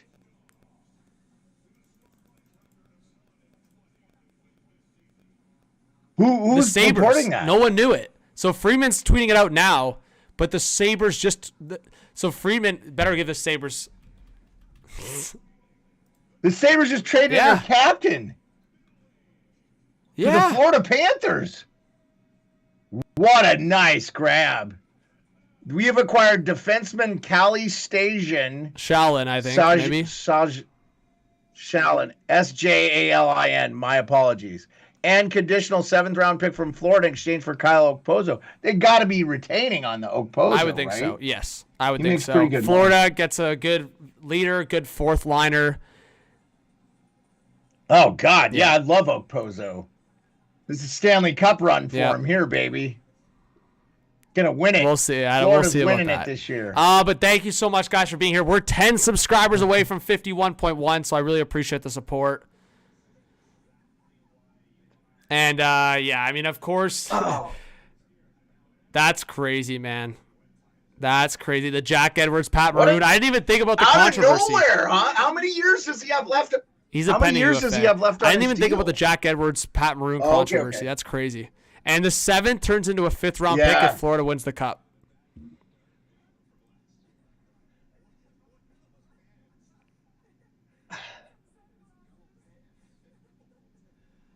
The 7th turns into 5th what? If they win the Stanley Cup. I guarantee they won't care. Yeah, they definitely won't care at all. They'll just be parading that cup around Fort Lauderdale, which have been there, it is awesome. Yeah, I mean, Panthers fans got to be happy with that. Like, I don't know. Yeah. The same. Well, no, I don't know. I just think that's just like a weird trade for your captain. I get it. Like, he probably wanted to go there, and they just that's what I'm thinking happened here. Let's just call it how it is. Definitely, Kyle Okposo talked to management. They're like, "Hey, where do you want to go?" He probably said Florida or Vegas, and they said, "Okay." That's what happened there. So they called Florida and go, "Hey, do you want Kyle Okposo retained?" And they were like, "Yep, okay." 7th, yep, okay. It doesn't even say there's retention on here. But, yeah. We'll see. Exactly. Look at, Jeremiah, didn't I just say this 10 seconds ago? Pierre LeBrun tweeting out right now, 2 seconds ago, Sabres wanted to do well by their captain. Florida was the destination of choice for Okposo. There you go. You Avatar, did just say that. Hall of Fame member. Whoa! Let's get some Avatar hype in the chat. Appreciate it, Avatar. You're a legend. Let's get some Avatar hype. We got Jeremiah. Oh my gosh. Yeah. This might be a trade deadline record. We have 1.5K in the live stream. It's sweet, dude. I can't believe it. Let's get to 1,000 likes. Yeah, we're doing sweet, man. Number 2 on YouTube, right? I don't know. I haven't looked in a while, but either way, we're buzzing on Twitter and buzzing on YouTube. I appreciate it, guys. Look at Kevin Weeks. He's always showing his forehead. I know. I love it. Yeah. Just the top of his head. I don't know what's going on there. Yeah, I mean, we've all have slowly seen Weeksy's hair decline. I mean, Weeksy, don't feel bad, buddy. I have none myself. NHL fans, Weeksy coming to you live here from ESPN in Bristol, Connecticut. So Breaking news. Florida. Dude, I'm told the cap-friendly guys are working their tailpipes off today, too. They got a team. They got an army of dudes updating these. Hey, thank you, What? OJ, and thank you to everyone that's subscribing right now. I appreciate it. Yeah, they don't have Okposo moved yet, so I'm just curious. Good on Adams, though, like adding, like getting some pieces, like the middle stat he moved. You know, you get Byram, you get a good player. That was a hockey trade, right? Like 1-for-1. We hardly ever see that Jeremiah, anymore. Wasn't there people in the chat a little bit ago saying that this was an L trade deadline? I think that did happen. It's not even noon. And now let's list the trades that have happened today. We're at Kuznetsov to Carolina, Toffoli to Winnipeg, Maroon to Boston, and now Okposo to Florida. And it's not even noon Eastern time. I think we're at a good pace right now. Yeah, Okposo only makes 2.5, so that's not bad. And they didn't have I don't think they even had one retained salary. Bacon, I know. Honestly, I think Troy Living is. We'll see. I think this is the good. Like, this is good for Florida. They already made their move to get Tarasenko in the top 6. This is their bottom 6 edition. I could see them maybe making a depth defense, but we'll see. I mean, I'll say this. Well, first, we are 5 subscribers away from 51.1K. You guys are amazing. Thank you so much for the support. Keep it in that like button. Our goal is 1,000 likes in the stream today. And yes, definitely subscribe every time there's a blockbuster. Hit that like. And Jones says, I'll be honest, it's only an L when your franchise team doesn't make a trade after all the speculation. And Jones, who's your team? Red Wings? I'd take a guess. Rangers or Red Wings. Snake says, where shall we see Olofsson now?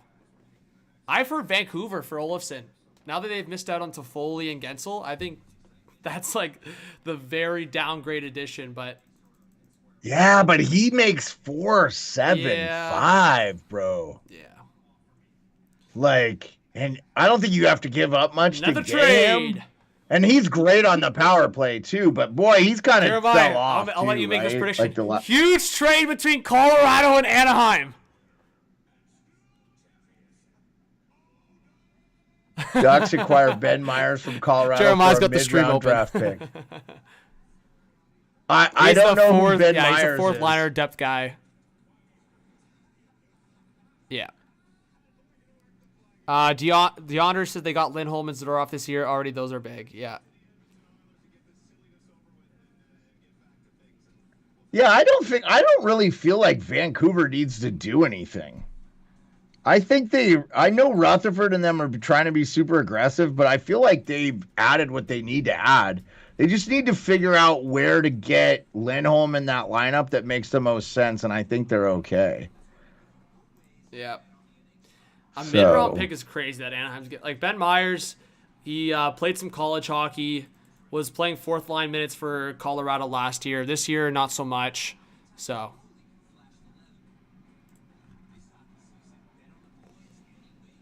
Annie OD said that. Oh, sorry. Whoa! What is Jeremiah putting on the stream? Whoa! It was YouTube. Yo! So that's why people are talking about Taylor Hall potentially being on the move. Encouraging sign. Taylor Hall is skating in a non-contact jersey after undergoing ACL surgery November 27th. Does that make it possible he could play for a team in playoffs? I think I think Chicago will bring him back, but that's what people are talking about. We've got 1.5K in the chat. Guys, let us know where you're watching from right now, and I'll try to read as many as I can.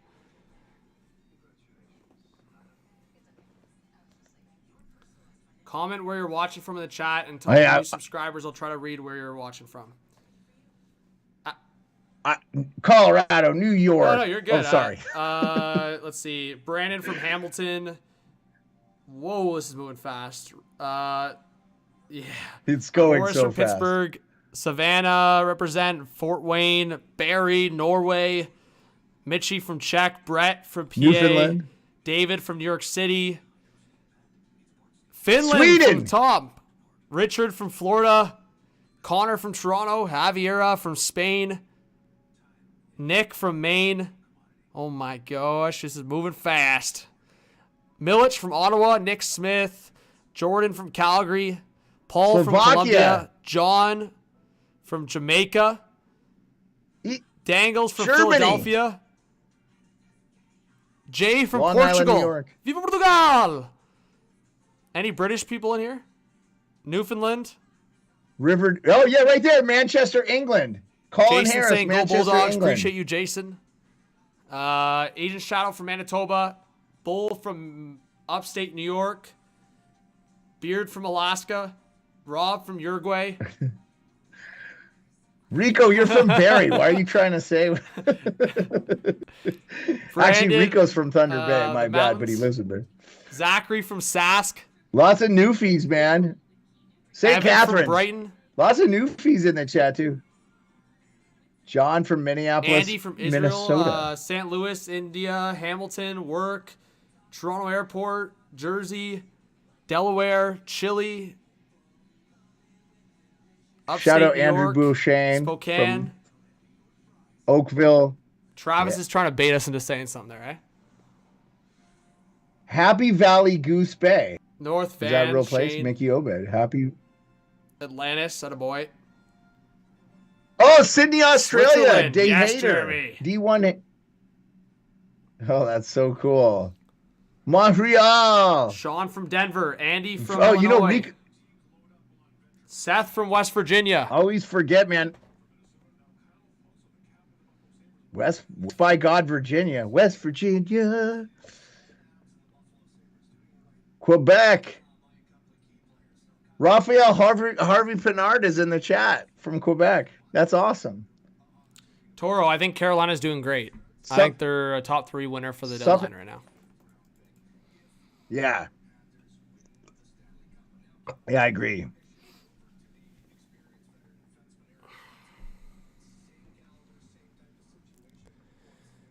All right.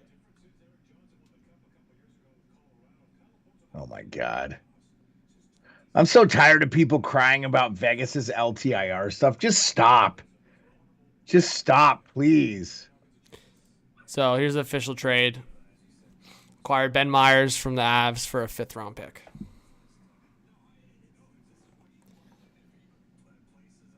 McCabe fined $5K.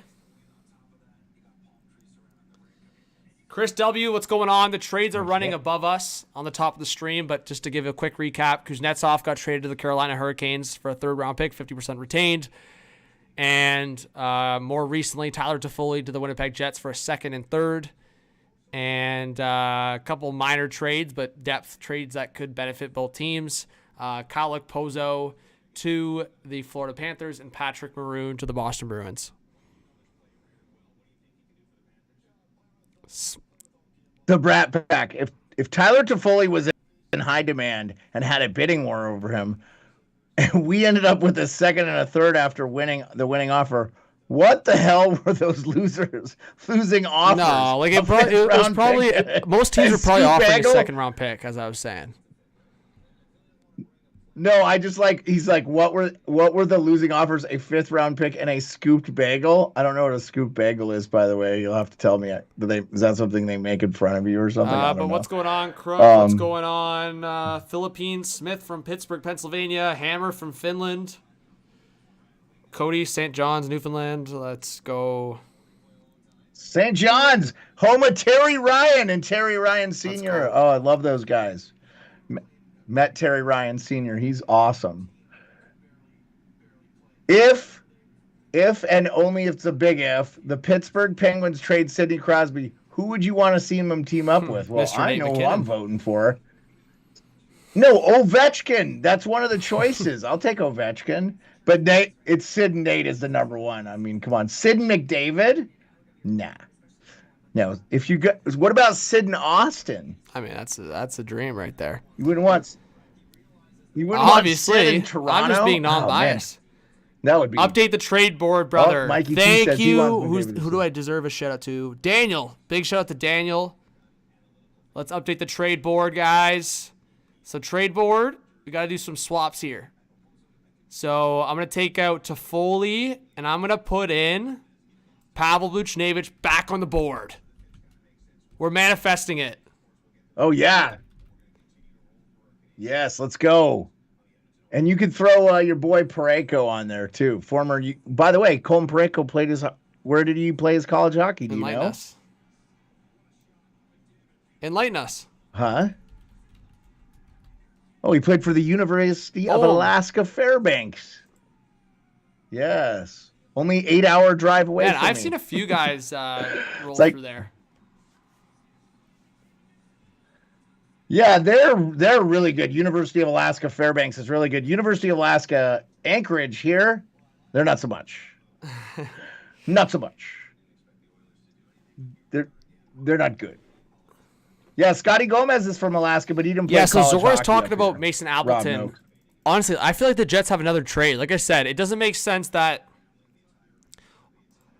Chad Ruhwedel traded to the Rangers. Oh, there's an ad for the Rangers. 4th-round pick. What'd pick. they give up for that? Okay, that sounds right. There we go. Riedel starting to click, starting to get some stuff going. Only 2 hours and 53 minutes or 52 and 56 seconds left. Oh, nuts. It's going. Jeremiah, your call. Are you staying for the Yes. haul? I think I if you want to be on, I'll just. Yeah, I'll stay. All right. I'll stay for the haul, man. I don't mind. And like I said, if you wanted to bring other people on, hey, I did tweet our link out to Annie O'D's reply because we had just talked about Tyler Toffoli playing for every Canadian team and said we were talking about having you on the show. So maybe Annie O'D reaches out to you. Okay. I don't know. But yeah, I'll stay. I mean, I do want to take a 2-minute break to go to the bathroom at some point. If you want to go now, I can rip through some comments in the chat. Yeah, that's fine. I'll do that. Let's see. If the Jets make another trade, I want them to dump Schmidt as well. Yeah, a lot of Jets fans have said that. Guys, if you have any questions or comments for me in the chat, please drop them now. We are less than 400 away from 1,000 likes. Please hit that like button. It's free to do so. Free to do as well for subscribing. So, again, it's an easy way for you guys to show support.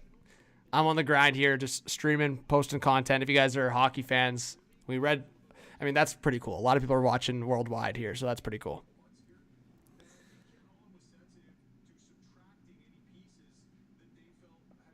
Let's see. Do I think the Bruins get a guy like Tuck? I wonder who the Bruins circle back on, because I think they might trade DeBrusk. And since Toffoli's off the board, I wonder if the Bruins look at a Jason Zucker. That's who I had suggested, because Zucker was a line mate with Charlie Coyle in Minnesota, and I think it could be a cheaper option for Boston in their middle six. So I think Zucker could be a potential for Boston. Edmonton has one more trade? Yeah, I could see it maybe, but I think they did what they wanted to do, which was a depth defenseman. They got that in Stetcher, and 2 forwards with Henrique and Sam Carrick. So they got their business done, I think. Any more moves to the Flyers today? Yeah, I think the Flyers make one more move. Yeah. I wonder if they get a goalie. And Antti Ranta could be a potential there, just to claim on waivers. Past that, the hot take would be Scott Lawton, but I think a team has to give up a first-round pick and another piece to get him. Like, they're going to have to overpay to get Lawton. Yeah, Chris, Brandon Tanev would be a good candidate, but the way Seattle's acting, like re-signing Eberle, like just their whole vibe around the traded line, not wanting to trade any defensemen, I really think they believe they're going to make the playoffs, or they can make the playoffs. Like, they're still 7 points out of the playoffs. I personally think they should be selling. I think this is a mistake what Seattle's doing. If they go on a run and win the Stanley Cup, I guess I'll soak my shit. But at the end of the day, just comes back from the bathroom and you hear soak that shit.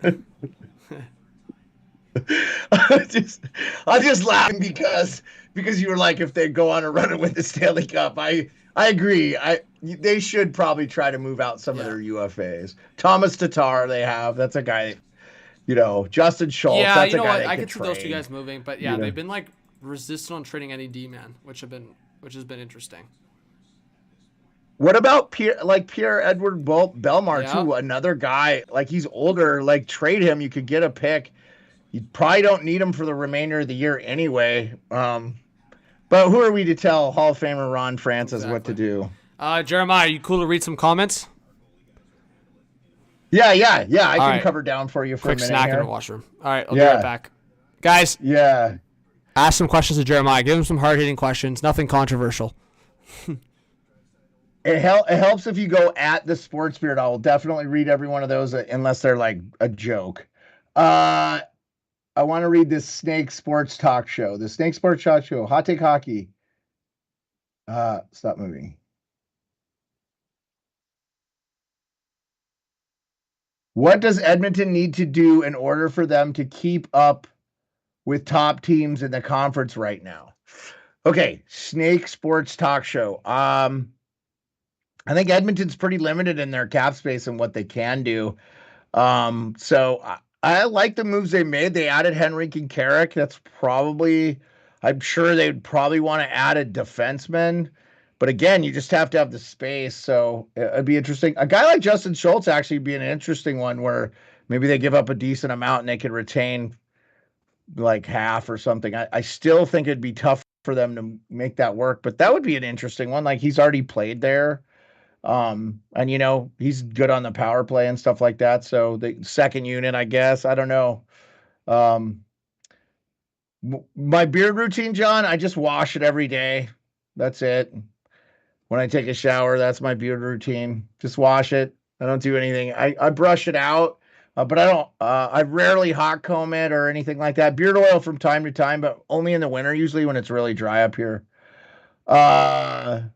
What are your thoughts on Sandin signing? I liked him when he was here in Toronto. Would rather have dealt Lily than Sandin, to be honest, but too late for that now. Yeah, we did get a first-round pick that got you Easton Cowan, Chris. So sounds like Easton Cowan's going to be a player for the Leafs. I think the Caps are just trying to get younger, and Sandin hasn't particularly had a great year this year, but he's been injured a lot. So I think that kind of has hurt his year. So we'll just see on that one, you know.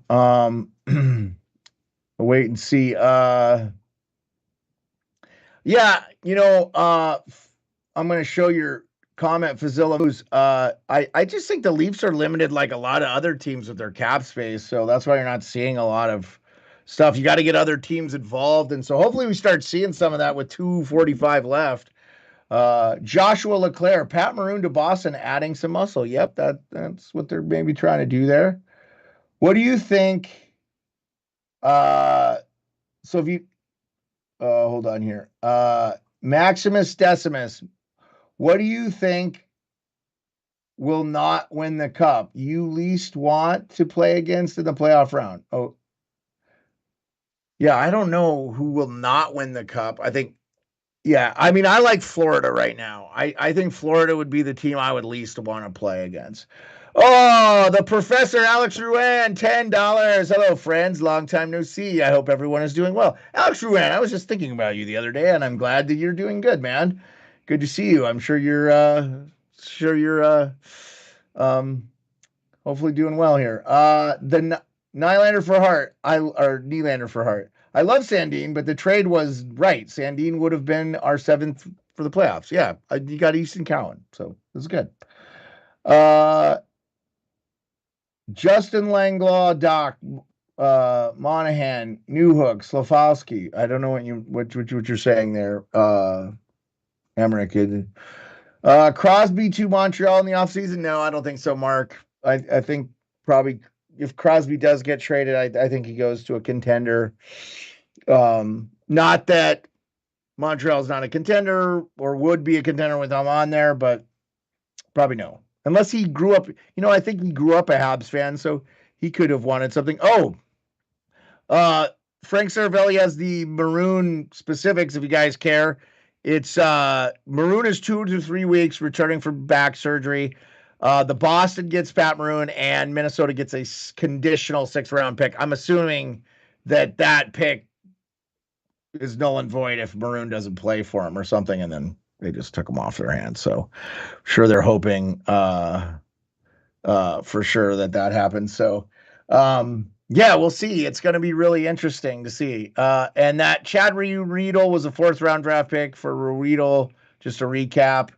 And I'll drop my Tim Rotto. Winnipeg trades the Jets to Atlanta for the Falcons. Okay. You want the Falcons in Winnipeg, huh? Yeah. I do not know why there's not an NFL team in Canada. It makes no sense to me. They should literally have one. Toronto could probably have one. So I'm just going to drop in, hey, everyone. And then that's, if you use that at the Sports Beard, that really helps. And I will be able to see you a little bit easier. Hot Take Hockey Serious. What do you think the Blues do? Should ask Darkness. We don't know, man. Because now we're hearing they're not going to trade Parayko. They're not trading Buchnevich. Legends live here. Passion lives here. Trades live here. Great work. Like to see it. David Savard to Toronto. All right, Rick Smith. Isles making any trades? Yeah, I mean, we hope so. We hope so. I thought they did make one move already. Savard to the Red Wings, Zora says. The equivalent to NFL... The equivalent to NFL in Canada is the CFL, and Toronto's team is the Toronto Argonauts. Yeah, I'm very aware of the CFL, my friend. Oh, you think they have probably a non-compete with the CFL, Zach? I thought the CFL plays a different time than the NFL, though. So I don't think it would really conflict that much, would it? Yeah, anyway, this is a big... Snake Sports Talk Show. Could we see Bennington to the Flyers next season? Torts will shape his... Okay. Do I think Hughes is better than Bergevin? Mark Bergevin? Yeah, probably. Oh, and you're talking about in general manager perspective. I just think they're different. I think they're different. I hid that because we didn't need all the hockey sticks. But according to Atlanta, Adrian Dater, the Avs are getting a goaltender. The Avs need a goaltender. Mikey T, what is the asking price rumored for Chychrun? Do you think CC and Broberg gets it done? I do not, Mikey T. Hey, I'm back. I was just going to say who is better? that we just got this. Anthony DeMarco putting this out there, and David Pagnotta. Am I following? Yeah. Okay. Jonathan Berggren in trade rumors right now from the Red Wings. The Red Wings could be making a trade today. Okay. All right. Yeah, we need the Red Wings to do something, right? But got a quick bite to eat, got a granola bar. I'm ready for the second half of the day.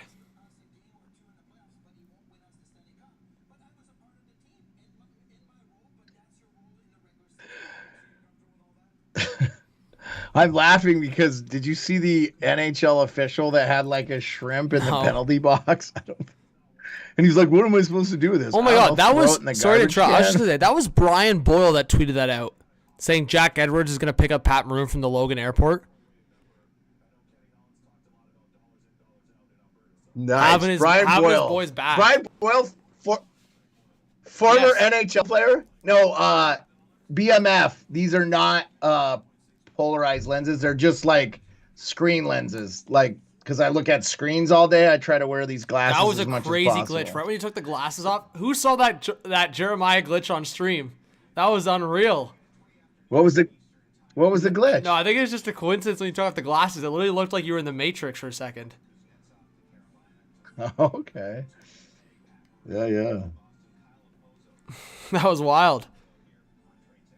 Oh, Kim comes in, been some moves, huh? Took a nap and everything happens.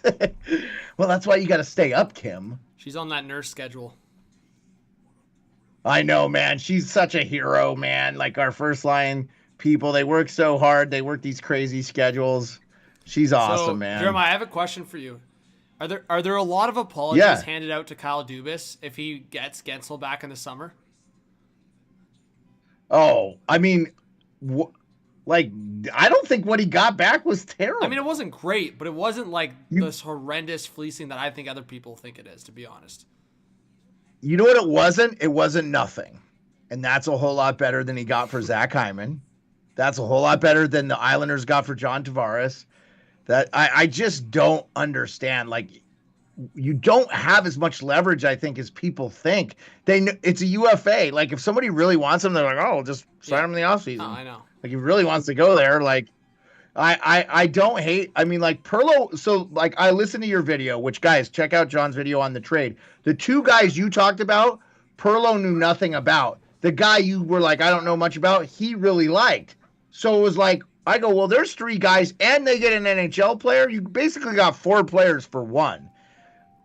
I think it's a win, and yes, they could re-sign. Are you saying Gensel. it's a win because you like, secretly hate Pittsburgh and you're hoping for their demise?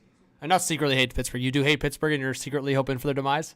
No, I blatantly hate Pittsburgh. I'm not waiting for their demise. Their demise is here. Whoa, Pets fans! I don't know that. No, but I'm saying, like, are those four players going to make them better next year? Probably no, but they're going to help them long term. I don't think they got fleeced. I mean, I don't understand. Like, you're not going to get Wayne Gretzky in every trade. He is a rental. Yeah. If Carolina re-signs him, I will shut up and own my shit. He is a rental until he's not a rental. Yeah. If Pittsburgh re-signs him, it's a huge dub for Dubas, and everybody's going to be like, "Oh my God." We'll see. Like I said, I don't think I disagree, Jeremiah, that it's a win for Pittsburgh, but I don't think it's like this big fleece job that everyone's calling it, because at the end of the day, people were like, "Oh, Gensel's going to go to Vancouver or Vegas." I'd bet my life that Vancouver and Vegas were offering half of what Pittsburgh ended up getting from Carolina. Okay, so let me ask you this. Let's say if he goes to Vancouver instead. Let's say they retain 50% and Vancouver gives up their number one prospect, just one guy. Well, is that a win? Obviously, because that's Wallander or Lekari Mackey, and I think that ceiling for those two guys is higher than anything Pittsburgh got. But they're both defensive players, right? Well, Wallander's a defenseman, Lekari Mackey's a forward. But to the point of what I'm saying is that Vancouver wasn't willing to deal those guys, Jeremiah. Like, they were never willing to deal with those guys. No, I understand. I'm just asking you, like, of the four players they got, including Bunting, is that a better deal? Just getting one prospect. Yeah, I agree. I mean, that's why I said if I was Pittsburgh, I would have rather got Morrow and a first than what they got. But obviously, Carolina wasn't willing to give that up. It's right. It's easier said than done. But at the end of the day, well, and they didn't even really give up. That's what bugs me. That's why I think it's a bad trade for Pittsburgh, because that's a joke. You should be getting the prospect debate. We can go all day long with the prospect debate, but the fact that Dubas didn't get a for sure first round pick is absurd. Absolutely absurd. That's the part. To get four players and a pick, though. Yeah, that's pretty good.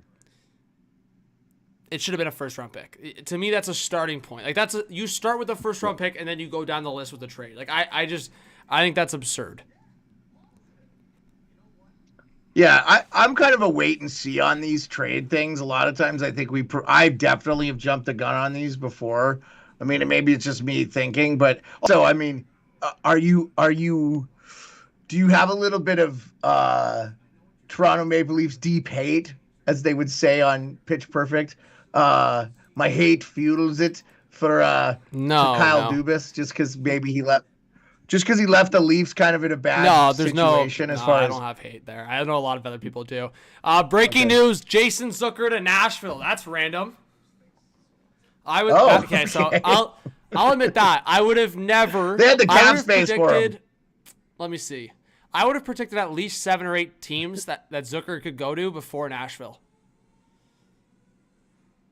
His market must have not been good. Like Nashville, like I know they're in a playoff spot, but like they should not be buying Jeremiah, in my opinion. I've been saying this. Anyways, Zucker's going to Nashville. Yeah, I don't know. They're probably not giving up. Chris Snyder, he says Tuck to the New York Rangers. I think you wish, Chris. Oh my God, Jeremiah, you are. I'm telling you right now, you are sending viewers into a spiral when you do that, because you're reading it as if it's like a tweet, not like a comment. So, no, you're good. You were just like Tuck to the Rangers. I guarantee, guys, who in the chat when he said that? I'm just laughing because I guarantee there's like at least 50 people that were like, what?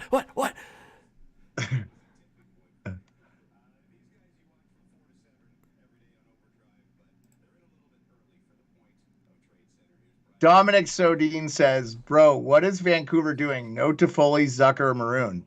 Did they need any of those guys? I don't know. Yeah, Jeremiah, look, all those people you gotta talk to. Yeah, Mike Fiore was freaked out. I'm so sorry, Zachary, Dangles TV, D1, DeHater. Sorry, guys. Okay, so yeah. You bet they're trying to get Buchnevich? Yeah, let's see. Buchnevich might have to be back on the board after all these guys are off the board here. But anyone that said trade deadline, we're not even at 12:30, and we're buzzing with trades. We're at 8 trades now in the day. I just put Jason to Zucker on the thing. I am losing brain cells. Shane B says, let the dog break the trade. Yeah, Bone unfortunately doesn't speak English, so... Do you, Bone? He got in trouble. Darlene, captain for the Sabres. New Micah Paxton says, new captain for the Sabres, you think? Darlene? What do you think? HTH, any thoughts? I thought you were asking your pup that question. I thought you were talking to him. No, I don't hate that. I was just curious. Like yeah, that makes sense. Darlene to yeah, Sabres no, I captain. mean that could be the vibe for sure. Now that Okposo's gone, I have to ask you: I don't like that teams don't have a captain, and I think even if you have a captain that's out, like you should have an interim captain. I think it's stupid. I'm with you. I'm with you to an extent. I think it depends on which team. Like Buffalo had a really bad year considering their expectations. So like, yeah, you don't have to make it today. Like they can make it next season.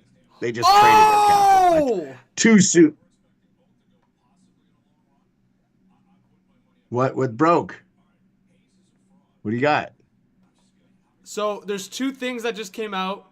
One, I just got a message. So who Sorry, which source tweeted out that the Avs are getting a goalie? Was it Adrian Dater?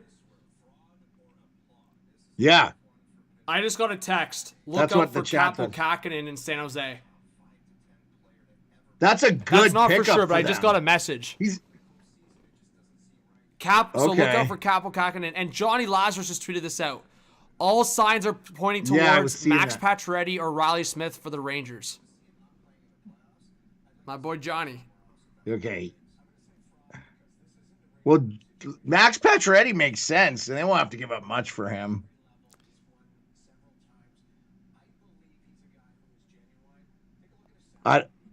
Man, I mean... So the Devils did retain 50% on Toffoli, by the way. That makes sense. They got 2 picks. Oh, sorry, getting Johnny Lazarus talking to Sidney Crosby. Yeah, he just broke that. Which one do you like better for them, Riley Smith or Max Pacioretty? That's a pretty broad spectrum. I think Riley Smith. Riley Smith. Yeah, he'd be a better fit for them. I mean, I think both are a good fit. I would just say Riley Smith. I like that fit because I think what the Rangers learned quickly last year is they went a little too like offense heavy with the Tarasenko and Kane additions, and I feel like Pacioretty's kind of that similar style. I feel like Riley Smith is more of that two-way, responsible playoff guy.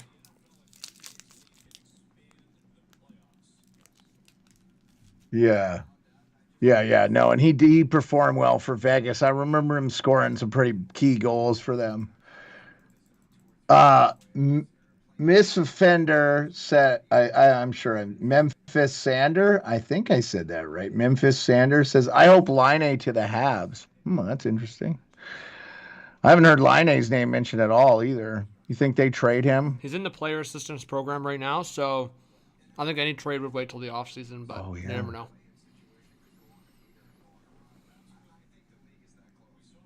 Yeah, that makes sense. He'd be interesting on the Habs, though. There's some rumors suggesting that Merzlikins could be traded. So, Jeremiah, this was the crazy rumor that I don't believe will happen, but it's kind of funny. Yeah.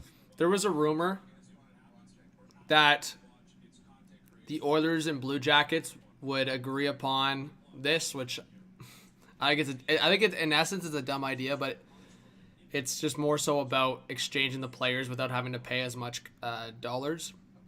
Is that the Blue Jackets and Oilers would have a verbal agreement on buying out Campbell and Merzlikins and then having them sign to the same term at league minimum. Dumb idea in essence because Merzlikins obviously has a lot more value than Campbell, but there was a scenario where I made a trade scenario where Merzlikins and Campbell would swap and Edmonton sends Columbus a first-round pick. I don't know about that, but it's interesting. So, this is why it makes no sense to me. The buyout will count against the cap, does it not? It lowers the cap and spreads it out. But why Edmonton's just doing that just to get out of the cap. Like I said, it's not my idea. I'm just relaying the message. All I'm saying is.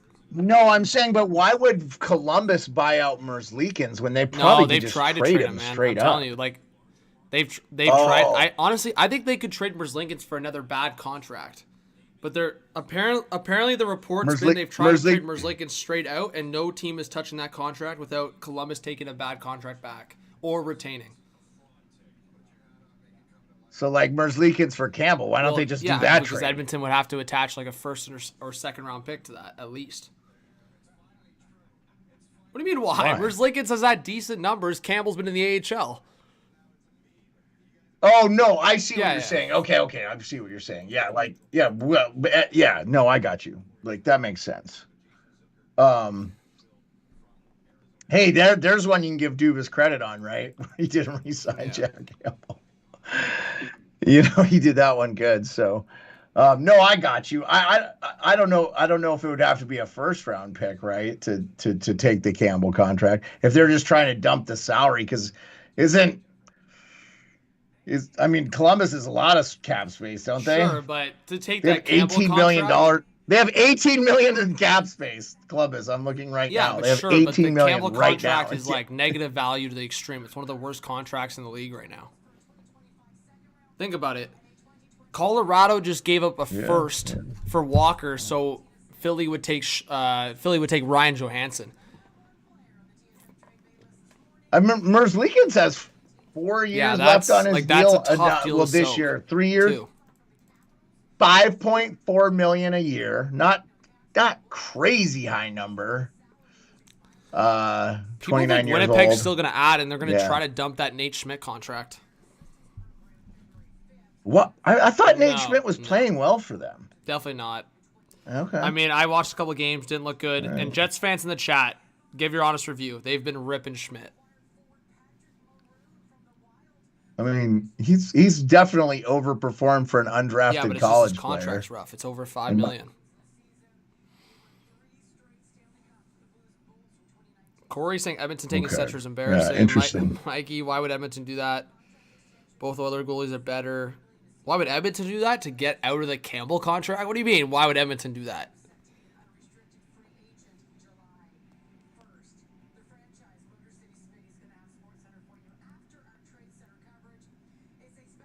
Chad, it's just Jets fans have been on Nate Schmidt's case. That's all I was saying.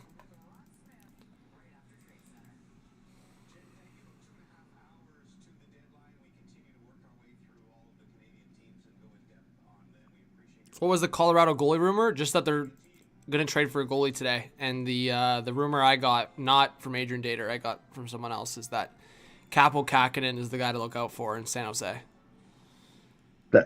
He's a UFA anyway. That's a perfect pickup for them.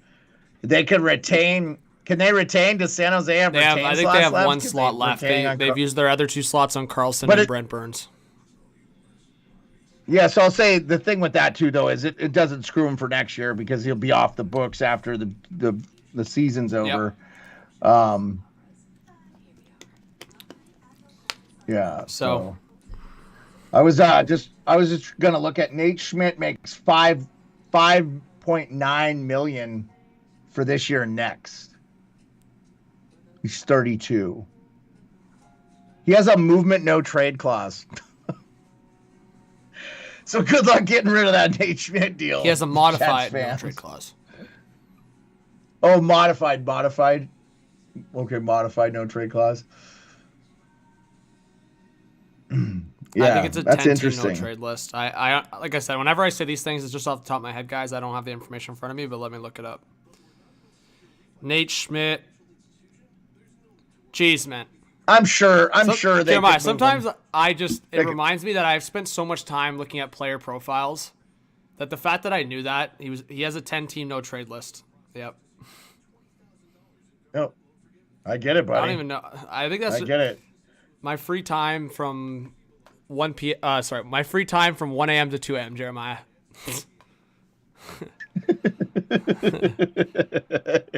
just reading the backs of hockey cards and doing all that stuff. I totally get it.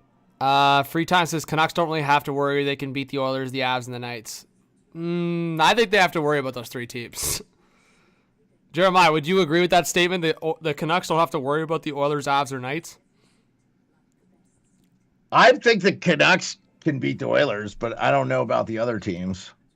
All right, let's get a little. I mean, we got the poll running for the Chikrin trade right now. So we're gonna keep that one going just to see how many people vote on it. But I mean, so Jeremiah, I have the Marner image. I have the Marner image on right now on the stream. But yeah. Okay, poll in the chat. This one's not like a voting one. This one's just a comment one. Who would win in a playoff series?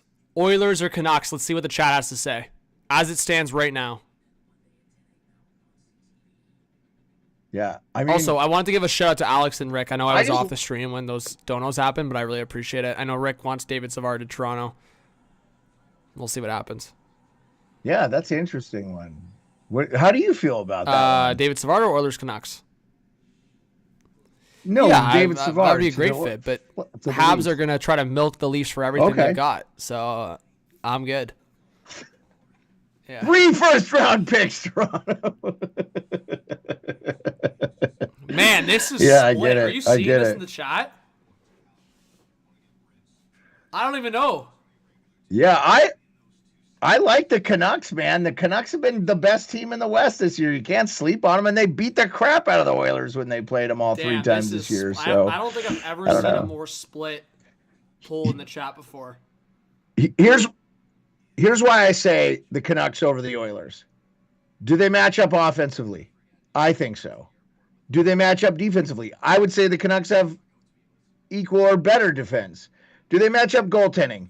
The Canucks have so much better goaltending than the Edmonton Oilers. It's not even close. So, to me, I give the edge to the Canucks. Can I say something and I agree with a lot of to defend that argument, to play devil's advocate? Yeah. No, absolutely, you should. Yeah, I get it. How many Stanley Cups? And how many Stanley Cups have the Canucks won? Just remind me. No, that's fair. That's fair. That's fair. That's fair. I'm just saying. But all I'm saying is sometimes when I'm But- very close on an argument, I just look at the best player in the game breaker, and like I said, I think the Canucks remind me of from 2 years ago.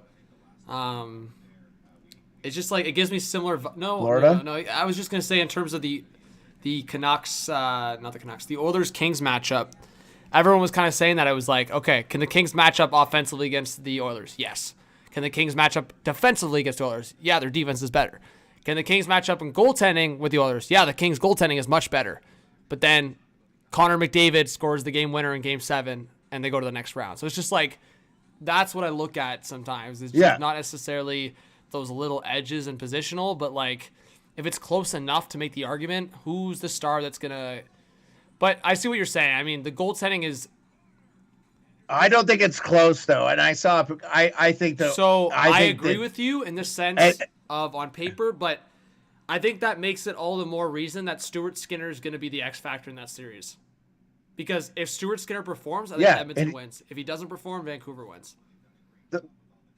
Well, that's totally... Yeah, that makes total sense, but... yeah, that's totally... It's kind of like with the Caps. If they squeak into the playoffs... No, I'm joking. I was going to say Charlie Lindgren. They're going to ride on the backs of Charlie Lindgren. Hey, Charlie Lindgren's been unbelievable for the Stuart Caps been this year. The last couple months, though, too. So I think Edmonton fans, real ones, know they don't have the team this year. But we'll Jeremiah, see. They could be in the You're going to get clipped, and then the Oilers are going to win the cup, and then they're going to go back to this clip. That's more exposure for hot take hockey. I'll wear it, but I'll wear it. Hey, listen, man. Every freaking professional that gets paid six figures to cover this sport said the Oilers were going to win the Stanley Cup this year. The funniest clip I've ever seen in my entire life, and we had him on the show, so I can give it a good laugh, and I might message him after to say I gave it a shout, is in the Montreal-Toronto series, and goes, "There is no chance." I'm gonna wait. I don't know if I said his name. Did I say his name yet? I don't think so. No. Okay, guys, who am I? The chat will know. There is no chance the Montreal Canadiens will beat the Toronto Maple Leafs. I don't even think the Montreal Canadiens will win one game against the Toronto Maple Leafs. Who am I? Jeff O'Neill? I don't know. No. Don Cherry? I don't know. Who was it? Craig Button? Craig Button? Yeah. Yeah. It's Craig No, Button. I'm not saying, and I saw people like, the Oilers can win. Dude, I get the Oilers can win. I'm not saying they can't win. I'm saying everybody and their mother picked the Oilers to win, and I don't think they're the best team in the West even. And if a healthy Vegas plays a healthy Oilers team, I don't know. That's going to be the first round matchup. I bet you that'll be the first round matchup. It benefits the Oilers to not play Vegas in the first round, I think. But you never know. I think people are kind of not wanting to give Vancouver credit because, like, oh, they haven't done it in the playoffs. Okay. Well, I mean, they were in the bubble. I mean, I do think they're a little undersized, but I think Tockett's a good coach, man. So yeah, and Stuart Skinner, do not trust him at all. Jeez, Igor's going all in today in the chat. He says cheat day. Hammer down 2 sausage and egg McMuffins for brekkie, XL pepperoni pizza for lunch, and there's going to be some tacos for dinner. Damn, dude. That's a trade deadline feast there. I had tacos for dinner. Damn, I'm jealous. I love it. I've had Cheerios, a sandwich, and a granola bar. Well, actually, I'm still working on my granola bar here.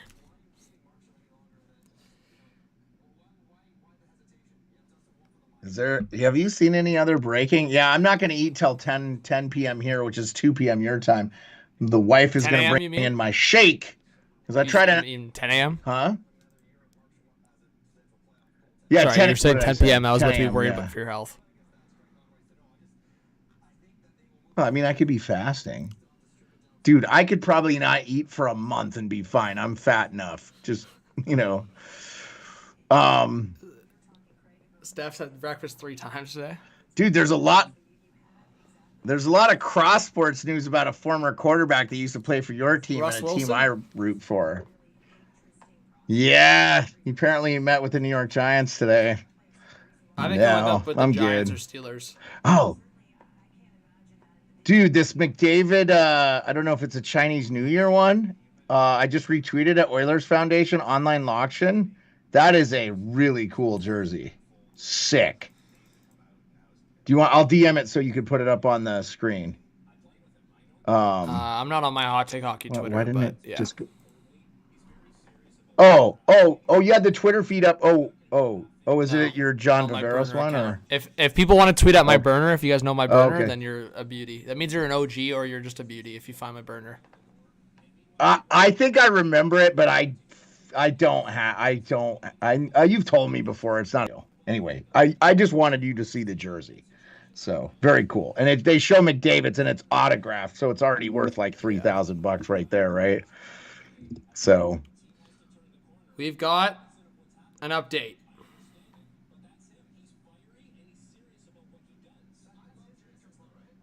Oh, damn. Evander Kane got fined. What's the update? Can you hear me? Yeah, Jeremiah. Can you hear me? I got you. Okay, I muted the stream. Yeah. They can't hear me. Oh, okay. I got you. John Carlson. Oh, no. Are you ready for a John Carlson trade? John Carlson sure. to the Leafs? You do it? Okay. Yeah, but who are we getting back? TJ Brody and a couple muffins. No, I'm good. No, I'm good, buddy. I mean, if you just said like Liljegren, but Carlson's a left shot D. John Carlson? So, he's right shot. Yeah, he's left. Is he? I thought he was a left Buddy, shot. that's your team. What are you doing? You smoking the good shit today? I don't know. No, I didn't take any edibles before I came on. No, I thought about it. No, I actually, dude, honestly, I'm so much like better on them. Like, so yeah, we haven't got a trade in a few minutes here. Let's see. DeAndre says, and Van's defense is like 500 times better than Oilers. I don't know if I'd say that, but yeah, there's no shutdown D on the Oilers. Ekholm. I do think that that Bouchard guy is a really good offensive player. I don't understand how they only got a 6th round pick for Zucker. I mean, he had a lot, but there was no salary. That's why. Attention. But that's crazy. Well, he makes a lot of money. He makes like $5 million almost. That's how much it shows that Arizona. I don't want to down on the Coyotes organization right now. But Zucker's having I know, really but that just shows year, like dude. how much more about the money than like draft capital they are about, because like, and I think like not any again, I'm not trying to crap on the organization, but like 80% of other teams would just do the retention. I don't know, man. That's crazy. Only a sixth? Like, I guarantee teams like Boston or the Rangers would have given a third or fourth for retention. Does Arizona have room for retention, though? I thought they only had one slot, so they might be trying to move something else out bigger. Maybe they're waiting for the Dumba? That's surely what it must be. They must be waiting for that the could Dumba be trade too. to retain on Dumba. Yeah. Yeah, because they could get more for him, quite frankly. The D is, and he's a right shot D, Dumba? right?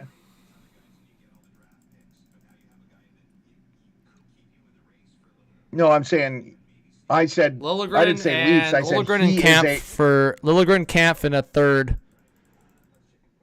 for Bukestad and Dumba. Call it a day. I heard. No, I don't know. I'm talking. Didn't you say earlier they had a? Didn't you say earlier though they had a deal for maybe not trading Bukestad? He re-signed there and probably. I mean, he'll probably stay, but I'm sure they're getting calls. So let's take. Let's see. Zucker off the board. Who can go on the board?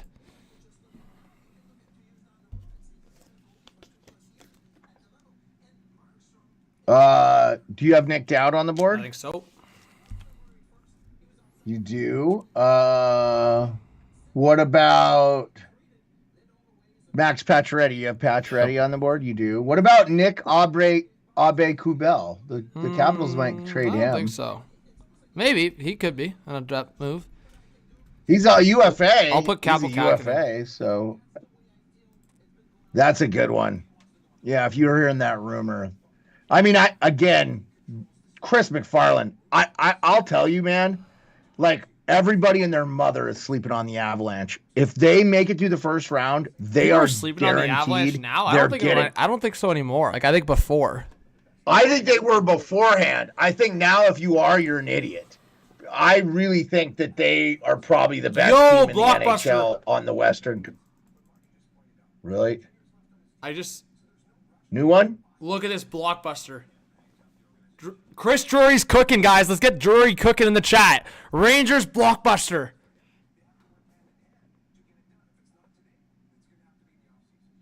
Woo! Nick Patan. Wasn't he a high draft pick, though? Yeah, I'm trying to remember if he was like a first or second round pick.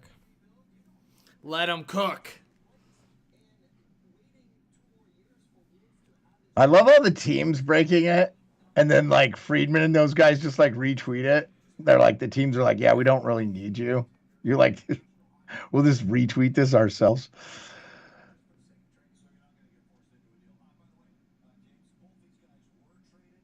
Colin Blackwell is here for practice, so I guess Chicago's not trading Colin Blackwell. I like Colin Blackwell. You have a Colin Blackwell jersey because of me, actually. Yeah, no, you were the best for that. Thank you so much.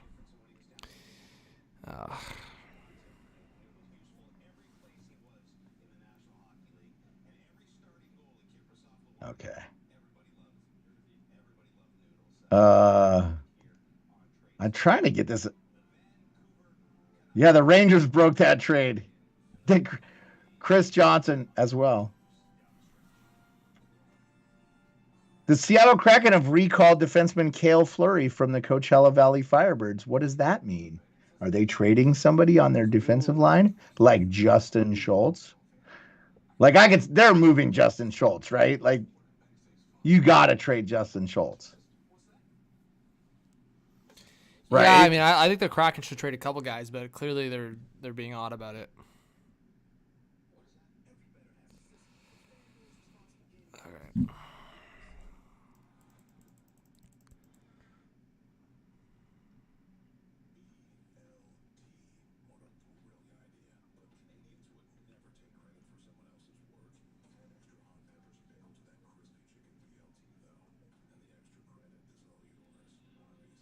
So Alexander Barabanov has been told he will be moved by the 3 p.m. deadline. So that's a guaranteed trade right there. And he's with San Jose. Isn't Barabanov a former Leaf? Yeah. Was that a Dubas like waiver pickup or he signed overseas? Was he drafted? KHL and then got traded for like a I think it was like a late round pick and an AHL player.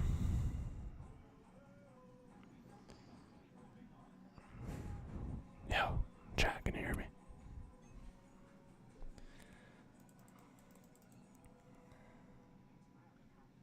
Did you mute the chat again? No. Oh.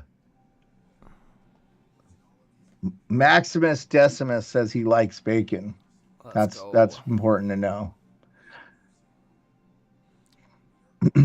Not a great return, but looking at some of the trades we saw last season and Zucker's overall year, this could be a breaking news or a rumor. I gotta take this call. Wanna read chat for a minute? Yeah, okay, I got the chat. Just maybe trade ideas in the chat, guys. Proposals. Jeremiah will read them. I'll be right back. Yeah, just hey guys, at me the Sports Beard, but Zach Hines, Blues needs to. Okay, never mind, Zach. I'm not reading that.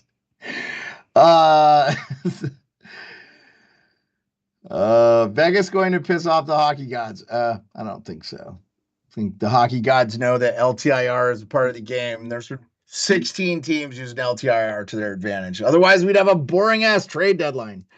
Okay, Blended. Shout out Blended too. Haven't seen you in a while, Blended. Hope you're doing well. Austin Crefield. Thoughts on Olofsson to Vancouver? Do they need him? I mean, he makes a lot of money too, man. Like I just don't think thinking about Maroon with Marchand is hilarious to me. I agree, Kim. Thinking about Jack Edwards picking up Maroon when he shows up is even more hilarious to me. I hope that happens. Mikey T says Vegas can miss the playoffs just as easily as they could make them this year on the cusp. Yeah, no, you're not wrong. They've run a 4-game losing streak there. I don't know what the Bruins are cooking James Dunn. They're not doing enough probably, but they really are kind of limited on what they can do. Okay. You're funny. This guy Amarick or whatever is funny. Sorry, I was getting Sportsman, how's life with the doggos in Alaska? The life in Alaska with the doggos is great, man. Thanks for asking. Go ahead, John. You're back. Yeah, no, sorry. It was no. What's the juicy info? Trade rumor. Oh, it was actual work. You're not working now. You're working. I took actual work. I took the day, but I figured you did. That's why I asked you like 6 weeks ago. Hey, man, are you gonna? And then it kind of worked out that you traveled and you got back late anyway, right? They probably weren't going to hassle you too bad. Per HL transactions, Dallas has sent down Logan Stankoven, likely a combination of a cap move and making him eligible in the Calder Cup playoffs being on the AHL roster today. Oh, yeah, that makes a lot of sense, Brian. I hope Stankoven plays in the playoffs, though, because who has on this panel interviewed Logan Stankoven? I think that would be me. Mr. HTH. Yeah, Stankoven's a great guy. That was the first kid. Yeah. I'll always root for him just because he was on the show. Yeah, this channel's a lot of fun for live streaming like this. I hope all of you guys that are in this channel right now, please hit that like button, that notification bell. And it's free to do all that and subscribe. So if you guys want to support in a free, easy way, that's the way to do it. Hey, we have like 1,500 people right now. I really appreciate that. Time, Blended, too. Can we get a huge congrats to Blended? Says, my wife and I just had our second daughter last week. Huge congrats. Oh, awesome, Blended. Blended from Vancouver area, I believe, right? Vancouver Island, I think. Scott Edwards, Nick Patan is a very depth forward. Fourth line at most, AHL guy at this point.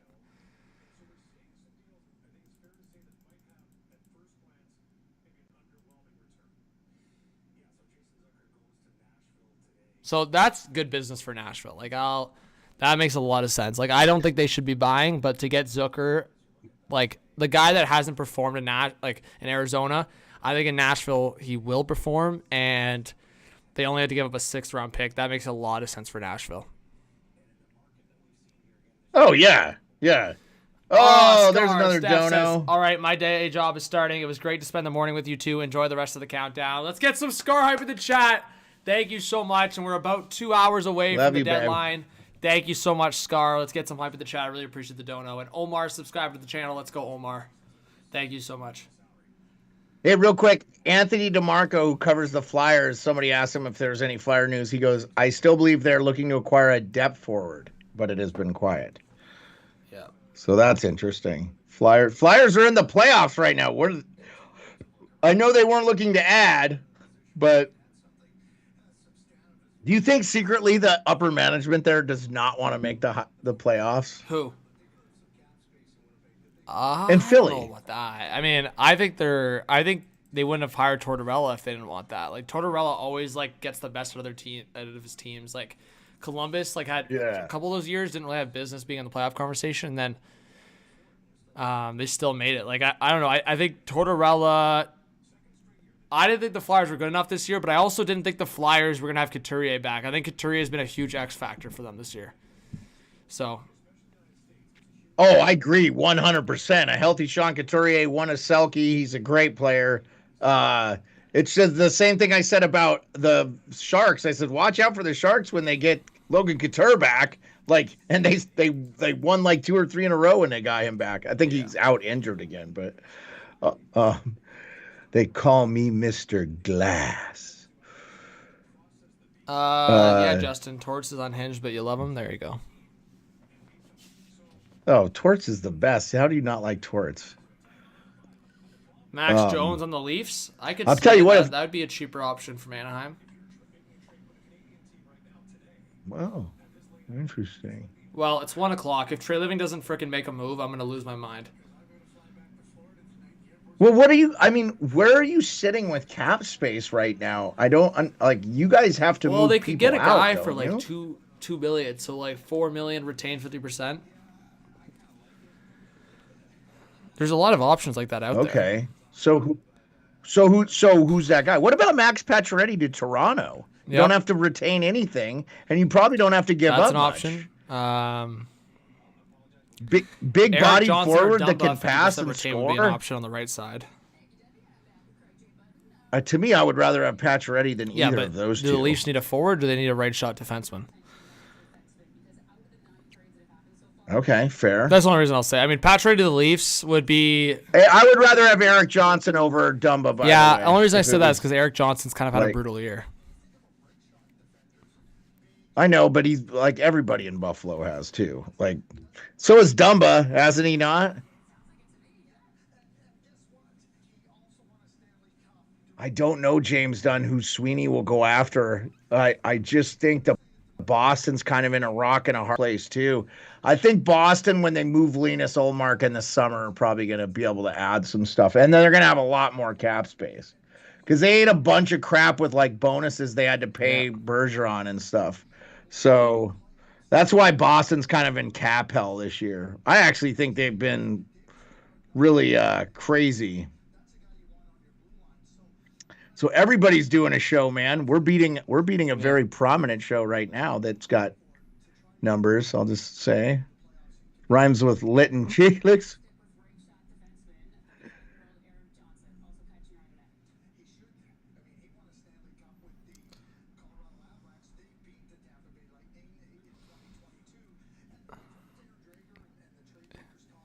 Oh, they're talking about Savard right now on TSN. That'll be interesting. Hey, Beard, I just sent you a quick message. No big deal, but just wanted to send you a message on the side.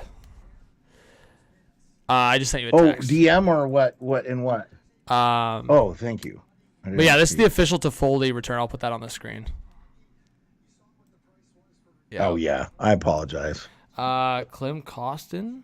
People are saying Costin trade.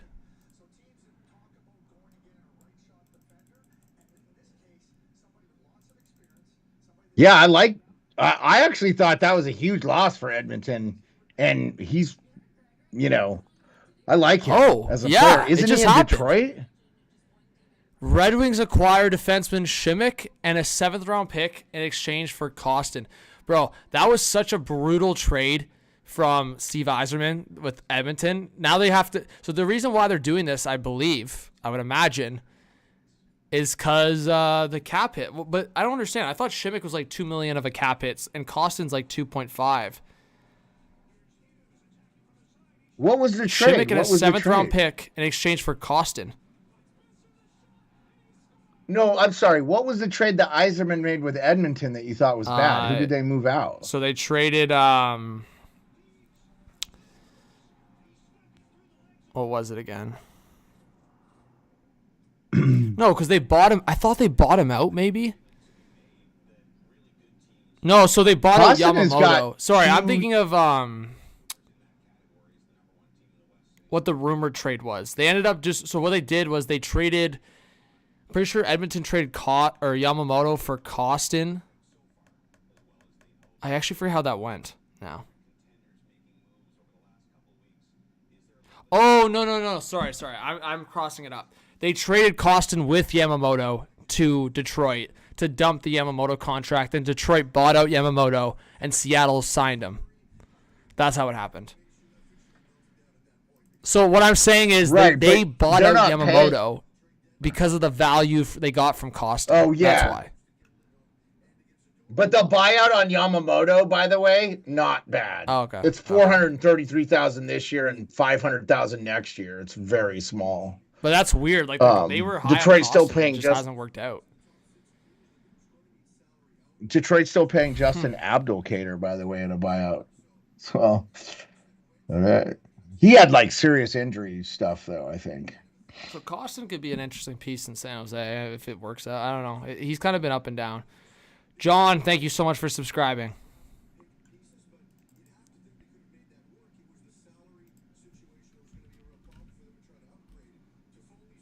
All right.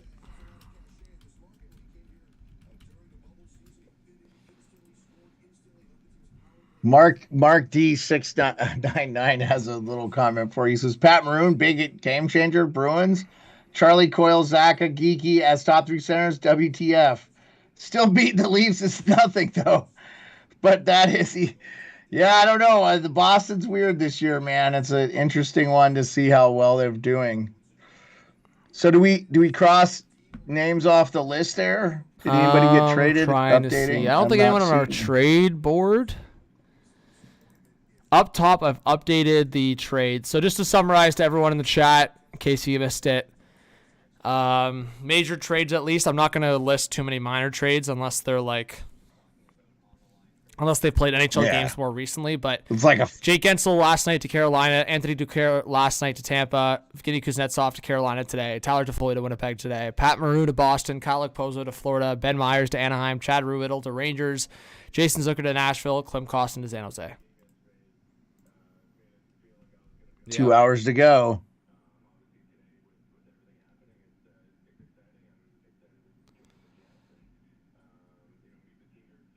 To John Shannon, 27 seconds ago, tweeted Tyler Toffoli to Winnipeg for a second-round pick in 2025 and a 2024 third-round pick. John, you're a bit late, buddy. John, were you at the bar? Buddy? We met John at the Hall of Fame event.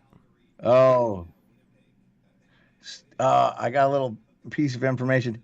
Steven Rosner, Lamoriello is always quiet with 2 hours left. There's still some names on the board that are expected to be on the move. One being Frank Vetrano. I'm not saying he's going to the Islanders, but yeah, that's very interesting. Thank you, individual that sent that to me. If you don't want me to say, I appreciate it. You're the best, by the way. I'm going to put you're the best. Hey, guys, we just got 700 likes. Thank you so much. We need 300 more likes to get to 1,000. Let's get there.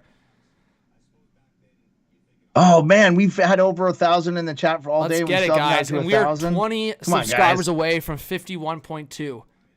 Come on. Last year, I think, again, I never put expectations on it. I just appreciate everyone being here.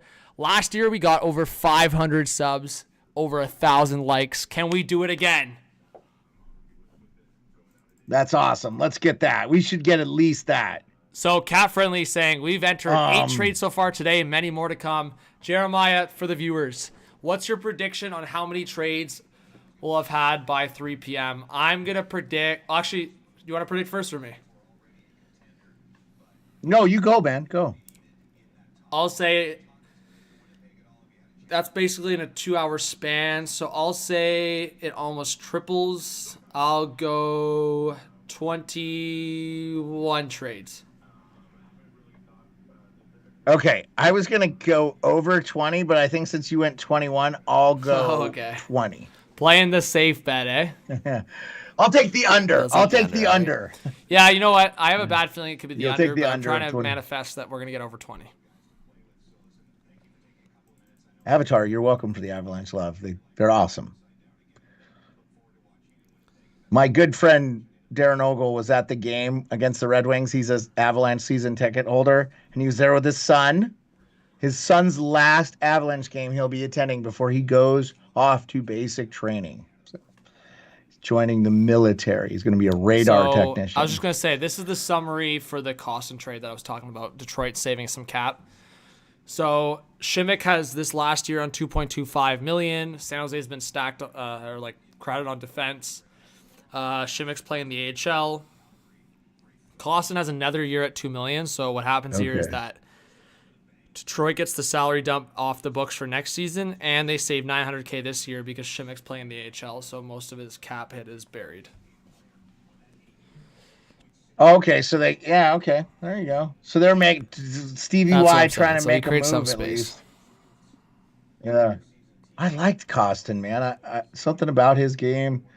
You say no, but they attached him. I'm assuming Detroit thought they were getting a good player in Kostin, and then they just bought out Yamamoto. By the way, Yamamoto's not played terrible for Seattle. He's been fine. I mean, hometown team. He is what he is. He's a bottom six guy.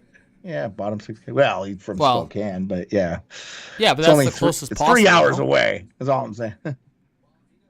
Oh, yeah. Well, unless he's playing for the Spokane Chiefs. Which, that would mean he reverted in age. Hey, you got a dono. Noah McFarlane, how you do? The dono says, love the streams, you're a goat. Make move, Brad. Thank you, Noah. Let's get some Noah hype in the chat, guys. Thank you so much for the dono. And yes, man. Dude. Brad... I swear, man, if Brad doesn't make a move and they're dumped in the first round, it should be an immediate see ya. Yep. I'm not even Really? joking. Yep. Really? Jeremiah, everyone was quick to just send Dubas away. So you're telling me if Trey doesn't make a significant move, they lose in the first round, they lose Bertuzzi, Domi, all these guys, all the moves were just done for nothing. You think Trey Living should be the GM of the future here? He's been there two seasons. One season. This is first. A lot to fix.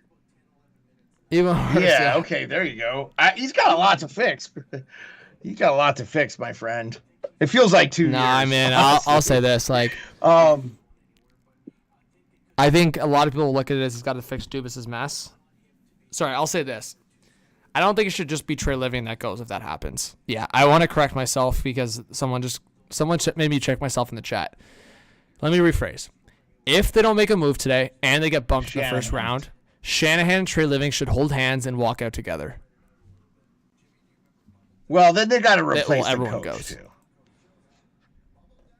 Yeah. I mean, nothing against Sheldon Keefe. I know you did. Perlo loves Sheldon Keefe, by the way. Come on down to New York City.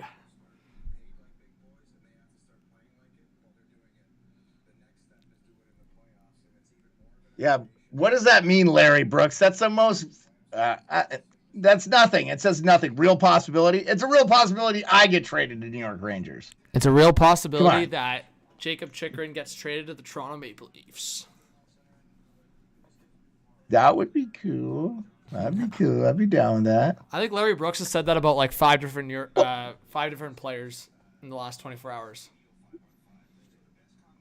But the fact that Cat Friendly is retweeting it is interesting. Shanny. Well, yeah. I mean, aren't they just people like us, though? I mean, nope. They're about to enter Patch Ready into their system.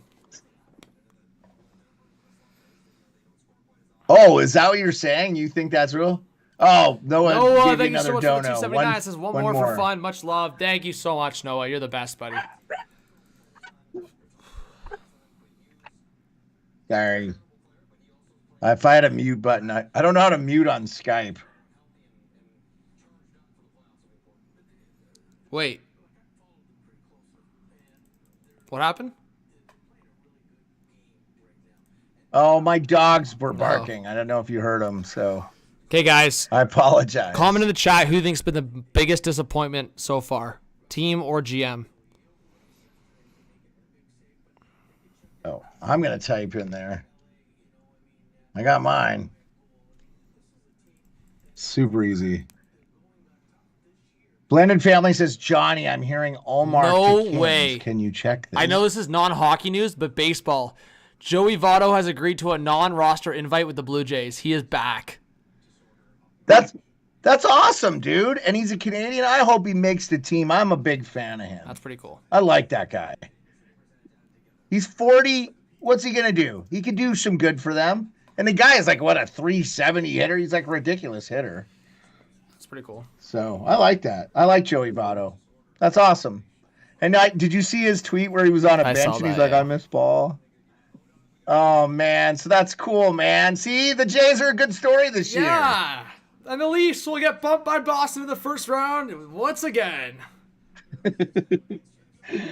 It'll just because you got goaltended, probably. Why, you think Jeremy Swayman's going to steal the show? There's some buzz about Allmark being sent away. Well, I'm just saying, like, you guys got worked last night, and you're the more talented team up front. It shouldn't even be close. You guys should be kicking the crap out. Yeah, we'll see. And they're missing one of their best defensemen in Lindholm, too, man. I don't get it. Every time I think I have Toronto figured out, like, I thought they were good. My buddy was like, Toronto's going to be in the finals, the Eastern Conference Finals. I'm like, I think you're on crack. Well, they're just not.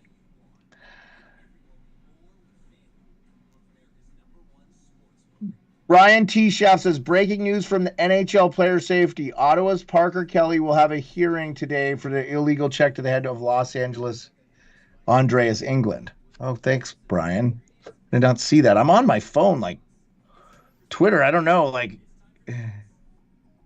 yeah, you are the source. You are the source, Isles Girl 3. You're the best. Come on, man. Yeah. Yep. I'm seeing that tweet from player safety. Blended is bang on.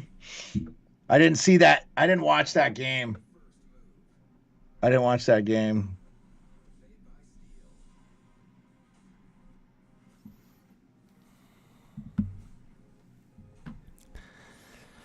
All right. Oh, man. Chris Drury this is a dog and a heartbreaking emoji. That Sports Maniac is a big Rangers fan I follow on Twitter. Larry Brooks told you're the Pacioretty possibility. He goes, he's 35 with a bad history the past few years. Like, why? So even New York Rangers fans aren't happy that they're getting, well, at least that one, if Pacioretty ends up being with the Rangers. I don't know, man. Like, McClellan could just hold on. Like, we have like an hour and 40 minutes left of this trade deadline and just be like, who's got the best offer? Because I know he has a no trade clause, but I imagine Pacioretty would accept a trade to Florida, which he lives there, Vegas, which he played there, or New York, which is not far from D.C. and probably easy to get to. Those are the three teams, I think, right? We got a couple rumors here. So, Colorado's still looking for a goalie.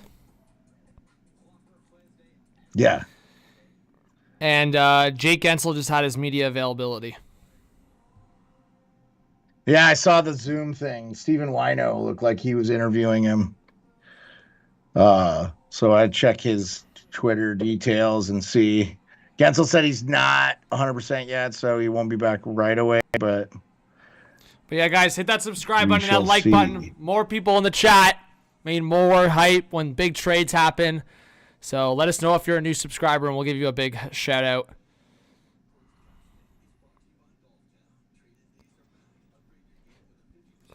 Sean Walker will wear number 26 for the Colorado Avalanche, if you guys care. All right.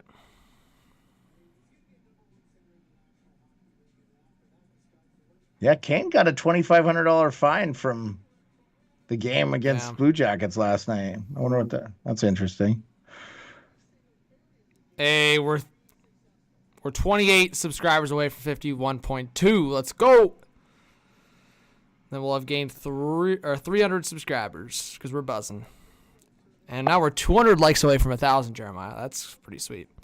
That's awesome. Yeah. Hit that like button, please. Not new, but faithful. Appreciate it, Roland. At least need Buchnevich and Parayko. That'd be a dream, wouldn't it be? That would be a dream.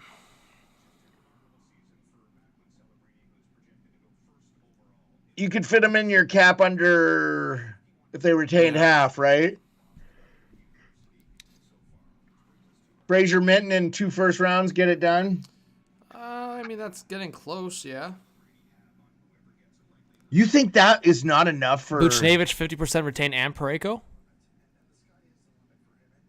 Oh, and Parayko. Well, I'm just saying that the Leafs would have to add Parayko. salaries to that to make the money work. So, like, Brody and Kampf and stuff. I just got... Okay. You okay to hold the fort down for another 5 minutes? Yeah. You need to go... I just gotta... Get a snack. No, just not at a snack. Me I just got to deal with this work thing. Yeah, do your All right, thing. I'll be right back. Yeah, just at me in the just read the super Hey, chat. I was just going to do that. I thought you were sorry. leaving. Go ahead. Let's see. I don't want to miss a big trade. Costin moved to make some cap space to resign Kane, is what Dan Heeden is saying. Thank you so much, Dan. Yeah, Cost Costin moved to make cap space to re-sign Kane. We'll see. That's very possible. I think that's a real possibility. All right, Jeremiah. Yeah, go deal with your stuff. I really appreciate you. See, no you worries. coming on. Yeah, absolutely. Helps me a lot here because I don't want to leave this for a couple hours. I got to deal with this now. Yeah, right, no, absolutely. Yep, take care of your stuff, man. Yep, no worries. All right, guys. Well, let's worst trade suggestions ever. I see them in the chat all the time. Axeman87, lots of them. Jackson Hockey Dinner. Breaking news: Patrick Alvin is asleep right now. At Fade, I have to say though, man, don't you feel like the Vancouver Canucks already did kind of what you need to do? And I don't know. I mean, yeah, you'd like to maybe get some other pieces. I don't know if you could be completely unhappy as a Canucks fan. You want Nedeljkovic. Nikola Jokic wants Nedeljkovic. Okay. I imagine if you made an offer, they'd probably trade him. I don't think he's had that great a year for Pittsburgh. In fact, he played some in the AHL this year, I think. And scored a goal in the AHL this year, I believe. Yes, I see a lot of Canucks fans itching for a Canucks trade. If the Canucks make a trade, I'll put on a reverse retro Elias Pettersson jersey. Make it so. People underestimate the Oil, and I love it. Even if they started decent instead of crap, then they'd easily be above Van in the standings and probably the rest of the West, too. That's true. They could be the number 1 seed, but they didn't. And they don't have great defense, and they don't have great goaltending. And those things tend to rear their ugly head in the playoffs.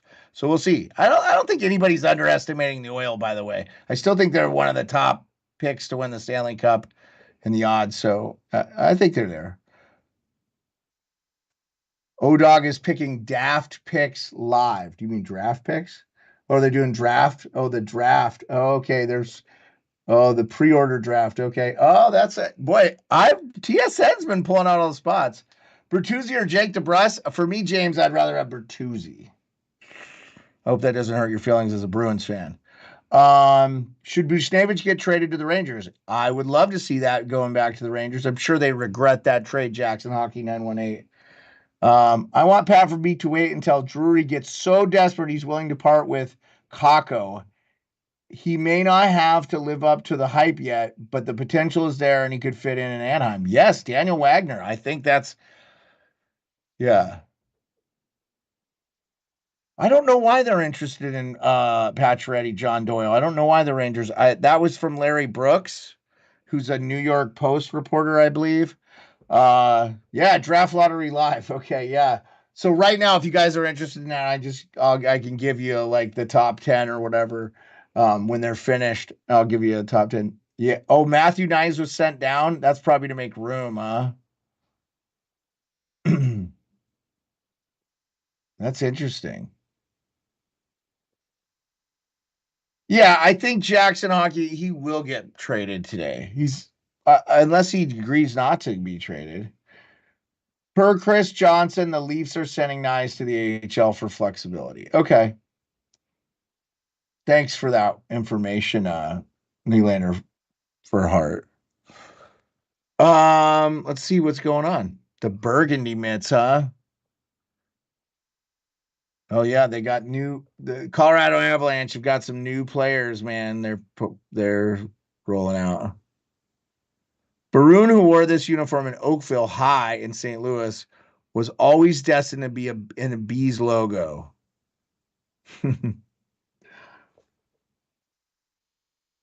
Greenway is a perfect Bruin to shake the Leafs. Okay, if they make that move. As Greenway's playing in Buffalo, right? So they can move him. I don't know if he's a UFA.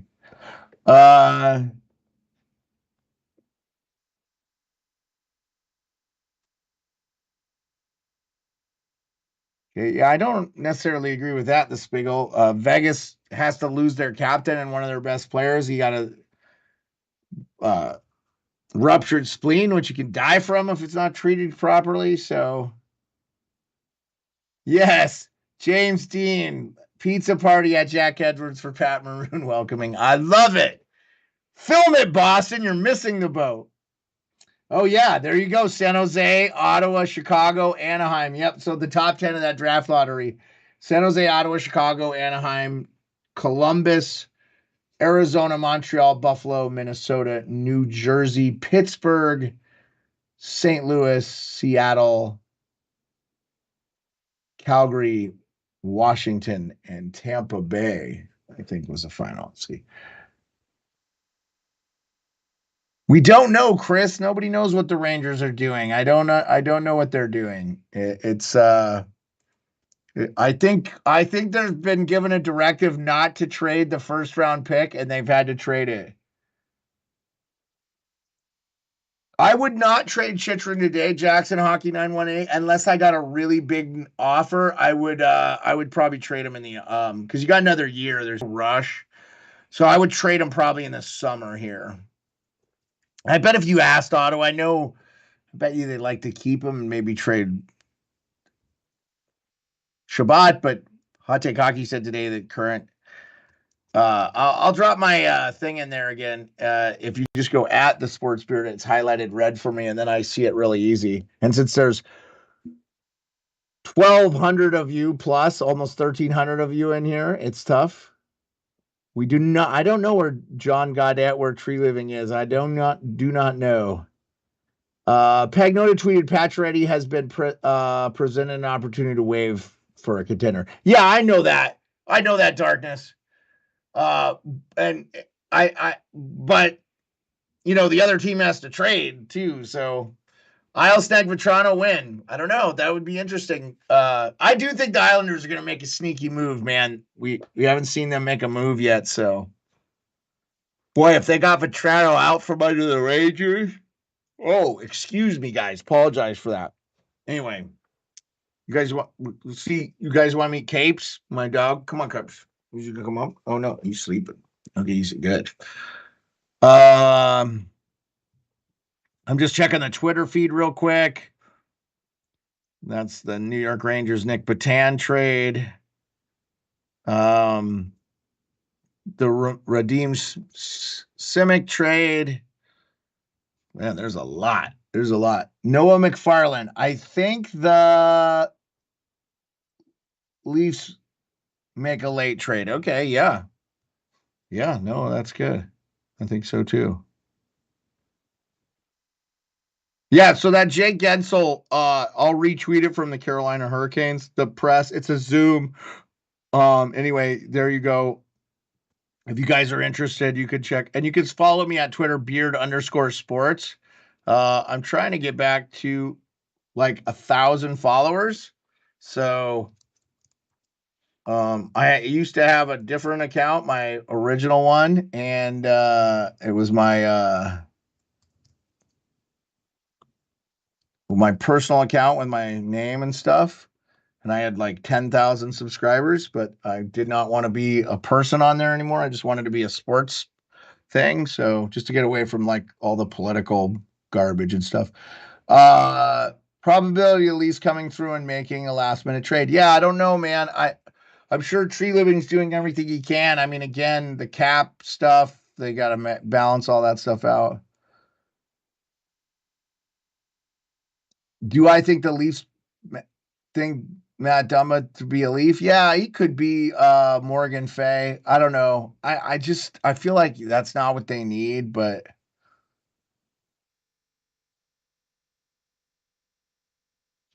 only because the definity of having yeah, I got you there. Thank you, Rick. I appreciate you so much. I dropped my Twitter link in there too. You guys can see that retweet of the Jake Gensel thing. If you were throwing the if you were the Caps GM, would you trade Pacioretty to a playoff team? Yeah, he has no choice, Jackson.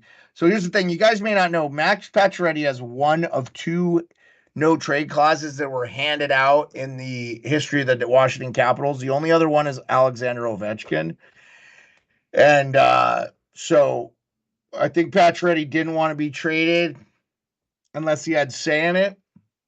So that's why we have that.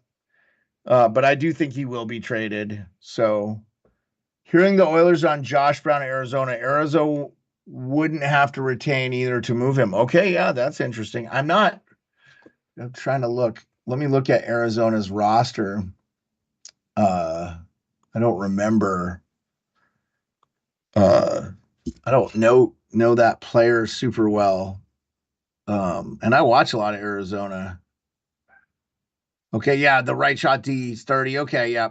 Yeah, no, that's not a lot of money either.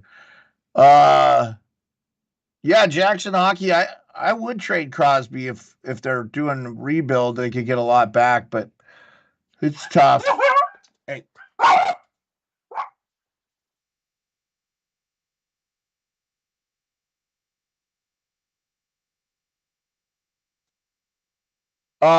He's got some Hot Take Hockey's got some stuff to do, man, guys. I can't disclose everything. The current Canucks targets are Pacioretty, Buchnevich, Vetrano. Who do you think they trade for? And what do you think the trade consists of? I don't think they'll have to give up much for Pacioretty. Probably a second. And probably if they don't have to retain, the Caps cannot retain now. So until next season, they can't retain on any trade. So, but I think Pacioretty probably would go to any of those teams. And then, I mean, Buchnevich, it sounds like that's not going to happen. I really thought Vegas would be in on that Buchnevich, that they would just give up the farm for it. So I like, if I'm the Rangers, I would like Vetrano. Logan, are you laughing because my dogs are barking? The Maroon trade is official. Okay. All right. Awesome. Let me get back on this. So we've been on live. We've been live for almost 6 hours, 5 hours and 37 minutes. I've been with Hot Take Hockey the majority of the time. If you guys see something, yeah, no, this is probably right, Jason. I'm not sure what they'll get for Pacioretty. I think his second's probably in order though, because his salary's pretty low. But we'll see. If somebody retains, they might pay. But the Capitals, they'd have to get somebody else involved to retain. So there'd be a multiple trade thing. So that it could be something like that if somebody's trying to fit him in. I don't know, Mike LaValle. I don't know why the Canucks didn't get Toffoli for that price. Yeah. Maybe they just liked Winnipeg's 2-pick offer. See, that's what I think with Toffoli too, because they retained, didn't they? Devils retained for them. So Ottawa's Parker Kelly will, okay, we saw that. I'm gonna go home here. Let's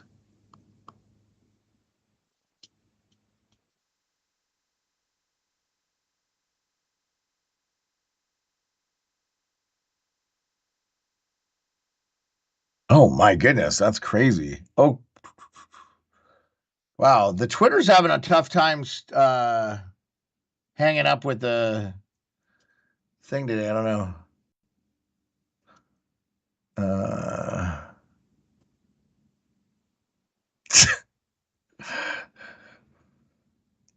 Leaf fans, I love you. Patches can be a real one here if he does. Max Pacioretty has been presented with the opportunity to waive his no movement this peg to a contender. I'm told no decision as of yet as this time. Florida was in play before they added Okposo. Yeah, so I don't know. I do think a team will try to add Markstrom Avatar. I do not think it'll be the Avs. I think they're going to ride with Georgiev as their thing, but if that Kapanen stuff is for real, and he's a UFA, so that would be good. Let's I might pop on a little bit of volume here. Just so I can hear. Okay, we'll see. Let's see what my main man Colby Cohen is saying. All right.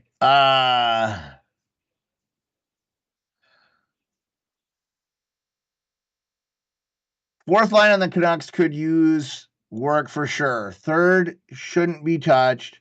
Josh will be back soon, and they have the best postseason third in the league. Oh, best possession in the league. I apologize there, Mike. Yeah, no. We'll see. Shout out Mike Grinelli.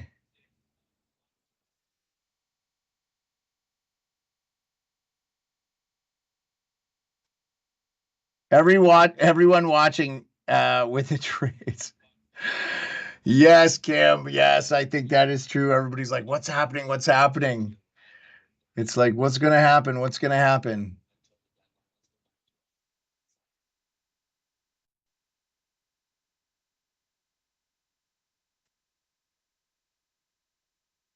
See, lost among the trade deadline noise is that today is the 20th anniversary of the Todd Bertuzzi Steve Moore incident. And what has hockey learned from it? Absolutely nothing. That incident has born out of revenge, and culture of revenge is more prevalent than ever. Ken Campbell from King Campbell.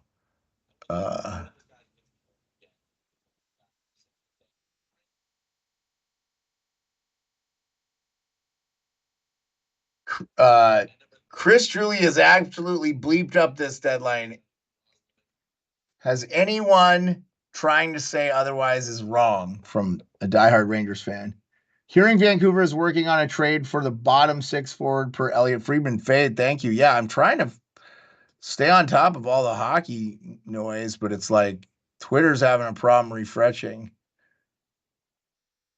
Okay, that's just not updating. I don't understand.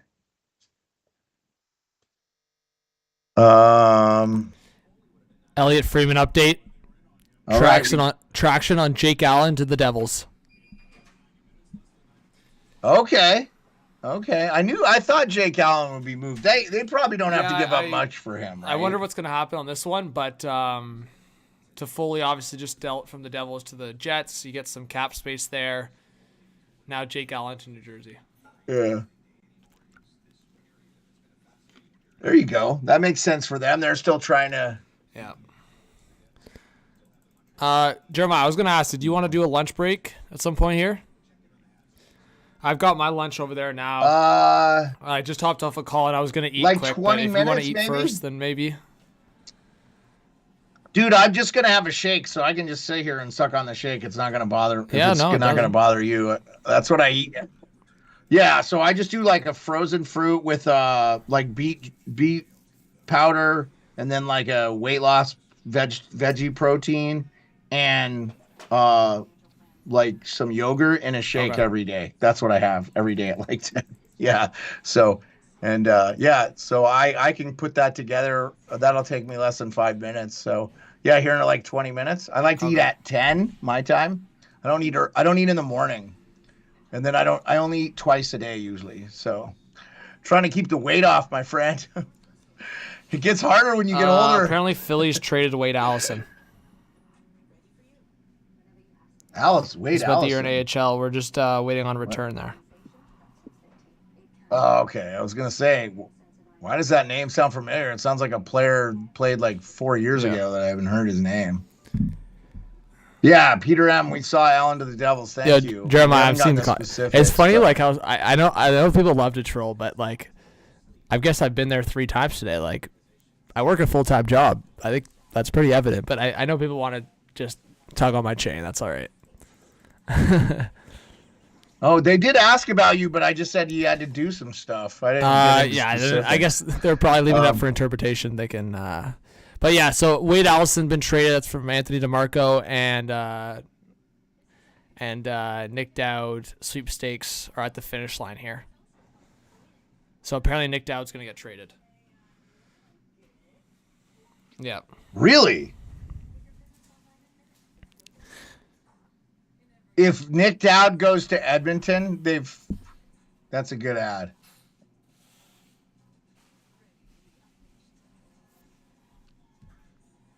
Where do you think he goes? What's the report? Yeah, there's no confirmation yet. Man, that's surprising to me. I kind of thought we wouldn't see that happen, actually, after all they'd made all their moves. I don't know what's going on with Pacioretty, by the way. I guess he holds all the cards. Okay, so Jake Allen to New Jersey. I got some chicken wings over there. I'm literally going to muck some wings quick and be back. Got to be feeling good.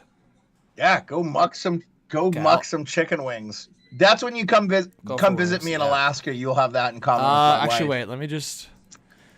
I mean, I could eat on stream. Yeah, you're all right, man. Go eat your food.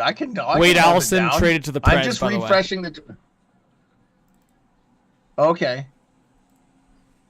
This is an AHL deal, right? He has played NHL games. Okay. Philly. And he was where? Okay. I did not hear him one time. So that's why I'm wondering. He's got to be like a fledgling. All right, I'll be right back. Come on, man. I guess I'm going for another dump, Mike? I'll be right back. Oh, that's not what happened, guys. He had some work stuff. I just didn't want to get into specifics.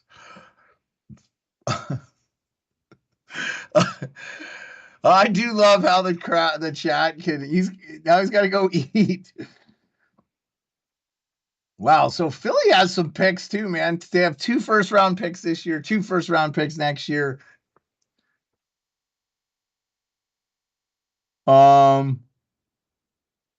Yeah, I don't see this guy. He was on their AHL roster. Yes, Toronto, wake up, Marty says. Yeah. All right, guys. I don't think we have to talk about.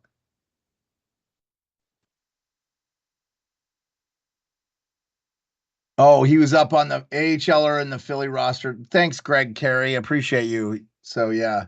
So just a depth thing. Yep. So still Riley Smith, still Match Pacioretty, still Pavel Buchnevich. Those guys still haven't moved. Going to be interesting to see if they make it. Still have well, I don't know how many. We still have almost 1,200 in the chat. I know some of you probably dropped off with Hot Take Hockey, which I get. He's the best. I'm mid, but I'm doing my best for you. We'll see what happens here. Again, hearing action on the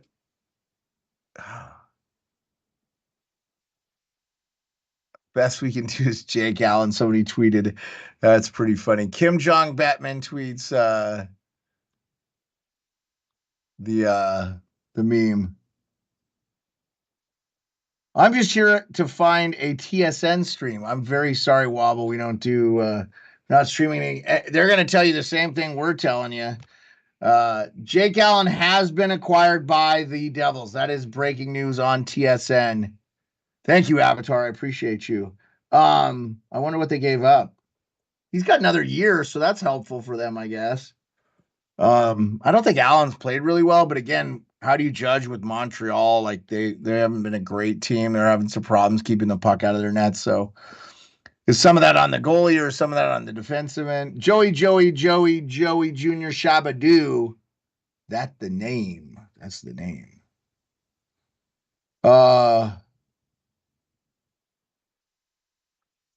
Chris Campbell in IT Sports Media. What a stupid trade. He's terrible. I'm assuming you're talking about Jake Allen. I don't know, man. Yeah, we saw the Alice to Nashville for Dennis Gurianov. Okay, for Gurianov, I know.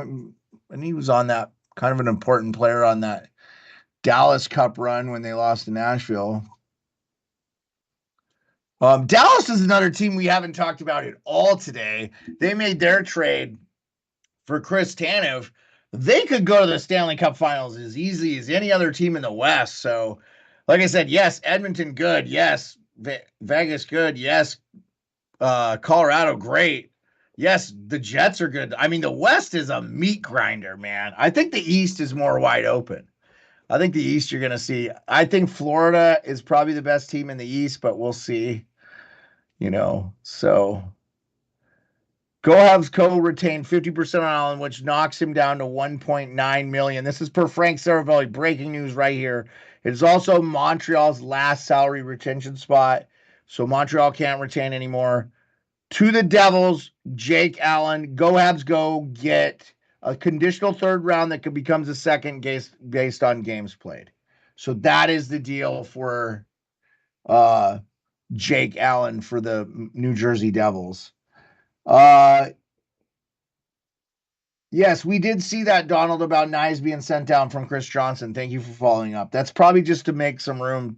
If they are trying to make a move, it could fall through, whatever. Maybe he's banged up and they just can do the conditioning thing. Either way, Nyes is on a two-way deal, so it's not a big deal.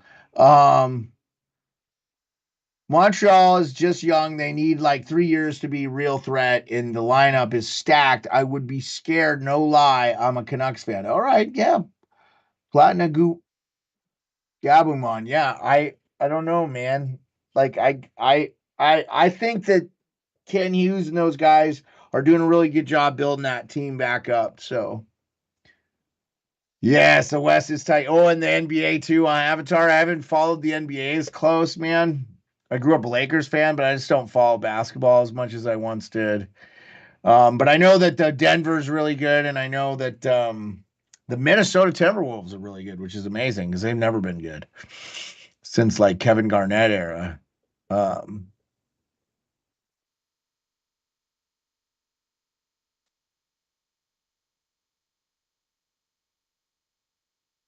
Nathaniel Wagner. Nothing is ever certain, but some of the guys who I follow for Ducks inside info are tweeting the Ducks may be done. We'll see what happens in the next hour. Wow, they're not going to trade for Toronto then, huh? Very interesting. Yeah, very interesting. Yeah, and Saravelli doesn't even have it on his top 5 anymore, so I'm wondering if he's gotten that word. Yeah, they don't have to trade for Toronto Dakota Hager. I think he's got 1 more year left on his deal after this. I will verify. Oh, yeah, that's true, Jason. That would be good for Nyes if the Leafs get knocked out. I don't know where the Marlies are at in the AHL standings, but it'd be good for him to get that extra time and stuff. And I imagine the AHL playoffs are probably a little bit more rigorous and like than the regular season. We're talking about Anaheim real quick.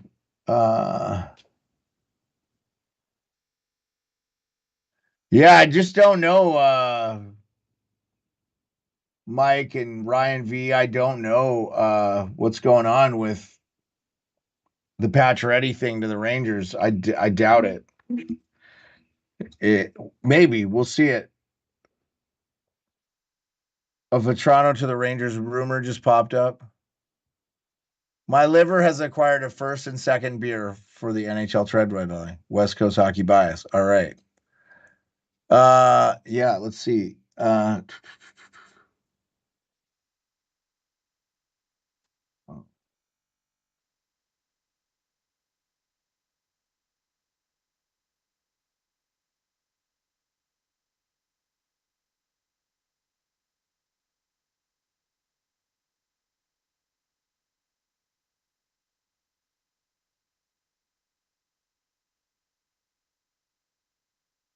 Okay, Anaheim Ducks. Frankie Vetrano has $3,650,000 this year and $3,650,000 next year. So he's not a UFA. They don't have to trade him. They should look at trading Jakob Silfverberg. He's available, but they probably have to retain on that because he makes a lot. And that's really it for their UFAs left. Is Jakob Silfverberg. Oh, and Glenn Godden. That's it. That's it for those guys. But you have Philly close to a defenseman deal per DeMarco. Okay. Thank you, Nylander, for Hart. I got my wings. Let's go. So while you were gone, there was a trade. It was Jake Allen to the so that New just got Jersey confirmed. Devils. Yeah, because when I left, from the they Montreal were saying Jake Allen's heading to New Jersey. Do we know the return? Yeah. Yeah, conditional third-round pick that, based on the number of games, turns into a second. You know what? I just decided it's good. Yeah. Oh, they retained half, too. The guy just dropped him off, so. Oh, okay. So you're going to eat right now. Later. Oh, okay. Well, I'll go make my shake then. No, I'll let you finish eating. And then I'll go make my shake. You give me the I'm thumbs told the up when you're Flyers are done close to eating, closing and then... another deal. Sounds like it may be for a defenseman. Yeah, that's somebody just put that in the chat too. So Habs retained our chat's doing from Sarah Valley, your guy. I'm sure you read it out, but that's pretty nice for the Devils to get Allen at 1.9 for next season too.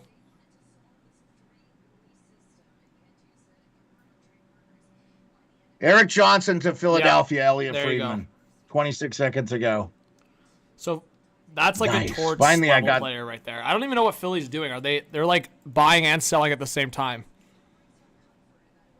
Pat McAfee retweeted that Pat Maroon to the Boston Bruins, probably giving it to Boston Connor. Dang, the Caps sent Hendricks LaPierre, Ivan Miroshnichenko, and Hunter Shepard all down. Man, I don't know why the hell they sent LaPierre down. He's been playing unbelievable.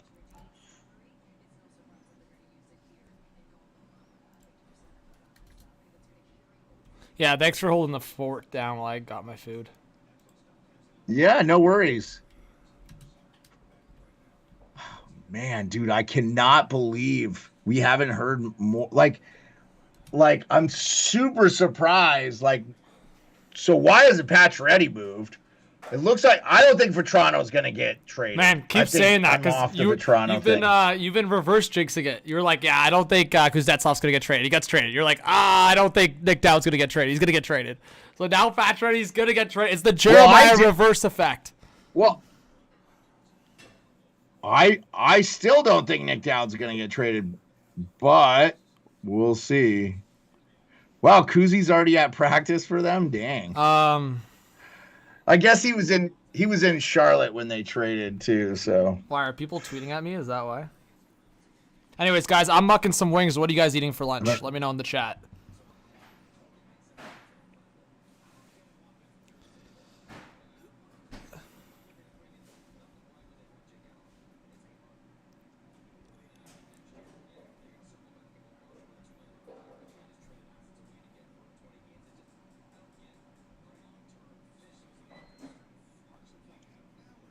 I love Rupper. Did you see this? Did you see this beer stick that Carolina Hurricanes were handing out at their games? I'll DM you. It's awesome. It's like the best piece of merch. I mean, it's a beer stick season. Get your favorite beer poured in a Canes hockey stick at various draft beers and concession stands throughout PNC Arena. Anyway, Mike Rupper was like, yes, I want that. It's hilarious. Ooh.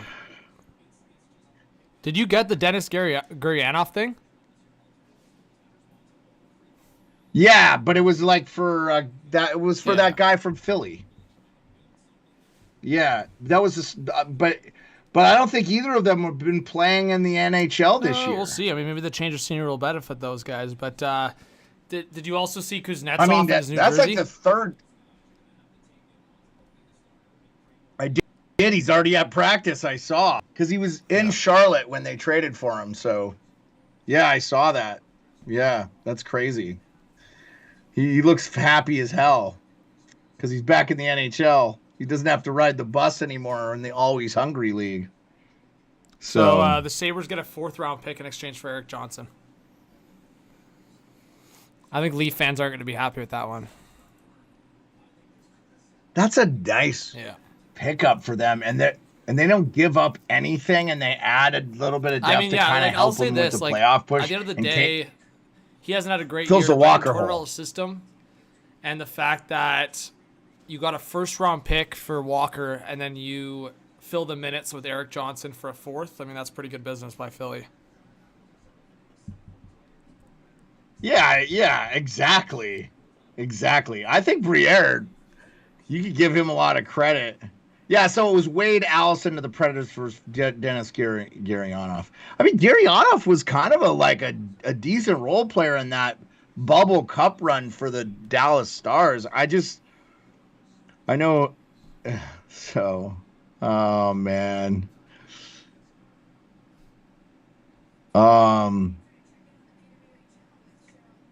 Shoot. I'm so shocked we're not getting more information. Yeah, marooned to LTIR for the time being makes sense. They'll get him after. Thank you to the 1.2K people in the chat. We are at 840 likes, guys. We need 160 likes more to get to 1,000. Let's get there.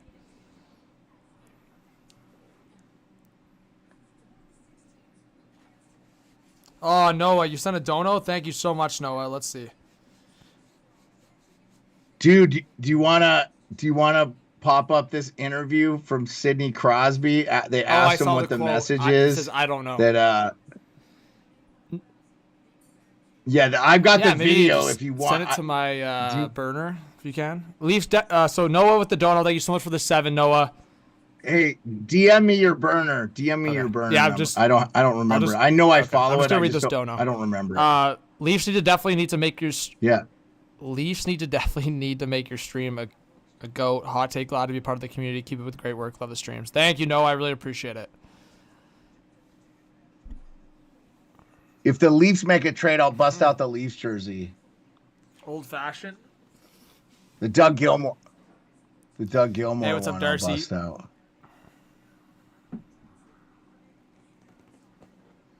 Awesome, Darcy. That's cool. Checking in on work break. Pretty sweet. Ooh, I think Saravelli's breaking some news on.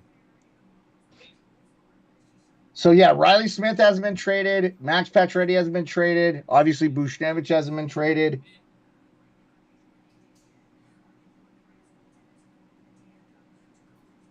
Oh, he's talking about the Erik Johnson trade. Oh, whatever. Okay. Wall and Robertson for Markstrom. I think Mike Taylor, that probably doesn't get it done.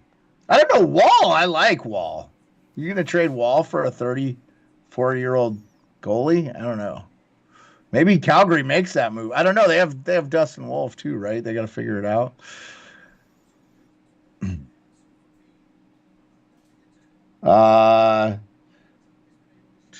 Rick Smith, the Flyers are sending a 4th-round pick. Yeah, I think we got that, Rick. I'm sorry. I read that live when it was broke. Canadian legend Joey Votto is back in baseball with the Toronto Blue Jays. Jay Onright, I love that guy. He's awesome.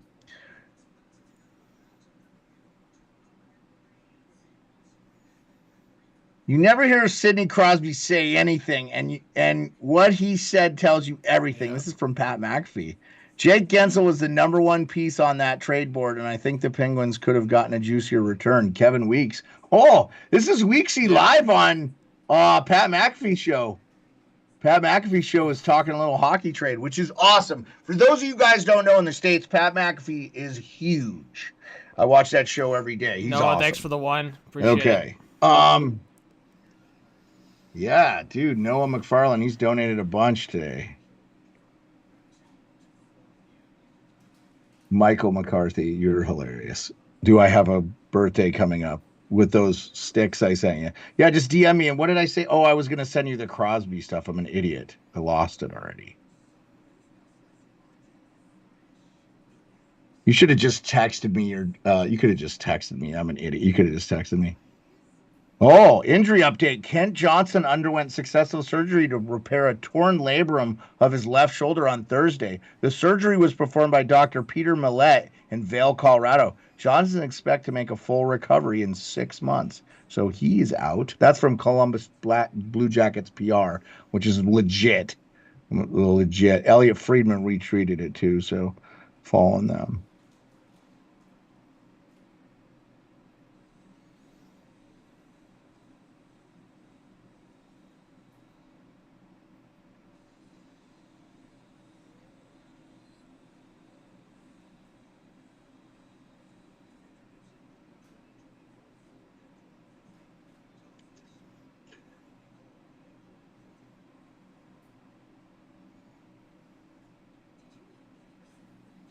All right. We have 1 hour remaining in the trade deadline. 1 hour.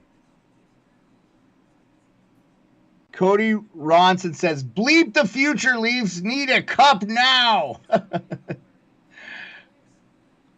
I'll put that in.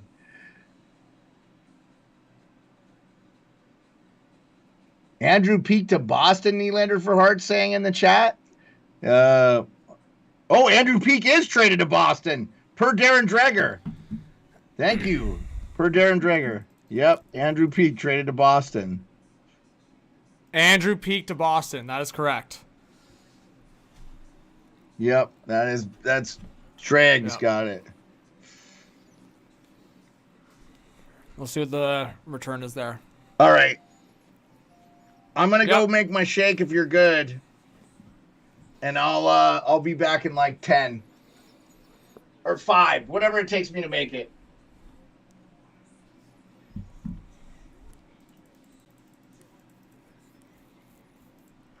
All right, guys, we'll see what happens here. Sorry, guys. Honestly, I'll just be transparent with you guys. I didn't even know if I was going to be able to stream today. So, like, a few factors that were able to allow me to stream. One, I had a late flight back last night that I made sure I got.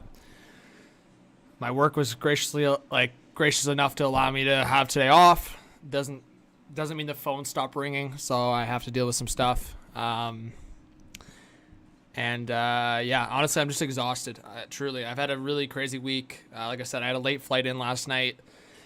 Didn't get a great sleep the last couple of nights, so I'm burnt, just exhausted. So appreciate everyone that's understanding, and I hope you guys have enjoyed the stream thus far. We're 1 hour left to the trade deadline, and I appreciate all of you guys.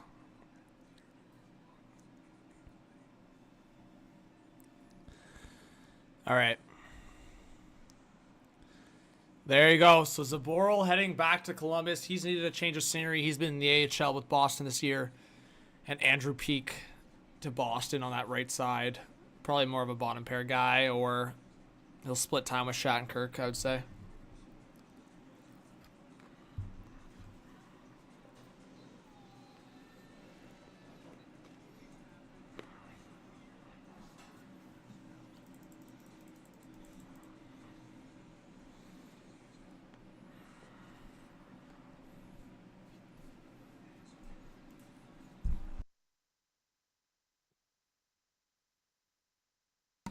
I hate eating on stream.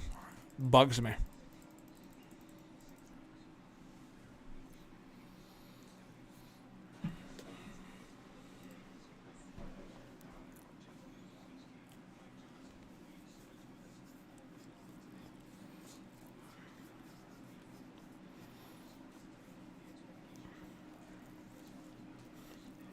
All right, guys, final offer.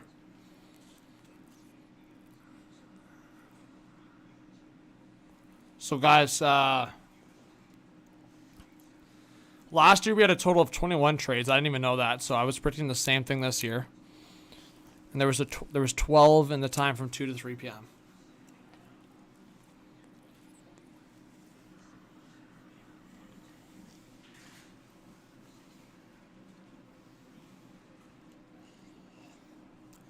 Yeah, Nathaniel, thank you. Yeah, I mean, I have to host tonight. I'm going to be exhausted.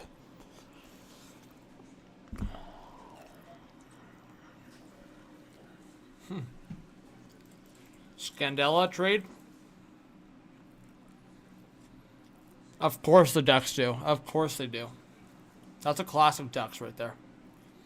So Ducks claim Legason. Ottawa claims Tkachuk.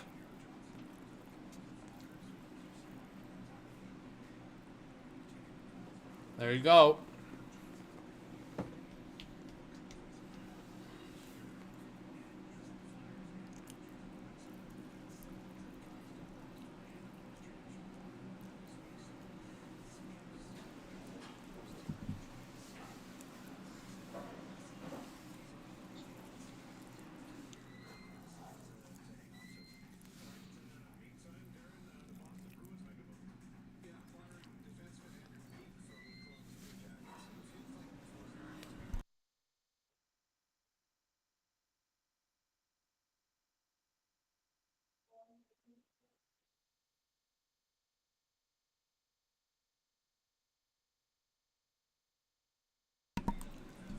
Brody only has 1 year left.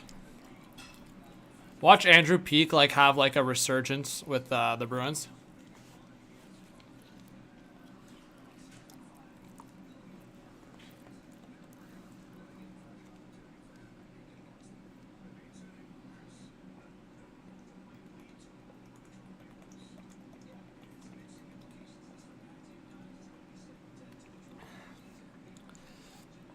Ooh.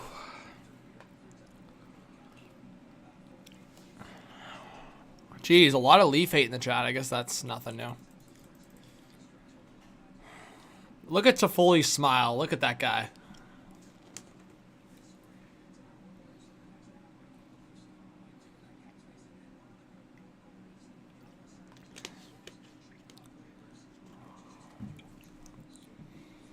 Let's go. Jeez, Panthers claim Bjornfoot from Vegas. A lot of waiver action this afternoon. Hey guys, we're 15 subscribers away.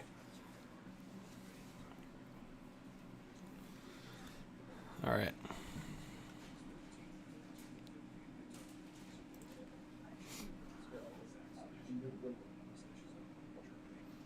How many likes are we at?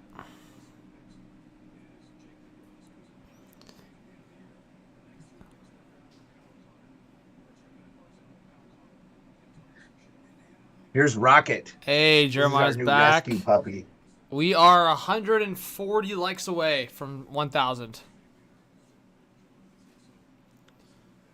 How much can you sweated? Mr. Rocket. We haven't gotten to 1,000 yet? Yeah, that's Rocket. Looks a little bit like your Crosby. But we got a few waiver claims. William Legason claimed by the Ducks. Oh, wow. You guys had Legason, didn't you? Yep. Mikey, thanks for subscribing. And then Boris Tkachuk to the Sens. That was the guy that Chicago waived yesterday. Yeah. Right? Yeah. Man. So Anthony DeMarco saying it sounds like they're done for the day with Flyers.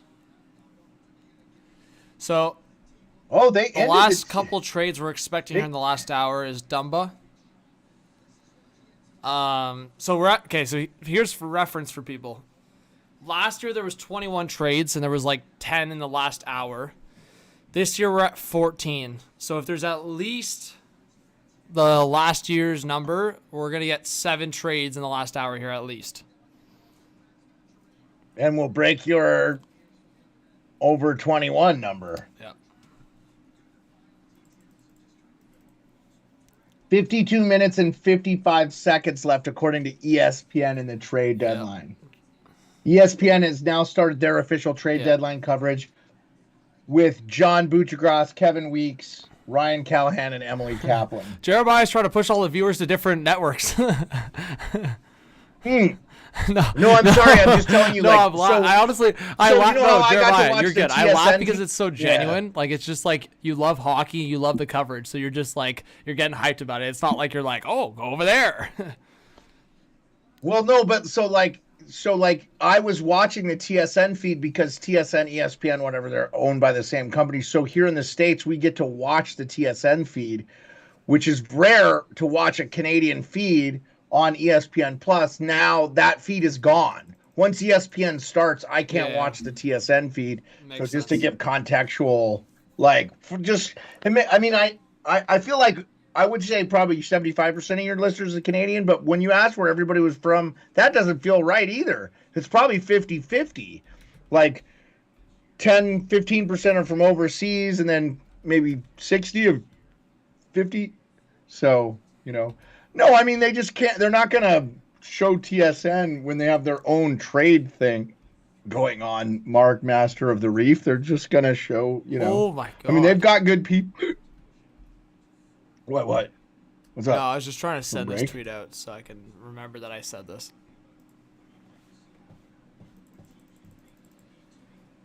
So yeah, a few waiver claims. Tony DeAngelo, Brendan Lemieux, Antti Ranta, Jordan Orsley, Evan Cormier, clear waivers.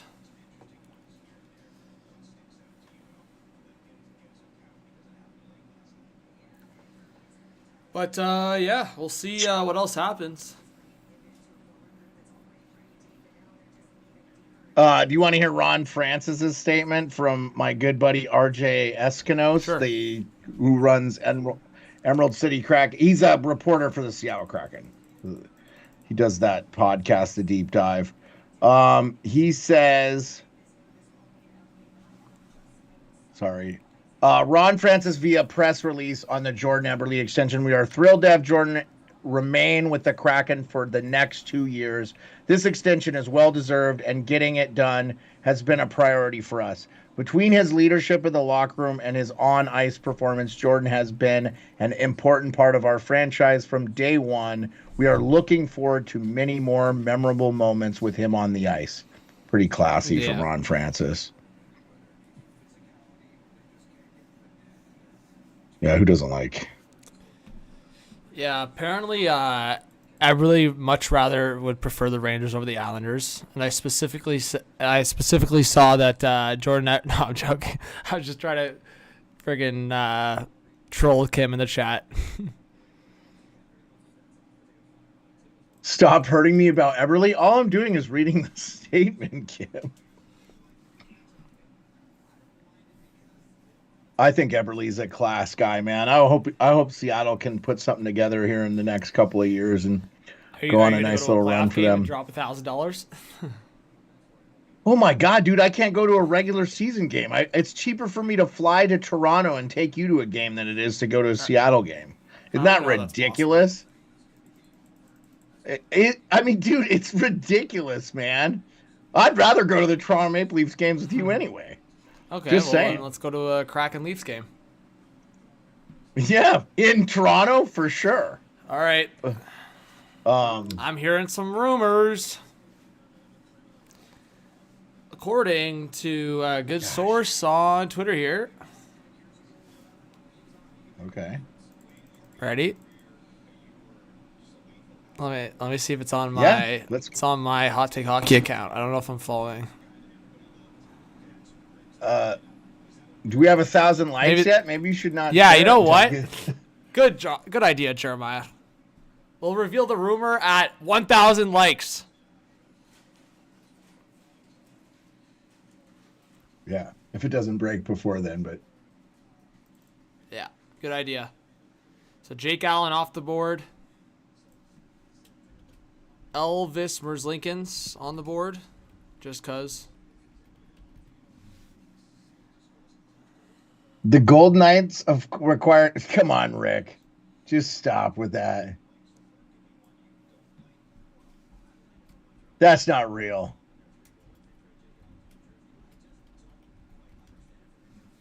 Dude, you typed a lot. Is that? Did you see what Rick typed? I think Rick's just trolling. Our good friend Rick Smith, Canadian Olympic gold medalist, Rick, by the way. What are you doing in hockey? Can't be putting fake trades. Yeah, Rick, in the is chat. that real? Rick, come on, man. That's Bush League, man. That's random. That really for Rick. happened, I don't think though. you usually do that. Was a pretty specific trade, too.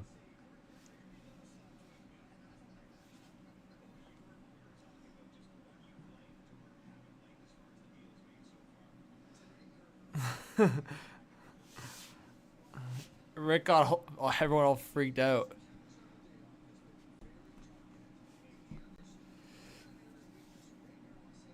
Rick, what are you doing?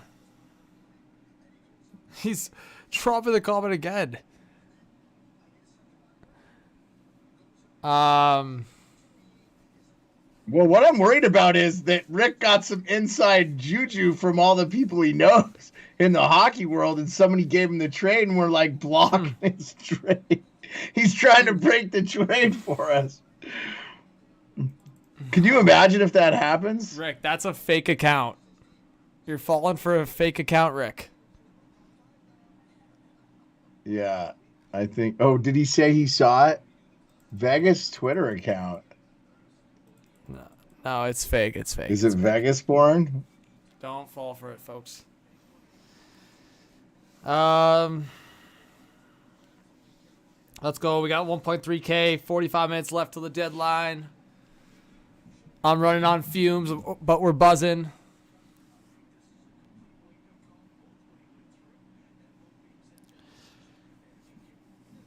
Imagine, yeah, Zegras for Wallstrom and 2 firsts. Lock it in.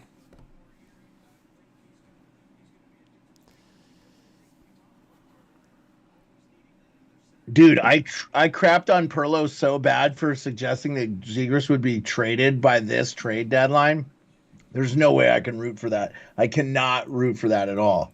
That is a huge dynamic in my show where, like I said, I could see him getting traded, but there's no chance in hell he gets moved now.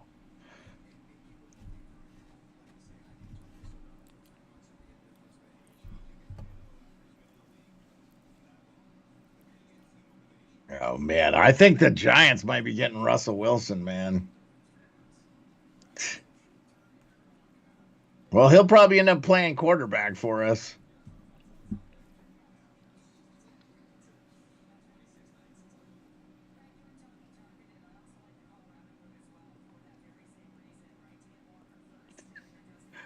Oh, my God. Leafs Poppy, do you follow that guy on Twitter? He's hilarious. He's clowning on Marchand. Oh. The Rangers fans do not want to trade Capo Caco, man. They are not about trading Caco Capo.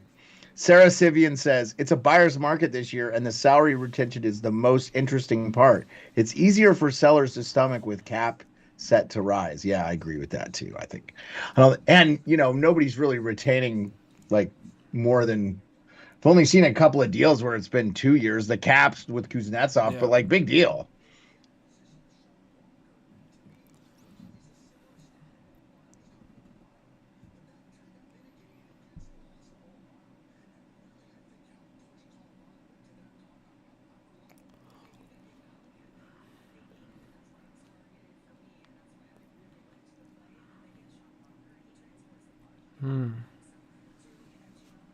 Interesting.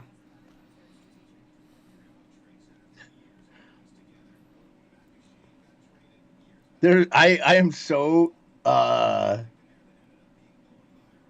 so surprised. We're 43 minutes in, and Nick Jitson's on the board now for them. That'd be interesting. Ooh, Vancouver. Vancouver making a move. They officially sent down, put Coles in. What does that mean? They're freeing up a roster spot for Phil the Thrill. Oh, really? So. Yeah. And they're guaranteed to win the Stanley Cup now, right? With Phil Kessel on the roster. So, Jeremiah, I was going to ask you, totally up to you, but after the deadline, I got to get ready to go to the Bulldogs game. If I put, like, subscribe to the Sports Beard on YouTube on the screen, would you do maybe like a 30-minute recap with the viewers? Yeah, sure? I can do that for you. You don't... Yeah. But how do I end this stream? I'll end it before I leave. I just got to get ready. and then right when I'm about to leave, I'll just come back to the screen and then say bye with you. Yeah, I can do a 30. Should I just go through the trades cap friendly, like how they have I appreciate them laid that, man. out? I'll definitely make sure, like, hey, everyone, you guys, you got to subscribe to the Sports Beer on YouTube. I want to give him his flowers. He's been helping me out on the stream. Like, I've been super busy, feeling like I'm about to collapse, and then needing to work and doing back and forth here today. So, yeah, make sure you get that sustenance in there, man. You need your brain to work. I saw you're giving out grills and stuff at the Bill Dogs games there in Brantford. Some giveaways here and there. Okay. All kinds of stuff. Those of you who don't know, too, HTH is very tall. He's a tall guy. So, like, he's out there. He's hard to miss. If you see him, you should go say hey to him. Yes, sir. Yeah, get down there to the Brantford Bulldogs, man. Yeah, I'm so bummed I didn't come for the All-Star game, man. And we could have gone to Gretzky's basement and stuff. That would have been fun. Could have got Rico together again. Maybe would have been cool, man. Just got to get that media credential. Yeah. No, I know. So, that's what I need to work on. Uh-oh. What's up? So Red Wings Red Wings on desperation mode to find a veteran forward in the last 45 minutes. What about a Tyler Johnson or something?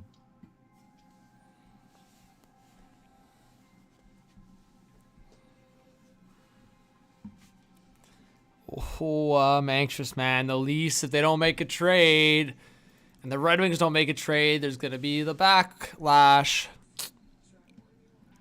Do you think there will be, though? Because, like, if they sit there, this is my theory on them, they're still kind of rebuilding. The Leafs? Red Wings? I almost Red feel Wings, like they're still... No, the Red Wings. The Red Wings, I'm sorry. Yeah, Red Wings, I guess, but... I'm sorry. Fans just want... Like, here's the thing. It's like... And this goes for players, too. Like, to play that well, like, you want to feel like you're getting rewarded, right?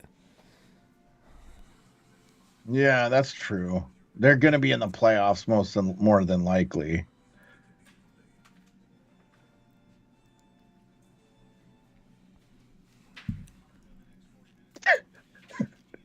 James, some guy said Crosby to Philly NHL trade deadline. They already got Crosby in a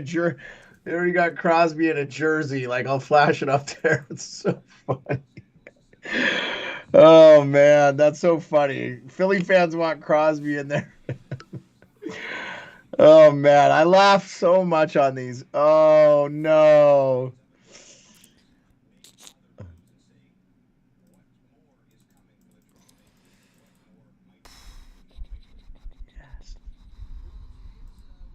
Oh my goodness, man. So we are 40 minutes away from the trade deadline. Dude, we're not getting it's a lot. Cool down. Are you seeing the stream right now? What Kevin Weeks said? Yeah. Linus Ullmark? No, what did he say?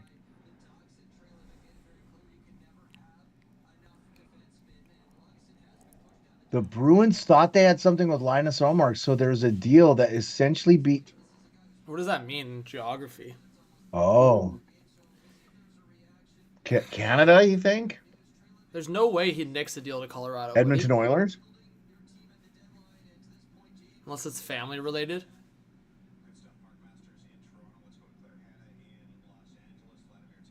I can't think he would. Colorado's awesome, dude. It's a great place to live. I'd rather live in Colorado than Massachusetts, no offense.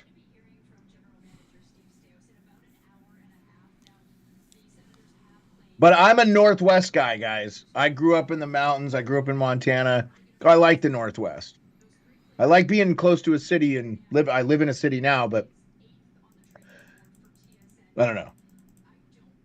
I like space. Oh, RJ, my guy RJ Eskinos. Oh, never mind. This is another hearing that Kate Shefty is trying to acquire a Pop-Tart from Charles ahead of the deadline. Charles wouldn't get any salary retention. Oh God, I love all the people.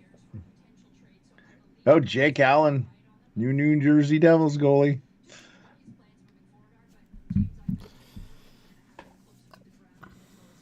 Yeah, someone did throw shrimp on the ice, Kim. I saw that. I was like, I guess I was at the Islanders game or where they were playing. Calm yourself. Bacon is laying the smackdown in the chat. Dude, what is wrong with some of these people, man? Are you all right, man? Did you fall asleep on the keyboard there?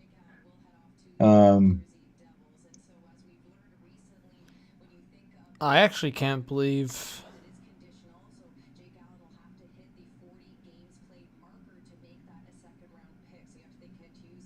Gregory Williams, welcome to the stream. I was just thinking, I can't believe Dumba's coming down this much to the wire. It makes me think that Arizona's not getting what they've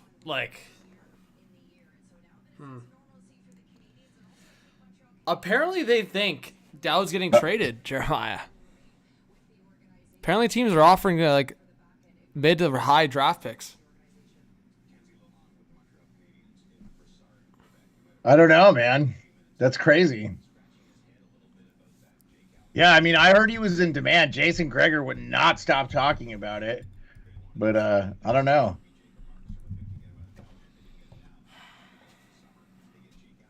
Yeah, what's the team though? I felt like Edmonton might have been the team, but I feel like Yeah, Julius Stoner is right. Dowd he's coming back. He's coming back from an injury. He should be back any game. I don't know. I mean, why would the Caps send down half the guys they brought up if they're trading Nick Dowd? That's what's weird to me. What do you think about? And I know I'm. Oh, unless they need to be on the roster today because of the AHL playoffs, then that does make sense. Yeah. Hendricks, LaPierre, and all those guys. I was gonna say that makes sense. Yeah, I feel like Washington is just going the vibe of younger players and seeing what happens this year. Yeah, I think if they could get some players with Dowd too. Where is the trade thing on this? Cap friendly, so I can go through this.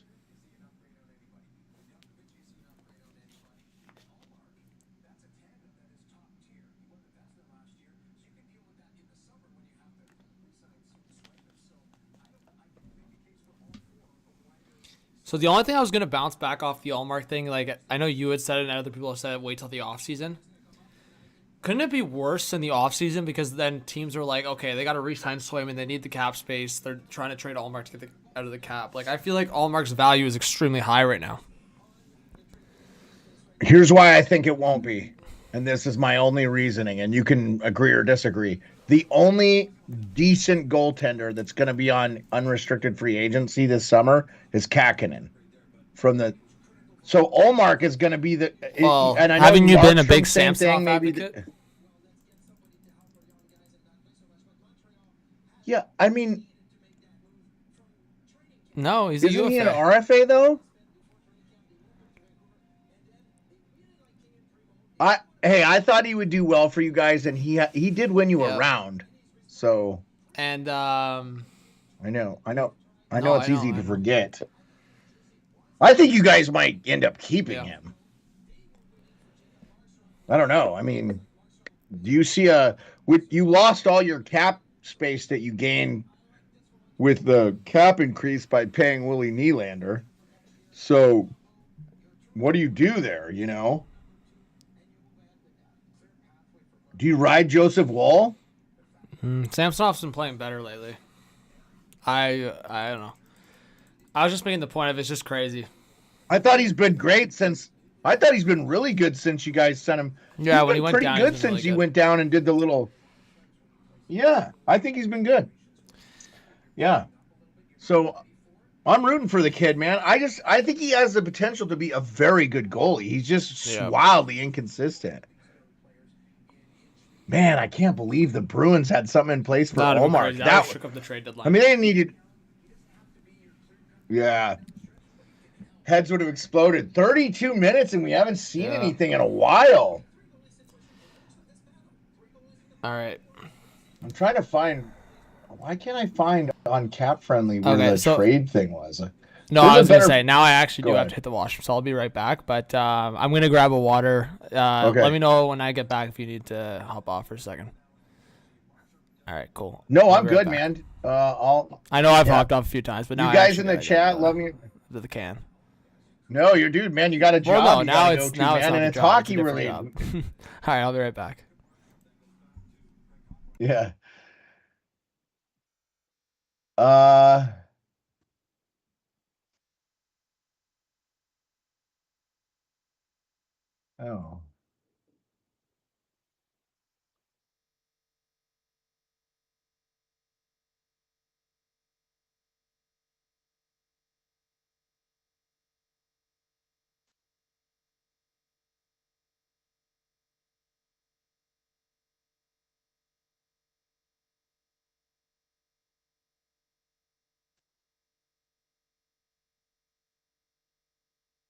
All right, guys. If you have anything you want to talk about, just throw it in the chat. Come on. Trade for Tyler Johnson, Detroit. Yeah, okay, Josh. That sounds like a good one. I'm actually kind of surprised that the Chicago hasn't tried to move out some more players.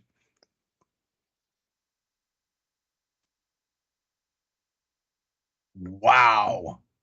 That's insane.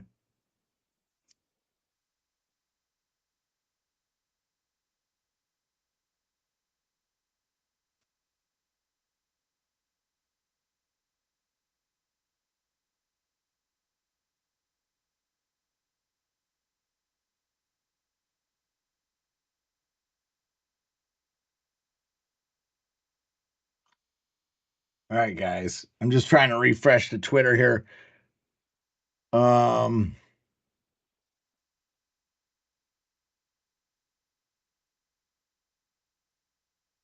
I'm surprised San Jose hasn't moved more players, but I'm happy they've kept Granlund. All right. Yeah, that's good. That's a first I've heard. Yeah, he's an interesting one too.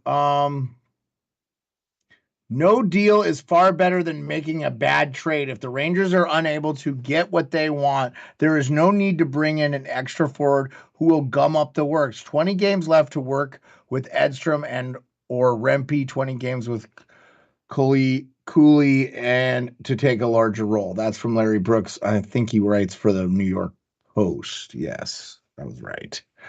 Okay. Yeah, and I can't disagree with him. Sometimes no move is better. I know a lot of Rangers fans won't like that.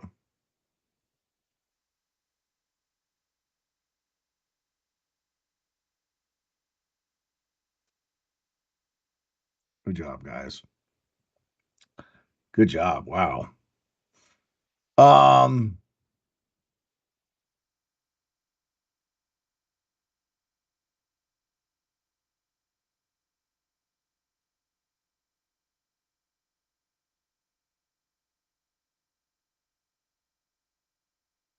Linus Allmark deal based on geography.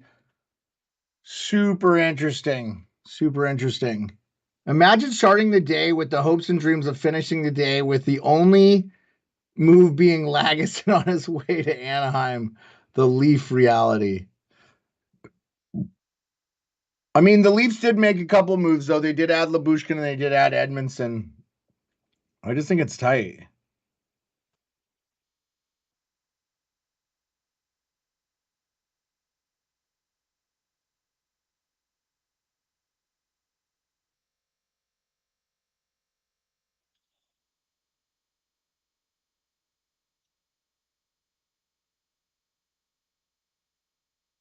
All right. Jake Allen, New Jersey bound.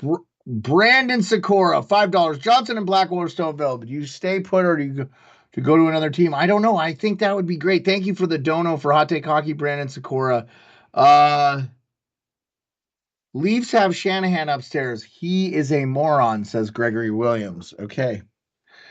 Yep. I don't know, man. Brandon Hype. Check Weeks. Okay, thank you. Bacon, thank you. Kevin Weeks.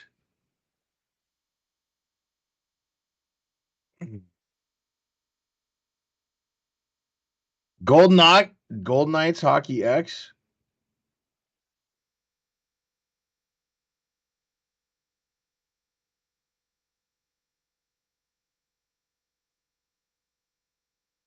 Okay. I don't know what he's saying. I don't have anything new from Weeks. Bacon. Bruins paid a third for Peak. Okay. Yeah. Okay. I don't know. Yeah. Golden Knights. Leaf fans are so toxic. My God, laughing my ass off. Y'all need to get out of your bubble. I would kill for your roster. Amy De Leon. I don't know if it's or Amy De Leon. I hope I said that right.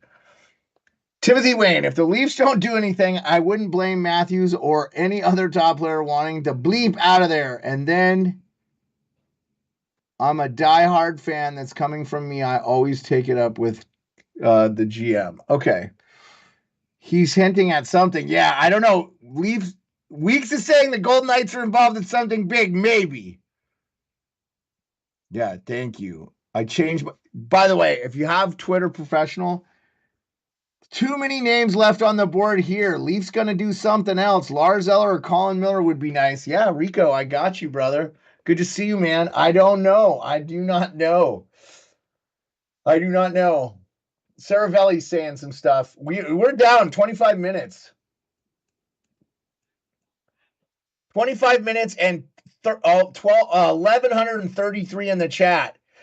Come on, leave a like, subscribe, Hot Take Hockey, check it out. You can check out my channel too if you want. I don't know how to put the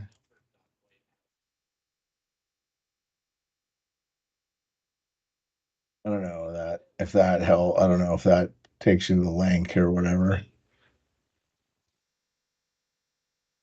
So Riley Smith hasn't moved. Pacioretty hasn't moved. Nick Dowd hasn't moved. Nick Dowd's up to 6 on the big board for Frank Saravelli, though. Brian Johansson on the 7, so maybe he moves. Matt Dumba, Frank Vetrano, Jacob Chitrin up to 10. Ooh, something's going on then.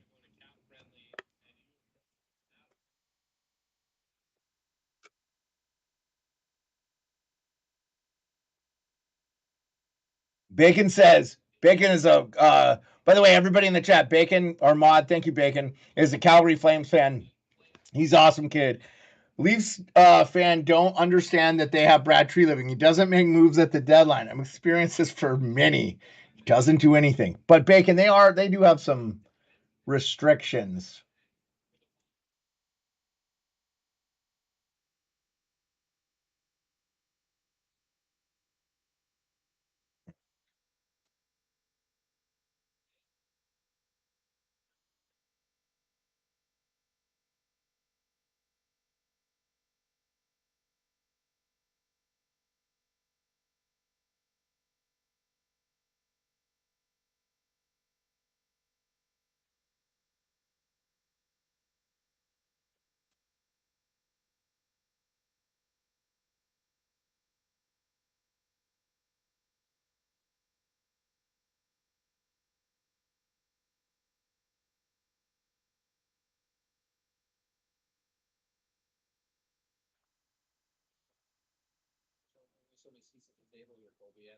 Okay, I think we've lost HTH for the rest of the show here.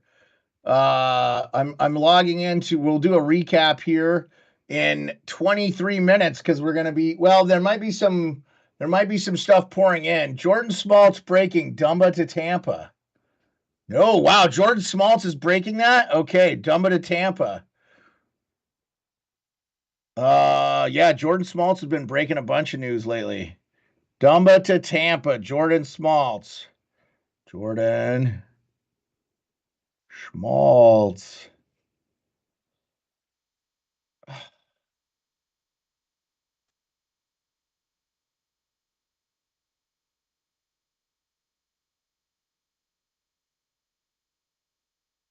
Hearing Dumba to Tampa. The people's phone. Jordan Smoltz. Okay. And you know, Jordan Smoltz from the hockey night in Scottsdale. Going to be interesting if the Arizona moves. What do they do there? Amy doesn't like that trade. What's Brad doing? Jason B. I don't know, man. It's official. Dumba to Tampa. Okay, thank you.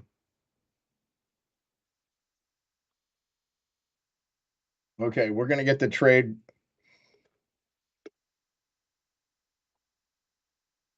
We're going to get the trade tracker up here.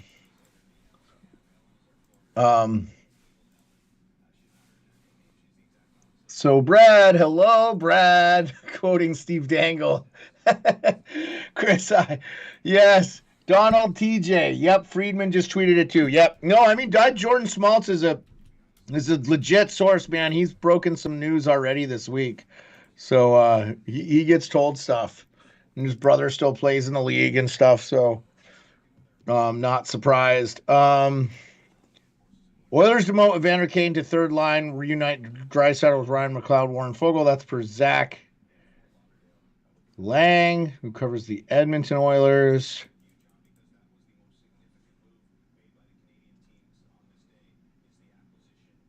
Christine Simpson, it was great spending part of our Sportsnet trade deadline covering with the lovely and talented Carolyn Cameron. Yep, Carolyn Cameron's all class. Kyle Pozo discusses the most difficult card of being traded from Buffalo. That's brutal, man. You're the captain, but gets to go to a really good team. Florida Panthers claim Tobias Bjornfoot off waivers from the Vegas Golden Knights. Ooh, what's happening?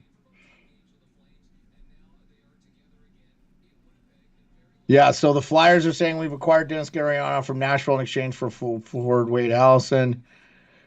How far can the Jets go? They could go all the way. They got the goaltending and everything.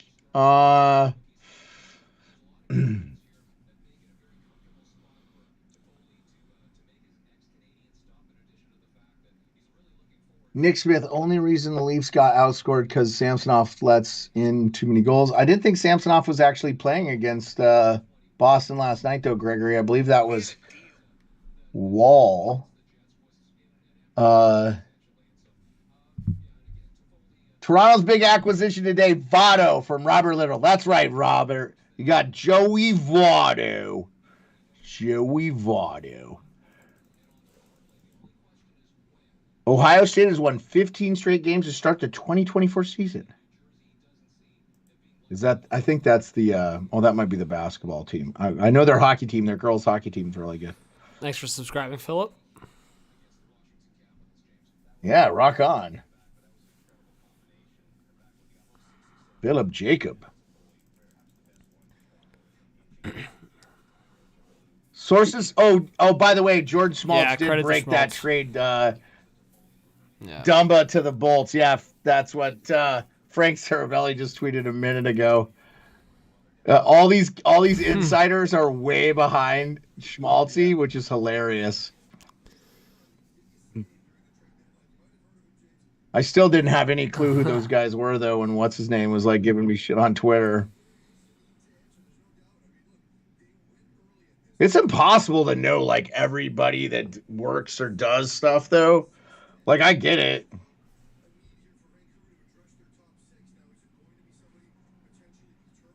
Yeah. Cowboys released Zach Martin. 50 They're gonna likes have to anybody 1K. on the team. Yeah, guys, hit that subscribe button if you're new. Let's go. We haven't gotten to 1K yet.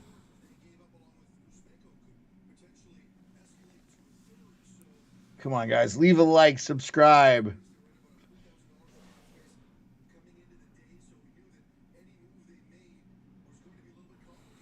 This is from the hockey news. It's Kuznetsov. I was never running away from my mistakes I've made in the past. This is my last opportunity. This is my last chance. Evgeny Kuznetsov opens up about his trade from the Capitals and his fresh start with the Hurricanes and getting his life back on track. I hope he does, man. Man, I wouldn't be sad if the Caniacs went on a run. They got a great fan base. We'll see how it goes. I can't give Don Waddell crap. He went out and made some nice moves. Jake probably got the best forward out there, right? And Jake Gensel. Oh, Jacob Zaboral and a third-round pick went to... Hey, Sabolsky's hyped that Dumba's a Bolt. All right. Sobolski's in the house. All right. Dude. All right, Sobolski. You might be the only guy hyped that Matt Dumba got. Yeah, they needed defensive depth there. That Sergachev injury is so brutal for them. I'm almost, if I was them, just like, okay, you missed the playoffs this year, big deal. You know what I'm saying? Like, you didn't have to give up too much. So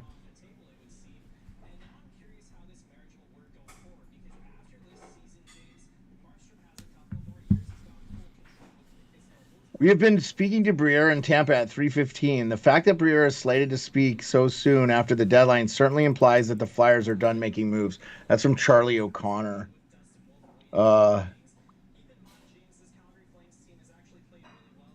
Okay, yeah, no worries.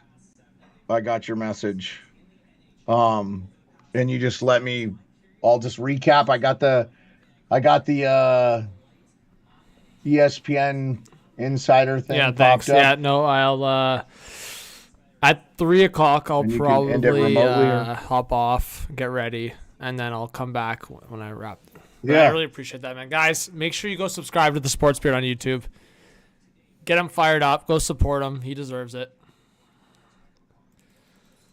Oliver DB, the Bradtree living is going to be the end of me. Hey, Oliver, how's it going? Look at this minimal return for Dumba. A 7th and a 5th round pick in 2027? Wow. That's random. Hey, I mean, he got something.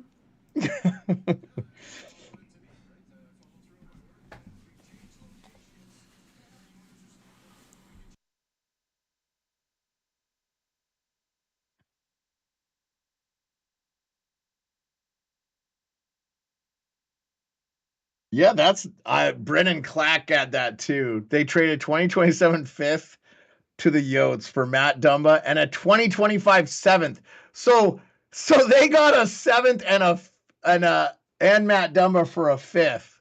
Wow.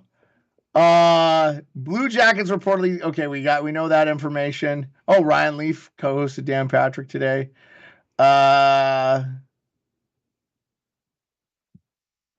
Magnus Hellberg to Florida. Okay, I think he claimed on waivers. Patty Maroon is greater than Dumba. Massimo. I'm sorry, Massimo. I'm Cinelli or Chinelli. If I messed that up, I apologize. Let me know. Josh Prince, what are the Red Wings make another trade to get David Savard to Detroit after 3 p.m. Eastern? They won't be able to do it, man. The trade deadline's over. I think you can do trades if you're out of the playoffs after the season is over with non-playoff teams. I think you can do that. I'm not sure though. I don't know I think there's some rules. What are the Lightning cooking? They have they have a bunch of 7th round picks. Dmitry Filipovich. Shout out Dmitry for.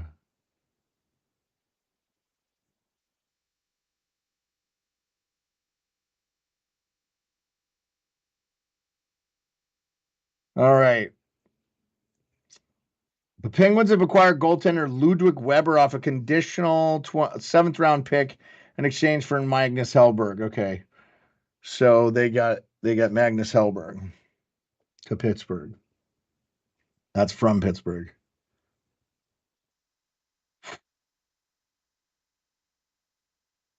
Yeah, Nick Alberga saying Dumba went for pretty much nothing. Yeah, that's about fair. That's where he's at in his hockey career, I guess. So we are 13 minutes from the trade deadline. We haven't had any new trades. Nothing. We're definitely going to be under the 21 trades at this point. I don't know. Anyone big still on the board? Yeah, Riley Smith, Match Pacioretty, Pavel Buchnevich, if they were going to get traded. I thought there was like a lot of the trade.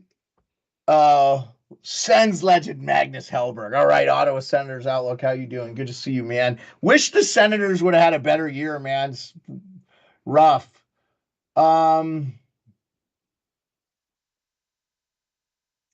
Yeah. So I'll just start jumping into no teams have cap space, hard to make trades. That's true, Blended. Yeah, but there are a lot of teams that do it, so you just sauce over like a sixth or a fifth to do a little bit of retaining or whatever.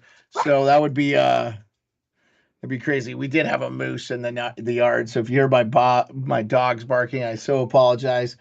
So we're just gonna go right down the list here. Devils add goaltender Jake Allen from the Canadiens. The Devils acquired Jake Allen from the Montreal Canadiens in exchange for a 2025 third-round pick. The Canadiens retained 50% of Allen's salary. I think based on the number of games he played, that goes up to a second. ESPN again is grading that as a C+ trade. I think all these are done by their staff and insiders. Excuse me, I apologize. I got up at 3 to be on this stream because it's like 10:49 a.m. here in Alaska right now. So Max is staying in Washington, you think, Camden Summers? Yeah, we'll see. Yeah, I mean, he has that no move clause, so I wouldn't be completely shocked. Nick Dowd still available, Ryan Johansson, Frank Vetrano, Jacob Chitrin. Those are guys that we think we might see here. What other trades? Great. That's an A for Montreal, getting rid of that depth. The Flyers upgrade blue line, add Sabres Johnson. So Eric Johnson traded from the Buffalo Sabres in exchange for a 2024 fourth-round pick. The Flyers, that's a C+ grade is what they're giving it, but Buffalo gets a B. They get to pick back. I like it for the Flyers just for the fact they traded Walker and they don't have to bring up a lot of depth. Yeah, 2:30 p.m. Pacific time. That's about when I woke up here in Alaska, was about 2:31 here, Tim. That's pretty cool. Appreciate you being with us, man. And you got a subscription to it and everything. That's awesome. Yeah, I do agree with you on that. The Snake Sports Talk Show. Buffalo's core four will be interesting. Let's just go back. Predators add Zucker via deal with Coyotes. That was Jason Zucker for a 6th-round pick. Nice deal for Nashville. Didn't have to give up anything. Purcell Valley, Jack Rossovic to Rangers for a mid-round pick. 2026. Okay. That makes sense. Versatile. Let's see.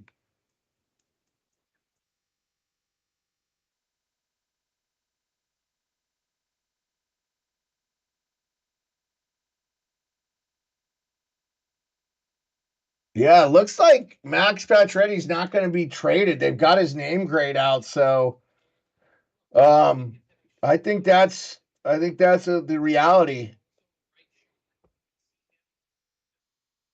Wow. 9 minutes left to go. 10 minutes. 10 minutes. Okay, when I first joined the Army out of high school, I was in the airborne, and when you jump out of airplane, the jump master goes, 10 minutes, right? Get ready.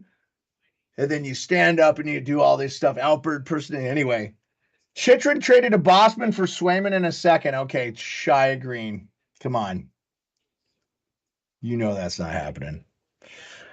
Jack Rossovic from Columbus to New York Rangers. That's reported by Frank Saravelli. Elliot Friedman's on it too. All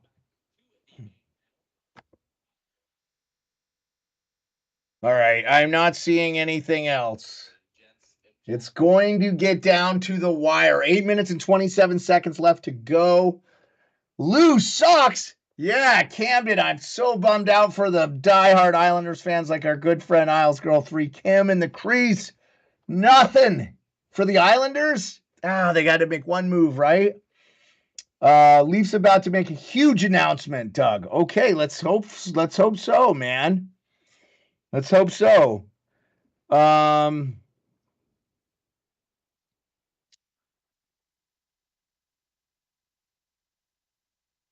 Jake, you just give some stats real quick.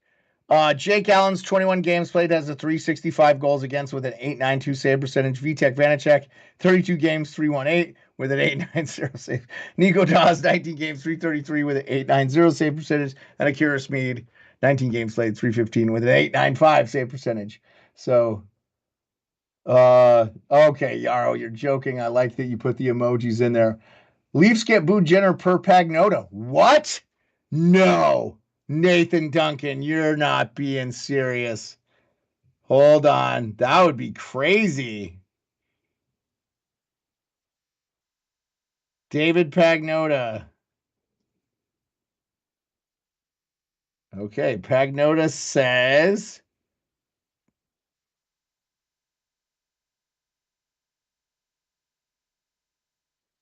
Vegas has been making traction in another big move for a player with term.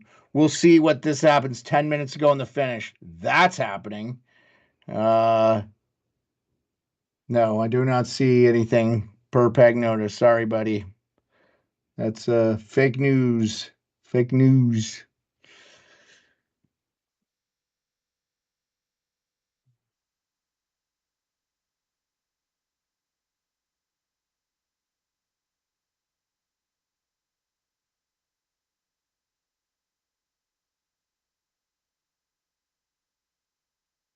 Ed Belfour drank a full bottle of his rye, and after much thought, he has decided to come out of retirement. Reefer Madness says in the chat, Oilers are done. Their deadline shopping is complete, per Frank Cervelli. Yep, okay. I think the Oilers did what they could do given their cap situation and stuff. Yeah, I'm pretty sure Sid won't be traded this year, Pittsburgh fan Patrick C. I think I agree with you. Probably no Sid. No Sid being traded. Yeah, I didn't see anything on that. I will look it up though. I mean, there's 1,300 people, 1,100, 1,200 in the chat. I do think it's not bad to just check everything out. Let me get a little. I'm going to raise the desk here. Get a little standy action going. Little stand. Get a little stand up here. Yeah, Roslovic to the Rangers is real, LG. That has happened. I haven't seen all the details on that, but good on them. They probably didn't have to give up much for Roslovic. So it sounds like the Rangers weren't really willing to pay some of the higher prices for some of these rental players. And that might be, in the end, a good move, man. They're not far removed from being a good contending team. So we'll just see. We'll just see how it goes. Yeah, get a little height on you here a little bit. A little, see.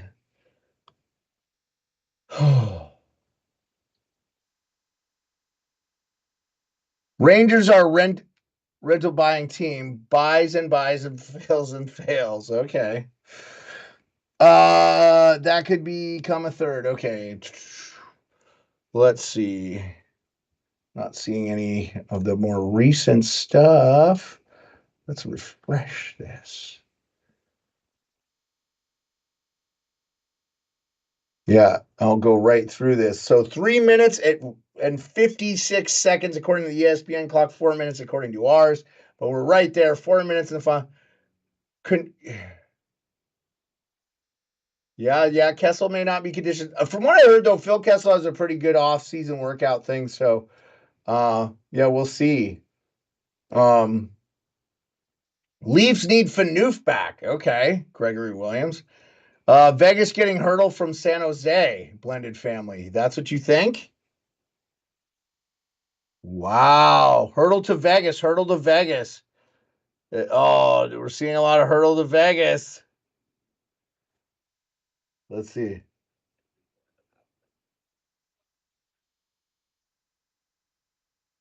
Okay. Let me see. Where are you guys seeing that Hertl from Vegas? It's happening. Vegas going for the cup. No. Hertl. Dude, that would be a pretty nice ad.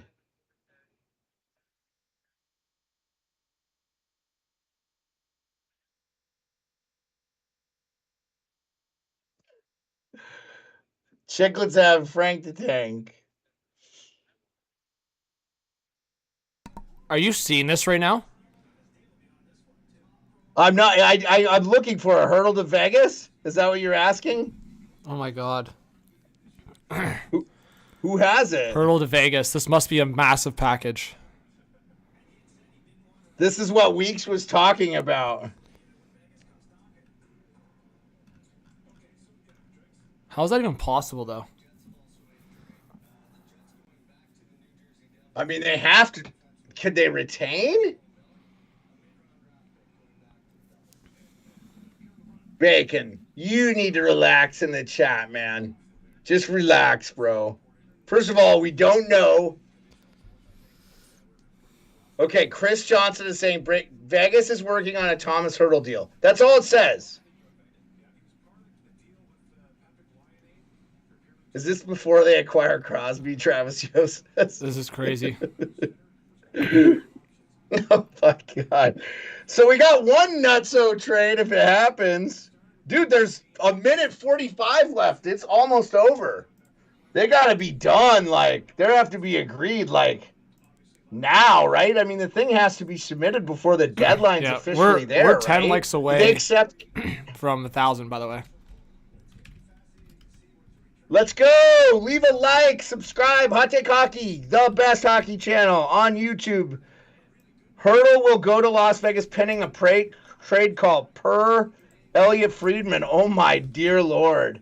What a whammy pending trade call. Vegas acquiring Tomas Hertl from San Jose. Insane. Pierre LeBrun. I don't know what. Oh, my God. Had to have one more, didn't we? Sweet. He's got a lot of term left, though, right? Oh, my dear Lord. Who are they trading back then?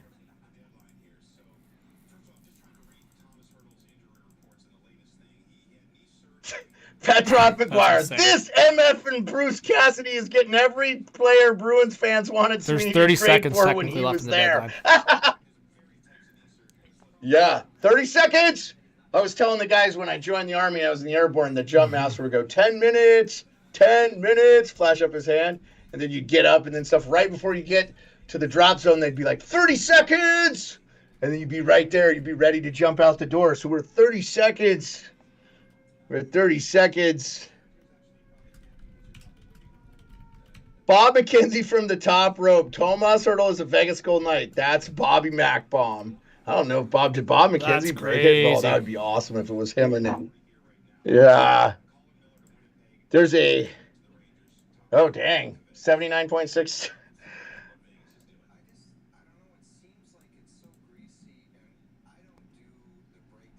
They're using that Gene Principe.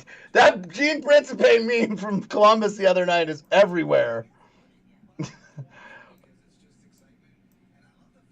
Tomas Hertl having a positive season on the train wreck of the miraculous is Vegas somehow acquiring him. What a deal, Dom from the Dom Lashizian from the Athletic. Holy crap. The GOAT. I love Frank Cervik. The GOAT. Bob McKenzie doesn't need confirmation, but Tomas Hertl to Vegas is an absolute jaw dropper. What a class act Frank is. Just a great dude. Yeah, guys, thank you so much. I mean, this is crazy. I'll stay on for like another 10 minutes, but like hit that subscribe button, hit that like, hit the notification bell. I appreciate all the support. As I said earlier, I've just been, I mean, the last hour or so, I've been feeling burnt. You're just from battling, everything, buddy. So. Dude, you traveled like to different countries here. You've been all over the place. Work for work. I'm Texas. forever grateful for you for holding the fort down. So I appreciate it. Yeah, absolutely, man. Glad to do it. I'm just so happy that the numbers have stayed pretty. Yeah, man. When I wasn't on the calls, I was just listening people. in. I was just listening in there. You're doing great, so I appreciate it. Yeah, I guarantee first rounders. We don't have the details yet, but wow, dude. I'm trying to think though. Like I would have to think a contract or two is going back, right? I mean, they have to retain, it's either retention right? or it's either a contract or two back. Thanks, Austin.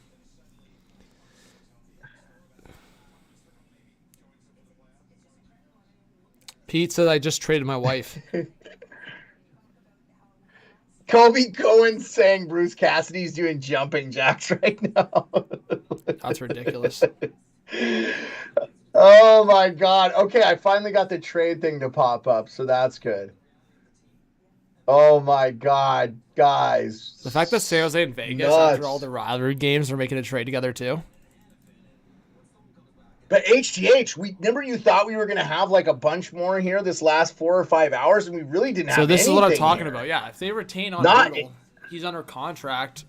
They'll have no more retention spots long term because Burns and Karlsson. So, yeah. I guess they just gotta hope the cap goes up significantly and they for them. bring in Hertl and put him on LTIR.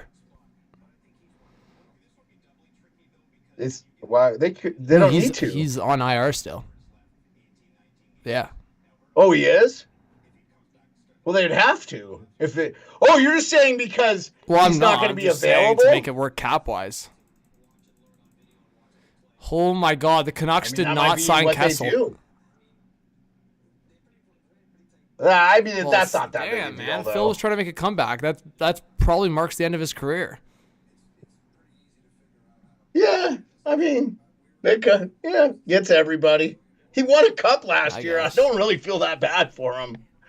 You know, guys won 3 Stanley Cups, has the NHL Ironman record. Like, I don't know. Colin Miller acquired by Winnipeg in a solid depth. Okay, Colin Miller. Dude, people are losing. Oh, no, Jeff Follett says this is a crime against my soul. I thought he was talking about he goes, Canucks are done for the day. I'm told no moves and did not sign Phil Kessel. He's sad that they didn't get Jeff Follett. Sad they didn't get Phil Kessel. Wow. Poor Jeff. Damn, man. Oh, buddy.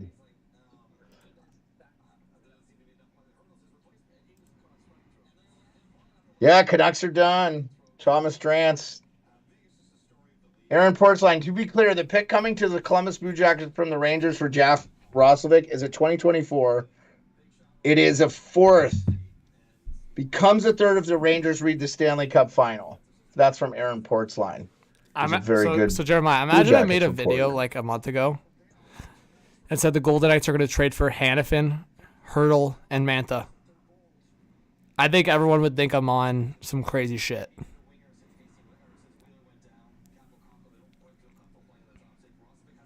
I think that you would be universally banned. And what would be hilarious is you would have the biggest receipts ever. People would have to pay you for life.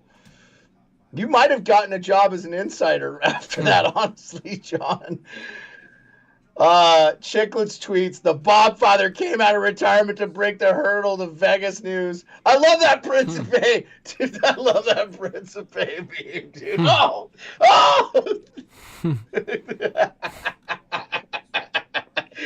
Oh my God, that's so priceless, dude. Yeah, I don't know how they're gonna make the. I didn't know. I hadn't heard Hertl's name at all, so I was just gonna put. Wow. But you know what, though? Vegas knows they're missing something, so good on them for, like, making it, just doing it. Like, Kelly McCrimmon has bowling balls in his pants.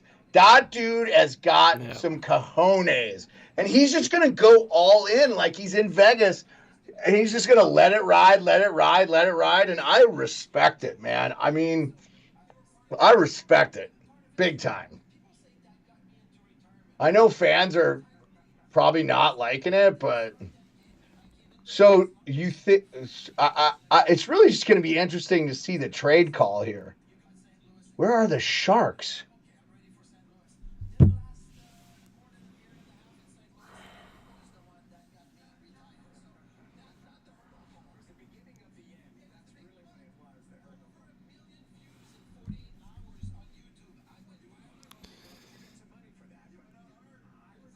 All right, Jeremiah, you good to hold the fort for the last 15, 20 minutes of the stream, and then I'm going to go get ready? Yeah, I'll recap the trades right there, and then you can come back and end the stream. Is that how it works for you? We'll shout for you on the screen. Subscribe to the Sports Bureau on YouTube. Make sure you promote yourself. Yeah, no worries, man. I feel make like sure I've you're doing gotten more. plenty But of that yeah, today. man, I'll be back for the end. But thank you so much. And guys, Hertl to Vegas. Jeremiah will break it down with you. Yeah, so Tomas Hertl he's got a long deal. He's $8,137,000. He's on IR. His deal does not expire I don't know when it even expires. So they're trading for a player on IR. So I don't even know if he ends up playing. But he is injured currently. So, and he's 30-year-old. So we'll see. What's up, Spicy 4K? How you doing? Good to see you. Hanging loose. All right. Spicy 4K. One of the guys that comes into my chat from time to time. Yeah, craziness.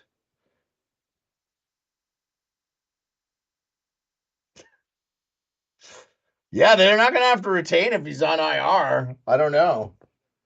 Yeah, honestly, there's no way. I mean, like, they only have 2 years left on the Burns retention this year and next, and they have 3 more years beyond this year on Erik Karlsson, and they're retaining quite a bit on Karlsson this year and next. But after next year, they really don't have much retention for San Jose. So yeah, nothing for the Leafs. I'm sure. So which fan base is the most disappointed? All right, well, let's go through the trades again. We stopped with Jason Zucker. We'll rally it up with the last here. Again, just to recap, Jake Allen to the Devils. Eric Johnson to the Philadelphia Flyers. Yep, buy some merch from Hate Kaki. Thank you, Rick. Predators at Zucker. Here's a question that I have. Oh, sorry about that. Maroon joins the Bruins. So Patty Maroon to the Bruins. Good trade for both teams. It seems like they're giving that B across the board. Jets land Tyler Toffoli. I think that was a surprise of the day. Great move by the Jets and shovel day off. They give that an A, by the way. 3rd round pick. Again, these grades you're hearing aren't my grades. They're ESPN's grades. So take that with what you will. If you don't respect the ESPN hockey people, I think there's some good minds there, though. And a nice deal for New Jersey. They get something back. So New Jersey was adding a little bit, but subtracting. So they're still trying to make. Trade for Pavel Buchnevich. Hey, Josh, it's over. The trade deadline's over, man. The counter's done. There's no more moves, man. That'll have to be a move in the offseason. Rick Smith says, fire Shanny. Okay, Panthers at Okposo. I love that move for them. It's a B+ for the Panthers, a B for Buffalo. Kuznetsov traded to from Washington to the Carolina Hurricanes.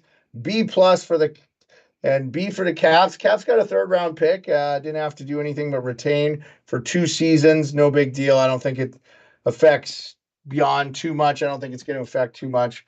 They'll be able to add just fine. I think the Caps are going to have a lot of space. Hurricanes land Gensel, the blockbuster, A-, they say. Pittsburgh, I think that they didn't like the deal on the end. Pittsburgh got a B. I didn't hate it. I want to wait and see. I'm a wait and see guy. They got 4 players and a pick, and potentially a 1st round. So we'll see. Duclair to the Lightning from the Sharks. Nice ad for the Lightning. The Lightning had Dumba and Duclair. And the Sharks get some picks back. I actually will say, too, I think Arizona's a big loser. They didn't trade a bunch. Yeah, I don't think Ovechkin gets traded, Andrew. Probably no. Maybe at the last year of his deal or something, but if he asks for it, but we'll see. He'd be on a cup team or something. Thank you so much, Rick. Appreciate you. Edmonton to the Leafs, obviously. Golden Knights got Noah Hanifin. Great move for Noah Hanifin. The Flyers did some retention in that deal too. Winberg headed to the Rangers. That's kind of the only ad the Rangers did, except for the Jack Roslovic trade. We'll see how that goes. Sabres Avalanche swap Middlestat for Byram. The only hockey trade. Both teams got A. Really enjoyed that one. I thought that was really neat. Henrik Carrick joined the Oilers. I thought that was a good move for the Oilers. They got a couple of things to fill their roster out. B+ is what they graded. A for Anaheim, so they got some decent deal. They got a 1st round pick of that from the Oilers. And Tampa retained. Avalanche get Walker. Really good. They send Johansson. They get rid of Johansson. They added Casey Middlestat. So I was a big fan of that one. Panthers get Tarasenko, Vladdy, to Florida basically for nothing, but Ottawa gets a pick back. So the Gold Knights add Anthony Mantha. So the Gold Knights add Mantha, Hanifin, and Hertl. Wow.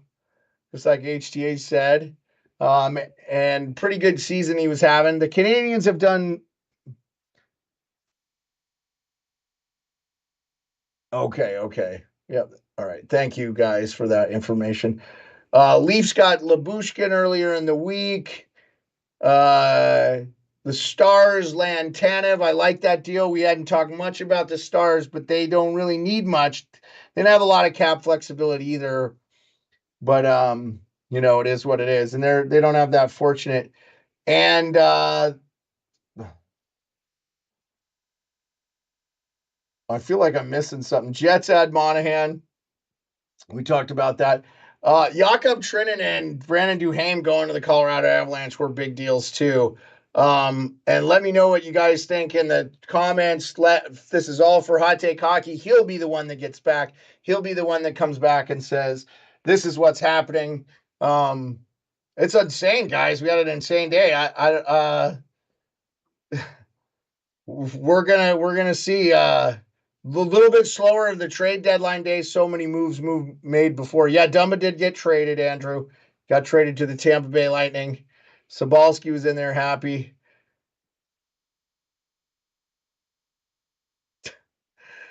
Testing the trapdoors for the gallows for tree living. Wow, tree living really aces wind. Yeesh. The Vegas snagged on a huge opportunity. Yes, be careful, guys. Be careful, man. So, that's all the big trades recapped right there. Anything you guys want to talk about specifically? Vegas does have to make it to the playoffs if they have the LTIR. I don't know what they're going to do. I mean, we haven't gotten all the details on the Hertl thing, so let's just see what the end notes are there. That's going to be super interesting. That may take a while for it to come out.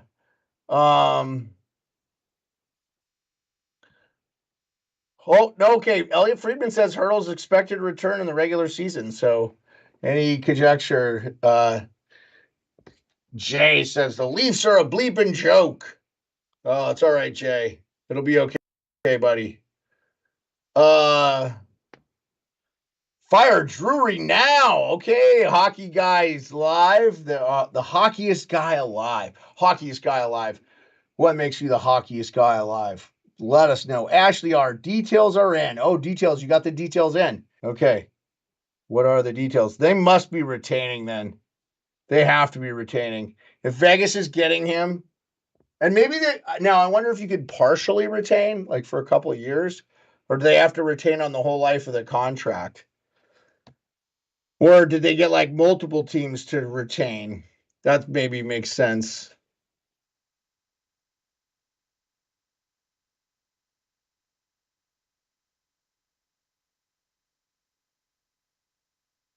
Dubas for Pittsburgh. Bunting will help right away. We will have a stronger group. Obviously, with Jake on injured reserve, Bunting will make the team stronger tomorrow.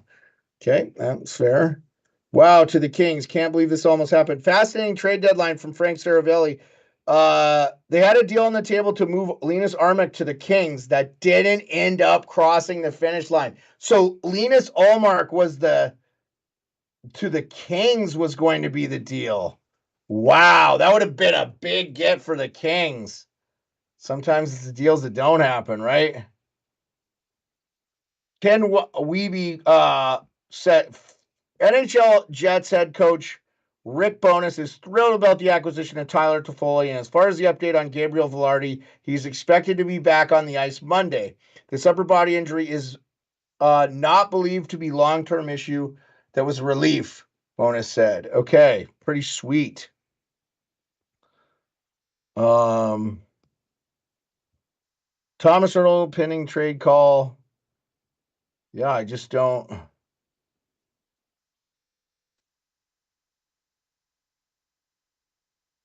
see any information about the Hertl trade as far as what they gave up.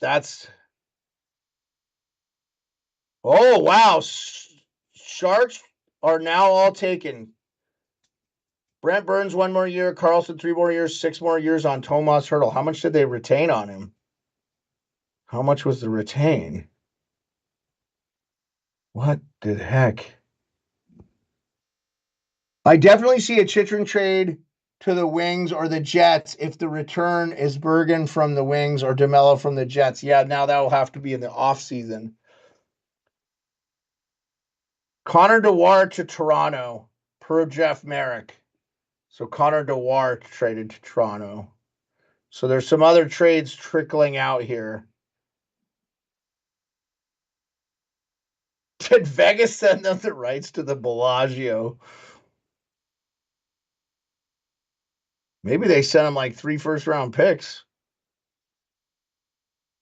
The fall from grace for Vegas is going to be pretty quick, though, because they got an aging core there. They got a lot of guys. They're one of the older teams. So the Seattle Kraken are done for the day. No more trades incoming. Minnesota White will trade Connor Dewar in advance of the trade deadline, going to the Leafs per Chris Johnson. So that's a trade. The Leafs did add something at the last minute. Ken Hughes addresses the media. So if those Montreal Canadiens fans, Ken Hughes is addressing. We're about to end the stream here momentarily. So we shall see. Kim Jong-Bettman. Mike Greer might be the best GM in the league after moving Carlson and Hertl's contracts. Yeah, I mean, Pittsburgh's still paying $10 million a year. David, 25th. Oh, here we go. David's got it for me. 25th first, the 2025 first, third, 27th third, David Edstrom, and 17% retained. Okay. I wonder if somebody else is getting involved.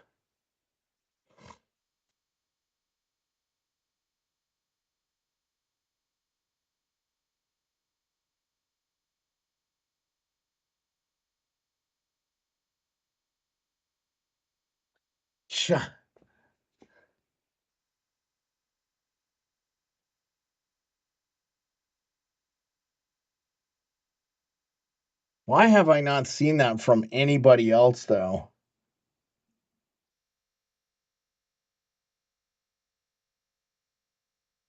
Yeah. So this is from Cap Friendly. Tomas Hertl having retained salary means San Jose has already used all 3 of their retained slots next season, has now used 2 slots until July 1st, 2027. This significantly reduces their trade flexibility. The big thing is you're hoping the cap goes up significantly, right? So Tomas Hertl had a no move, no trade clause too, so he had to approve the deal.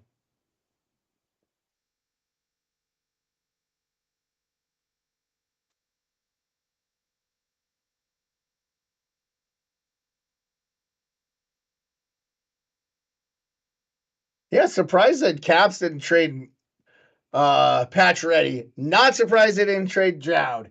Told you, Jason Gregor. They weren't trading Malestein and they weren't trading Dowd. I knew they wouldn't trade those players. They must have had. So, yep, I am ready, HTH, whenever you are ready. So that's the final recap, guys. We'll get those pending. I think HTH will probably do a video specifically about the Tomas Hertl thing. Check that out. You can check out my stream Monday through Thursday on the Sports Beard channel. I only do lives. My guy Perlo Wisdom and Rico and Barry are with me. 10 p.m. Eastern. We usually go for an hour or 2. We just talk hockey and we give some bets and stuff. Perlo and Rico are really good gamblers. They work very hard to handicap stuff. So definitely check us out. And it's a little more of an adult crowd, but it's a small crowd and we love it. But nothing better than doing stuff with the legend Hot Take Hockey. I will definitely be here with them all suntanned out in the summer for the NHL free agent frenzy because I just enjoy his company. We got a ton of likes. We're down to 557 people watching, so really appreciate you. Yeah, thanks everybody for coming in. John, appreciate you guys. Everybody check it out. Thank you so much, and I'll just wait for Hot Take Hockey to end the stream. But appreciate all you guys. Have a great day. Get out there and listen to your favorite stuff. And have Avi Hoffman, take it easy, buddy. It's all good. It's all good, man. No guarantees, and the only horseshoes and hand grenades, my friend. The only thing. Thank you, King Carl, for dropping my link in there. You're the best. Thanks to all the mods, Rick Smith, King Carl, Logan Hacker, Bacon, everybody. Don't sweat it. Don't sweat it. The things that are out of control in your life, that you don't control, that are out of your life, don't sweat them. As they say, don't sweat the small stuff. Hey, legend. How's it going? Yep. Good, man. Ready to go. Well, I was just going to say, did you see the Connor Dewar got traded to the Toronto Maple Leafs? Connor Dewar. I did announce that in the chat, yeah. For everyone, penalty killing guy, has some good speed. I mean, you're just going to get a defensive style of play. And, I mean, the Leafs have... Yeah, young guy, too. Yeah, only 24, reasonable cap hit. And I think at the end of the day, I mean, the Leafs have struggled on the penalty kill, so that's kind of the vibe you're getting. Yeah. Sometimes those little tiny ads are all the additions you need to make your roster. Yeah, so as a non-Leafs guy with no bias on the matter, how would you rank or grade the Leafs additions with Edmondson, Lyubushkin, and Dewar? Dude, I think they filled holes where they had them. Don't you? I mean, obviously they didn't have the cap space to do anything super impactful, but I liked what they did. And I know a lot of people are killing Tree Living, but who would you have added if you could have added that's realistic? I mean, the big swing for a Savard or Parayko, but it seems like it was too much. Yeah, I mean, I think that Parayko deal is that's like an albatross of a contract, man. Like, after the next couple of years, that thing is going to not age well. So, and I think he could be had for a lot less in the years to come if he's still an effective defenseman. So, I wouldn't sweat it too much. And, like, I bet you there's going to be some decent defensemen available this summer, to include Jacob Chychrun. Wouldn't you want to add somebody like that? I mean, I was going to say that maybe it's just like this season they're just going to see what they get in terms of role players and a little bit more physicality, and Dewar can be on the fourth line when they don't feel that Reeves is there. But yeah, I'm with you, man. I think Trey Living's going to have to rebuild the defense in the offseason. Well, but look too, like if you felt like you lacked a physicality in the offseason, they got Reeves. Okay, maybe a stretch what they paid him. But love the Bertuzzi ad. Think he's going to be great in the playoffs for you. Then you add Dewar. Then you add Edmondson. That's a lot of physicality injected into your lineup that's really going to help all throughout there, regardless of where those guys play. So that's a good thing for the Leafs, I think. I just want to say, and we'll look to see if they got maybe like a veteran like Tanev or another veteran or something. So we'll see. But I just wanted to say, Jeremiah, thank you so much for being on, carrying the baton when I was down and out. But thank you so much to everyone, and I appreciate the support. And I hope if you haven't yet, you hit that subscribe button, like, notification bell, and support Jeremiah's channel. Great hockey channel over there. And Jeremiah, to you and all the viewers, have a great night. I appreciate you. Thank you so much, John. Have a good weekend, man. Thank you, everyone. If you need anything.